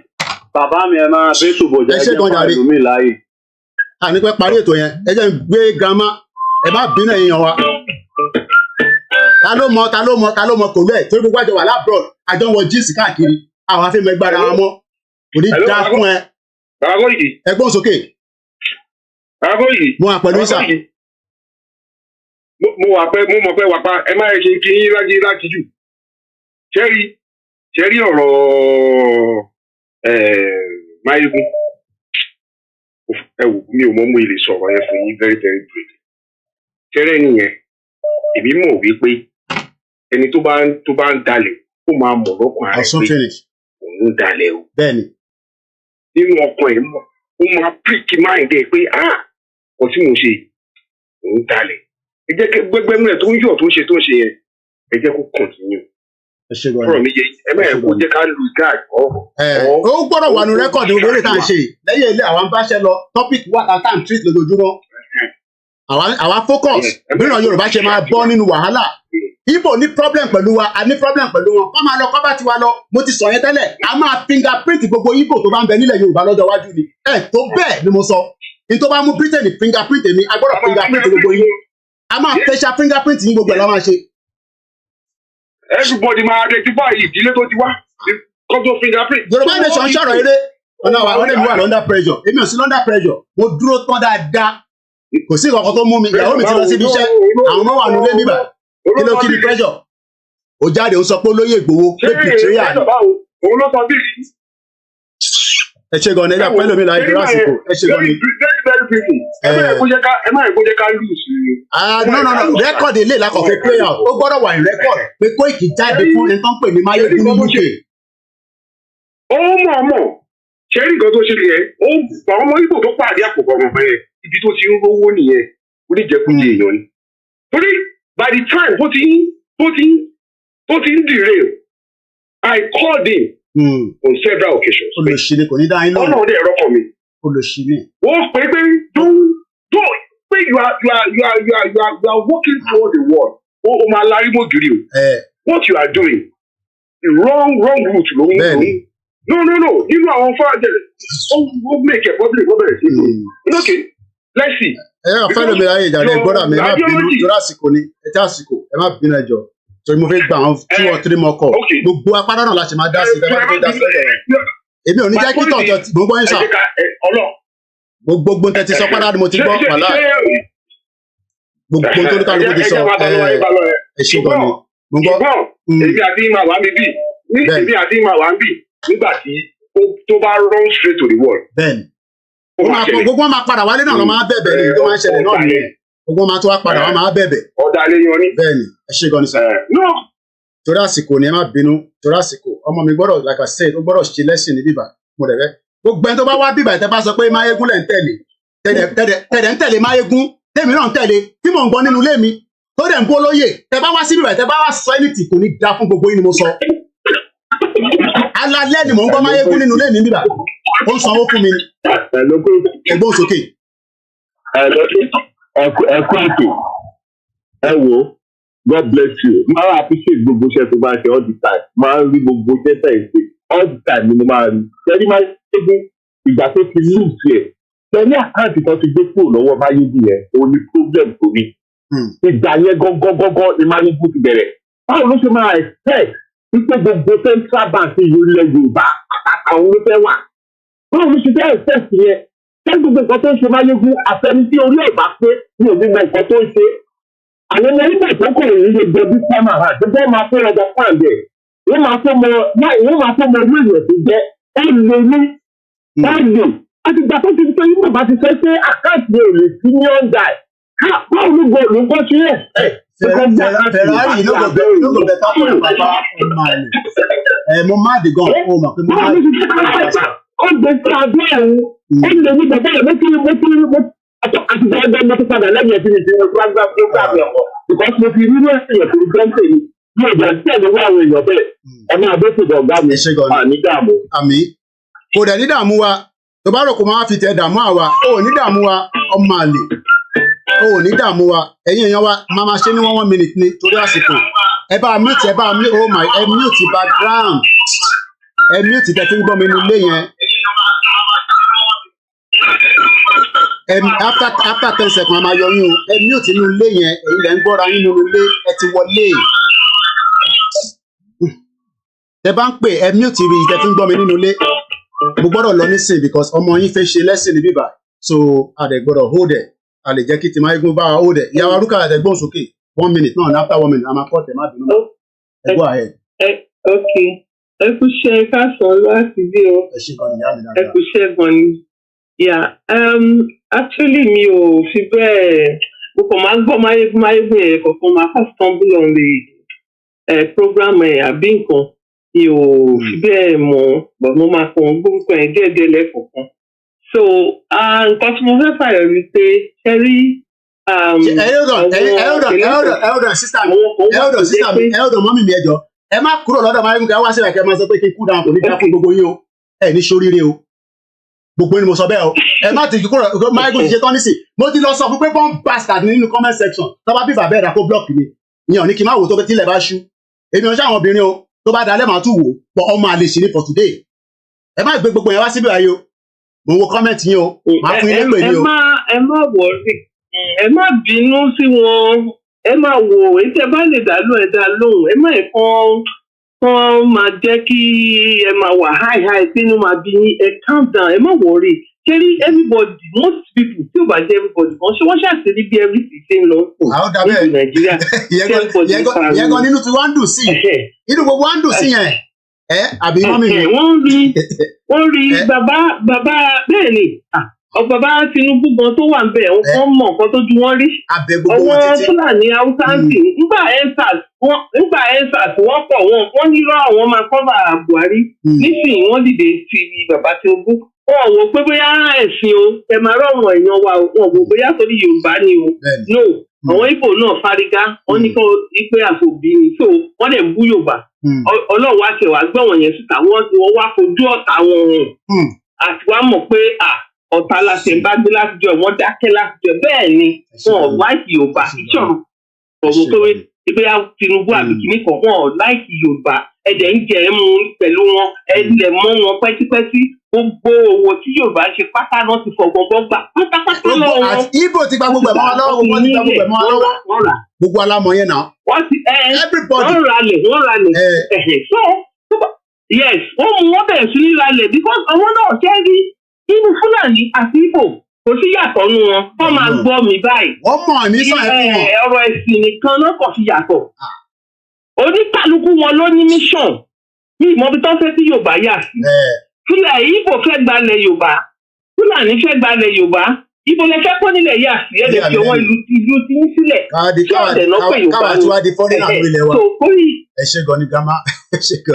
bẹ́ẹ̀ ni nǹkan tó ń fẹ́ nìyẹn so nǹkan tí mo wá fẹ́ sọ ni pé nípasẹ̀ ọ̀rọ̀ máyégún ọ̀nùgbà yìí it's so unfortunate pé àwọn kan wà tó jẹ́ pé ọ̀dàlẹ̀ ni wọ́n a lè sọ pé gbogbo èèyàn náà ló máa mọ nǹkan tó ń ṣe quite okay ibi tí wọ́n bá ti máa jẹ wọ́n bá ti rí owó they can do anything they can sell people they can buy people so nǹkan tí ó wà ń bẹ̀ nìyẹn ẹ wúrú bàbá Akintoye yẹn ní age tí wọ́n wà yẹn kí wọ́n dúró pé àwọn Yorùbá pé kò yẹ kí nǹkan rí bí eléyìí bàbá yẹn wà níta ẹnìkan make comment lẹ́kọ̀ọ́ inú mi dẹ̀ dùn bàbá ò lè wọlé because wọ́n gbé wọlé lóòótọ́ wọ́n ti wá bọ́ ẹ máa pa bàbá yẹn because ó ti hàn gedegbe pé anybody tó bá ti gbé orí sókè pé báyìí inú wọn kì í dùn because wọ́n ní mission. So ẹ wo lóru bàbá yẹn tí ẹnìkan wá dé kó wá máa fún bàbá yẹn kẹ́rí ẹ̀ nǹkan tí mo fẹ́ fààyàn pọ́ǹtì mi tí mo tẹ̀ ṣe pè ní pé anybody nísìnyí tó bá rí tó dúkòkò mọ́ ọ̀rọ̀ Yorùbá àbí tó lóun wà lẹ́yìn elédè míì ó wà lẹ́yìn Fúlàní àbí Ìgbò against Yorùbá tó dẹ̀ pé ẹ̀ ní Yorùbá ẹ jọ̀ọ́ nǹkan tí mo fẹ́ bẹ̀ yín sìn ẹ̀yin àti bàbá Akintoye o bàbá Sunday Igboho kọ́ ní ọ̀wọ́n kan tó jẹ́ bí kọ́mísì kọ́ máa lọ wádìí ibi tẹ́ni ẹ̀ lóun ti wá ẹ lọ bèrè ìdílé tó ti jáde irọ́ ni púpọ̀ wọn pa á sìn ọmọ Ìgbò tí ń jẹ́ orúkọ Yorùbá àwọn ọmọ Fúlàní tí ń jẹ́ orúkọ Yorùbá wọ́n ti ń sọ Yorùbá mo sì gbà tí mo lọ lédè ọ̀dà time mo rí bọ̀bọ̀ kan ló jẹ́ Dámilọ́lá kìíní kọ̀kìnìkan. ẹ bá round up mọ́mí torí àsìkò ni wọ́n á bínú. inú ọjà mo ti wà press of time. so kẹ́ ẹ máa lọ ṣèwádìí wọn kúlẹ̀kúlẹ̀ ẹ lọ ìbẹ̀rẹ̀ tí wọ́n máa mú àṣírí wọn jáde wọ́n sọ ìdílé tó ti jáde kí lórí kì wọn kọ́ mu jáde kọ́ sọ tó àbí bóyá níjọ wájú náà anybody tó bá fẹ́ náà fẹ́ di gọ́vnà àbí òun fẹ́ jẹ kíní kọ̀ọ̀kan anything nílẹ̀ Yorùbá kọ́ lọ ṣèwádìí ẹ̀ dáadáa. wọ́n ti wá di dáadáa sórí ibi tí wàhálà ti máa ń bẹ́ nìyẹn anybody tó bá dìde tẹ̀rí tó ń tako Yorùbá ẹ lọ wò ó dáadáa kọ́ lọ wò sàlẹ̀ ẹ̀ dáadáa kọ́ tẹ̀mí fẹ́ sọ nìyẹn. ẹ má bínú ẹ̀yin wa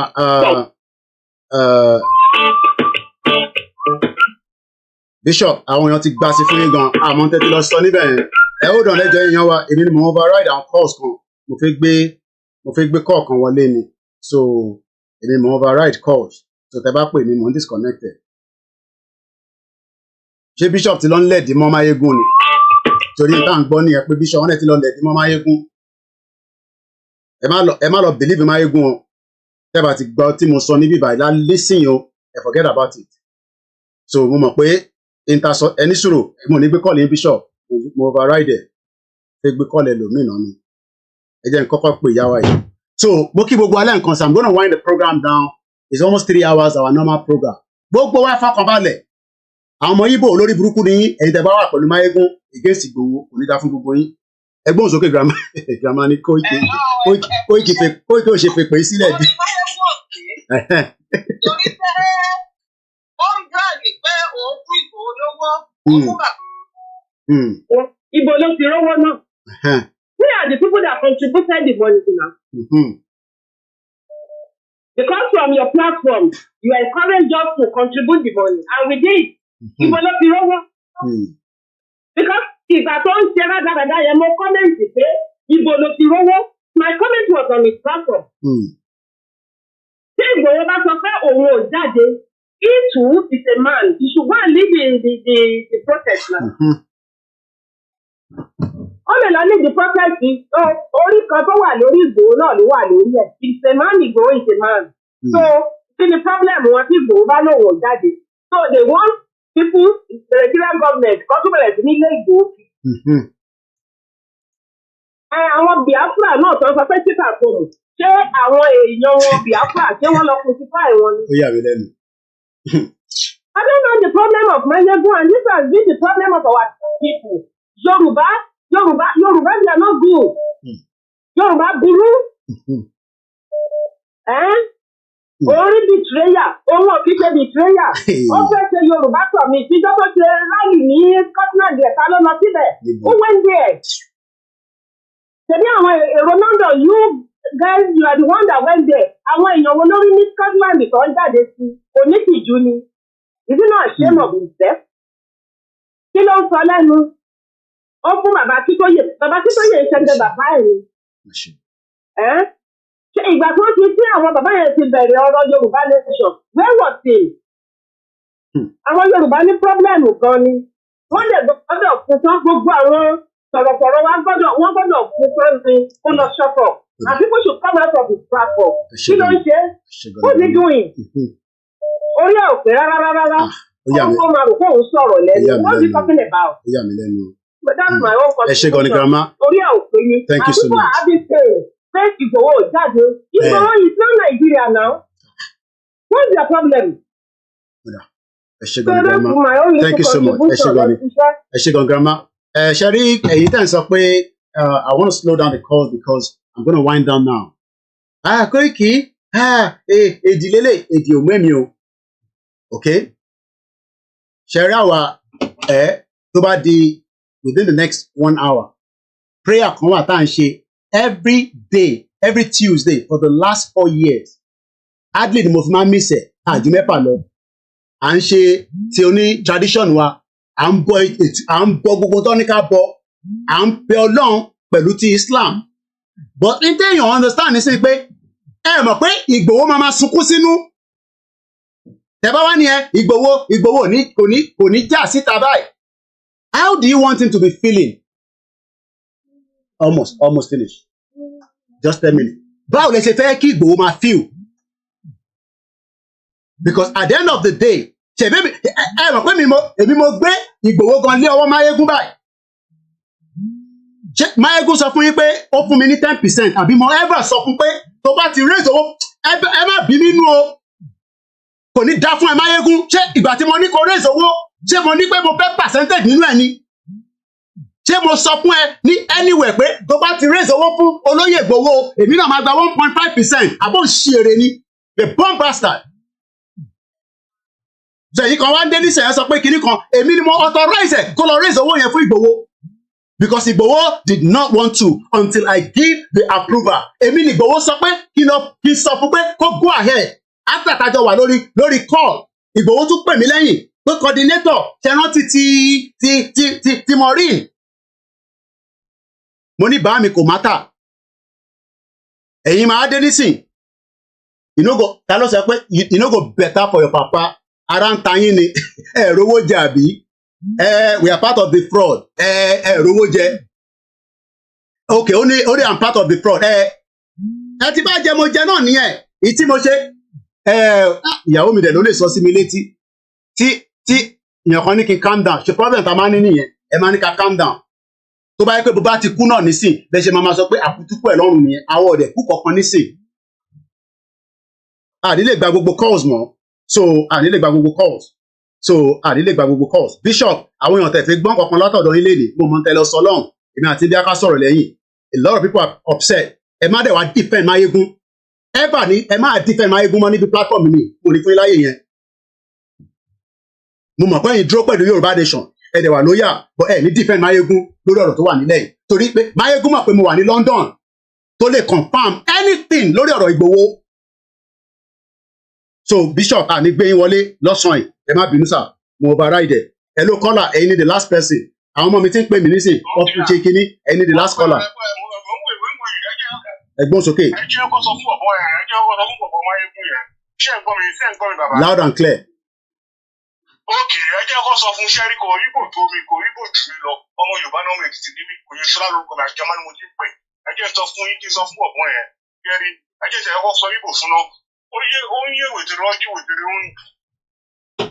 Ó yé wètèrè ọjọ́ wètèrè ń dùn. Ṣé ń gbọ́ mi? Mú àwọn yẹn bìsẹ̀. Àwọn máa rà.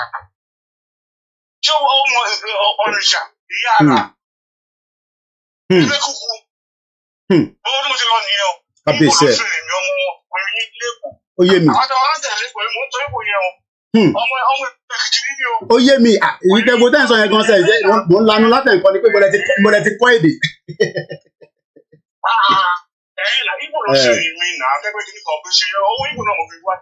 Ẹ ṣe gan ni. Ó yé mi. Ó yé mi.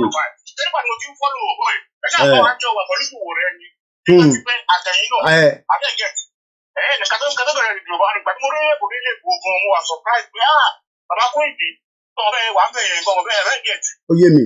Sọ́ni gbogbo nǹkan tó náà délé tó ọdún ní jẹ́ náà owó mi àwọn olùsẹ́ náà olùsẹ́ tí mo.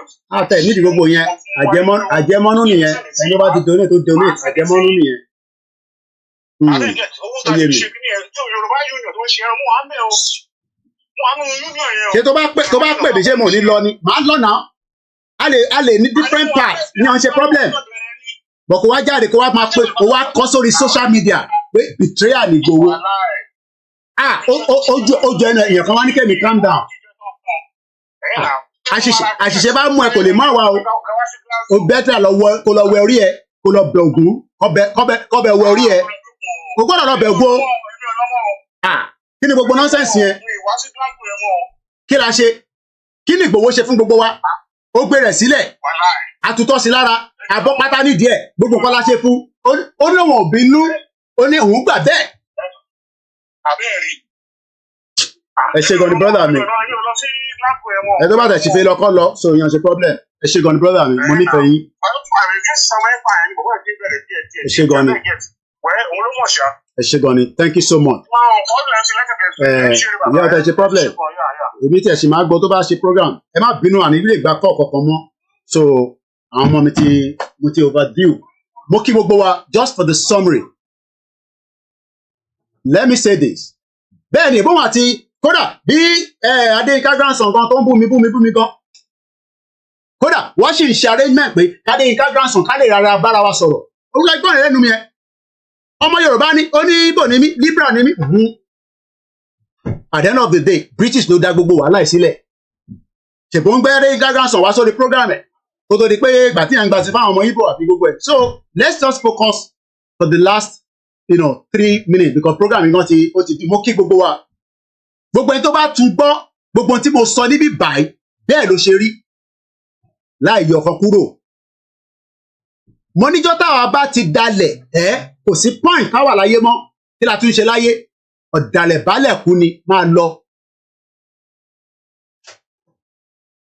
kí là ń jẹ tí kò kí ń tán àfọlá Ọlọ́run dẹ̀ là ń jẹ ẹ bá ní mo jẹ lára Yorùbá nation ọlá Ọlọ́run ni ọlá Ọlọ́run ọlá ẹ̀yin èèyàn mi pé a ní ṣe nǹkan míì but the fact remains is that we will remain honest and loyal àní santi àbámọ̀ Igboho remains self-determination and that's a fact if anybody doesn't believe that is your problem I don't care Igboho will defend Yoruba land tí bá Gani Adams bá rẹ́dì ọjọ́ jẹ́ kájọ fọwọ́ kun táwọn tó kù náà bá rẹ́dì kò sẹ́ni kankan tó ń báyàn kankan jà Igboho bá anybody jà ẹ jẹ́ kájọ fọwọ́ kun ni bọ̀ kò ń ṣe pé kẹ́ wá máa fi deceit tẹ̀fẹ́ fi tì síwájú torí pé for now nílẹ̀ Yorùbá wọn ni má dárúkọ Igboho kílẹ̀ má mì tó bá dárúkọ tèmi gan kò lè mì orúkọ Igboho tí mò ń dá ló jẹ́ kó mì and everybody knows that and we will protect and defend him from all the hyenas because hyena nìyí tó bá fún yín láyè ẹ fẹ́ poison Igboho àtẹ̀mí tó bá fún yín láyè Ọlọ́run ni wá fún yín láyè Jésù Kristo ní fún yín láyè gbogbo ẹ̀yin ọmọ Yorùbá ẹ má mi kàn let everybody tó bá tún dọ̀ làwọn tún máa ṣe another one we are waiting for every single one of them and we are prepared mo sọ fún yín pé mi dúró dáadáa and it's a spiritual warfare àwa mọ̀ yẹn òun ni kó lọ tọ́jú ara ẹ̀ èmi ń tọ́jú ara tèmi pẹ̀lú Jésù Kristi tí mo gbé dání sọ́wọ́ pẹ̀lú ànábì tí mo gbé dání sọ́wọ́ pẹ̀lú àwọn òṣàlẹ̀ Yorùbá tí mo dúró tì lẹ́yìn òun ni kó lọ tọ́jú ara ẹ̀ kó má bàa ṣiṣẹ́ kò sí nǹkan kan tó ń pè ní instigator Mayegun lives in UK he could have confirmed with me before he starts saying wrong nonsense 8:20 a.m. ni mo ti send message olóyè Ìgbòho láàárọ̀ yìí pé báyìí ló tún ti fẹ́ bẹ̀rẹ̀ láàárọ̀ yìí o láì jẹ́ tí mo pé òun tún máa gbé tẹ̀ jáde so nobody should defend Mayegun here Bishop Adesina I'm not going to take that from you nobody will defend Mayegun today he's a bomb bastard ẹni tó bá jọ máa lè ká sọ fún fọ́n máa lè ní tẹ́mi náà bá jọ máa and this is not a joke mo mọ anybody rí o bí ṣe máa ń sọ lóòótọ́ Prophet Cornelius wọ́n ti pè mí láàárọ̀ ìkọjá how many people láti bá sọ̀rọ̀ láàárọ̀ yìí èèyàn kan á wà ní Scotland because just like ìyá mi Fágbémilékè ti sọ ó ti mí ní mi ti pẹ́ ó dẹ̀ mọ̀ pé màá jáde fóun dáadáa torí pé nígbà tí mo ní kó lọ raise owó ṣé mo sọ fún pé mo fẹ́ percentage nínú ẹ̀ ni ṣé mo ní kó fún mi ní 1.5% àbí kó fún mi ní 1% ṣé ó send owó sí account mi rí tó bá wá ní send owó sí olóyè Ìgbòho kó fi ṣe lọ́ọ̀yà ó fẹ́ ìwọ bàbá ẹ̀ ló lówó yẹn ni ìyá ẹ̀ ló lówó yẹn ni you don't have the right to that money orúkọ Ìgbòho tí mo fún ẹ ní authorization òun ló fi lọ raise owó yẹn and I know you're watching me kò ní dá fún ẹ one bastard ta ni yẹn.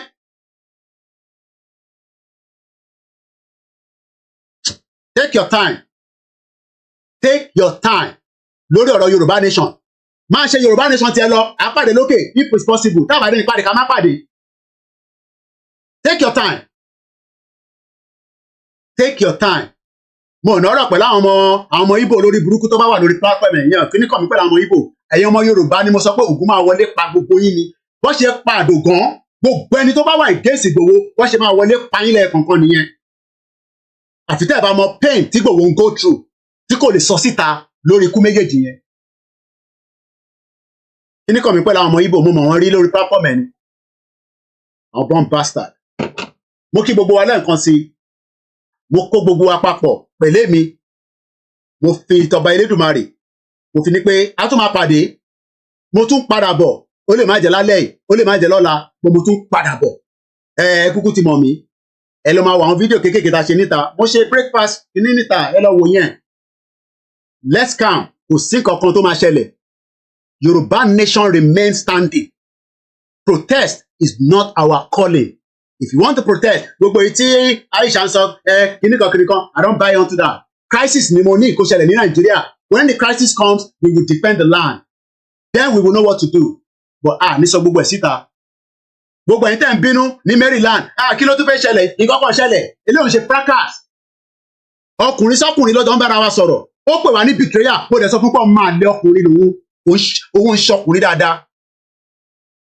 Tó bá yẹ pé àtọ̀tọ̀ fi bí ni ó dúró dáadáa ni kò ní wá sọ̀rọ̀ sí Ìgbòho. Ọ̀rọ̀ táwọn sọ̀rọ̀ tó yẹ kó máa pa wá lẹ́kún ni. Kí n máa lọ omi tó bọ́ lójú mi. Ẹ wà very careful. Tó bá pọ́ pa mí sínú ilé náà ní sí bó ṣe máa jáde náà nìyẹn tó máa ní betrayal ìbọ̀kọ́wọ́ Yorùbá nation fún. Èlò lówó Yorùbá nation. Ẹ̀yin tẹ̀lé bára yín jà lórí platform. Ẹ ní every right láti question anybody including Bishop. And Bishop á sọ̀rọ̀ later. Ẹ bá wà defend Mayegun. Not on this platform. Taba ma break all the unit next time. Olórí ẹbí. Hello, Yomi, stop. Yomi. Wà látà yà sọ̀rọ̀ later. Dá sọ̀rọ̀ later wà látà. Dá sọ̀rọ̀ mo ti parí program already. Dá sọ̀rọ̀ later. Aniki stop. Dá sọ̀rọ̀ later. Kò ní dá fún ẹlẹ́ẹ̀kan sí Mayegun. Bẹ́ẹ̀ ni mo sọ, kò ní ṣe rere. Ògùn máa wọlé pa ẹni. Koiki ni mò ń jẹ́. Rán kan sí mi. Tó bá yẹ pé yẹn ló ń bí ẹnu. Ta ló mọ Mayegun? Ta ló mọ bàbá ẹ níjẹ̀bú Òde? No go better for you. Yoruba nation no going back. Ẹni tó bá mọ kó kọ́ tẹ̀lé mi. Iṣẹ́ wa fúnlẹ̀ wá. Orílẹ̀ ibi wá. Kágbéga ká lè rí.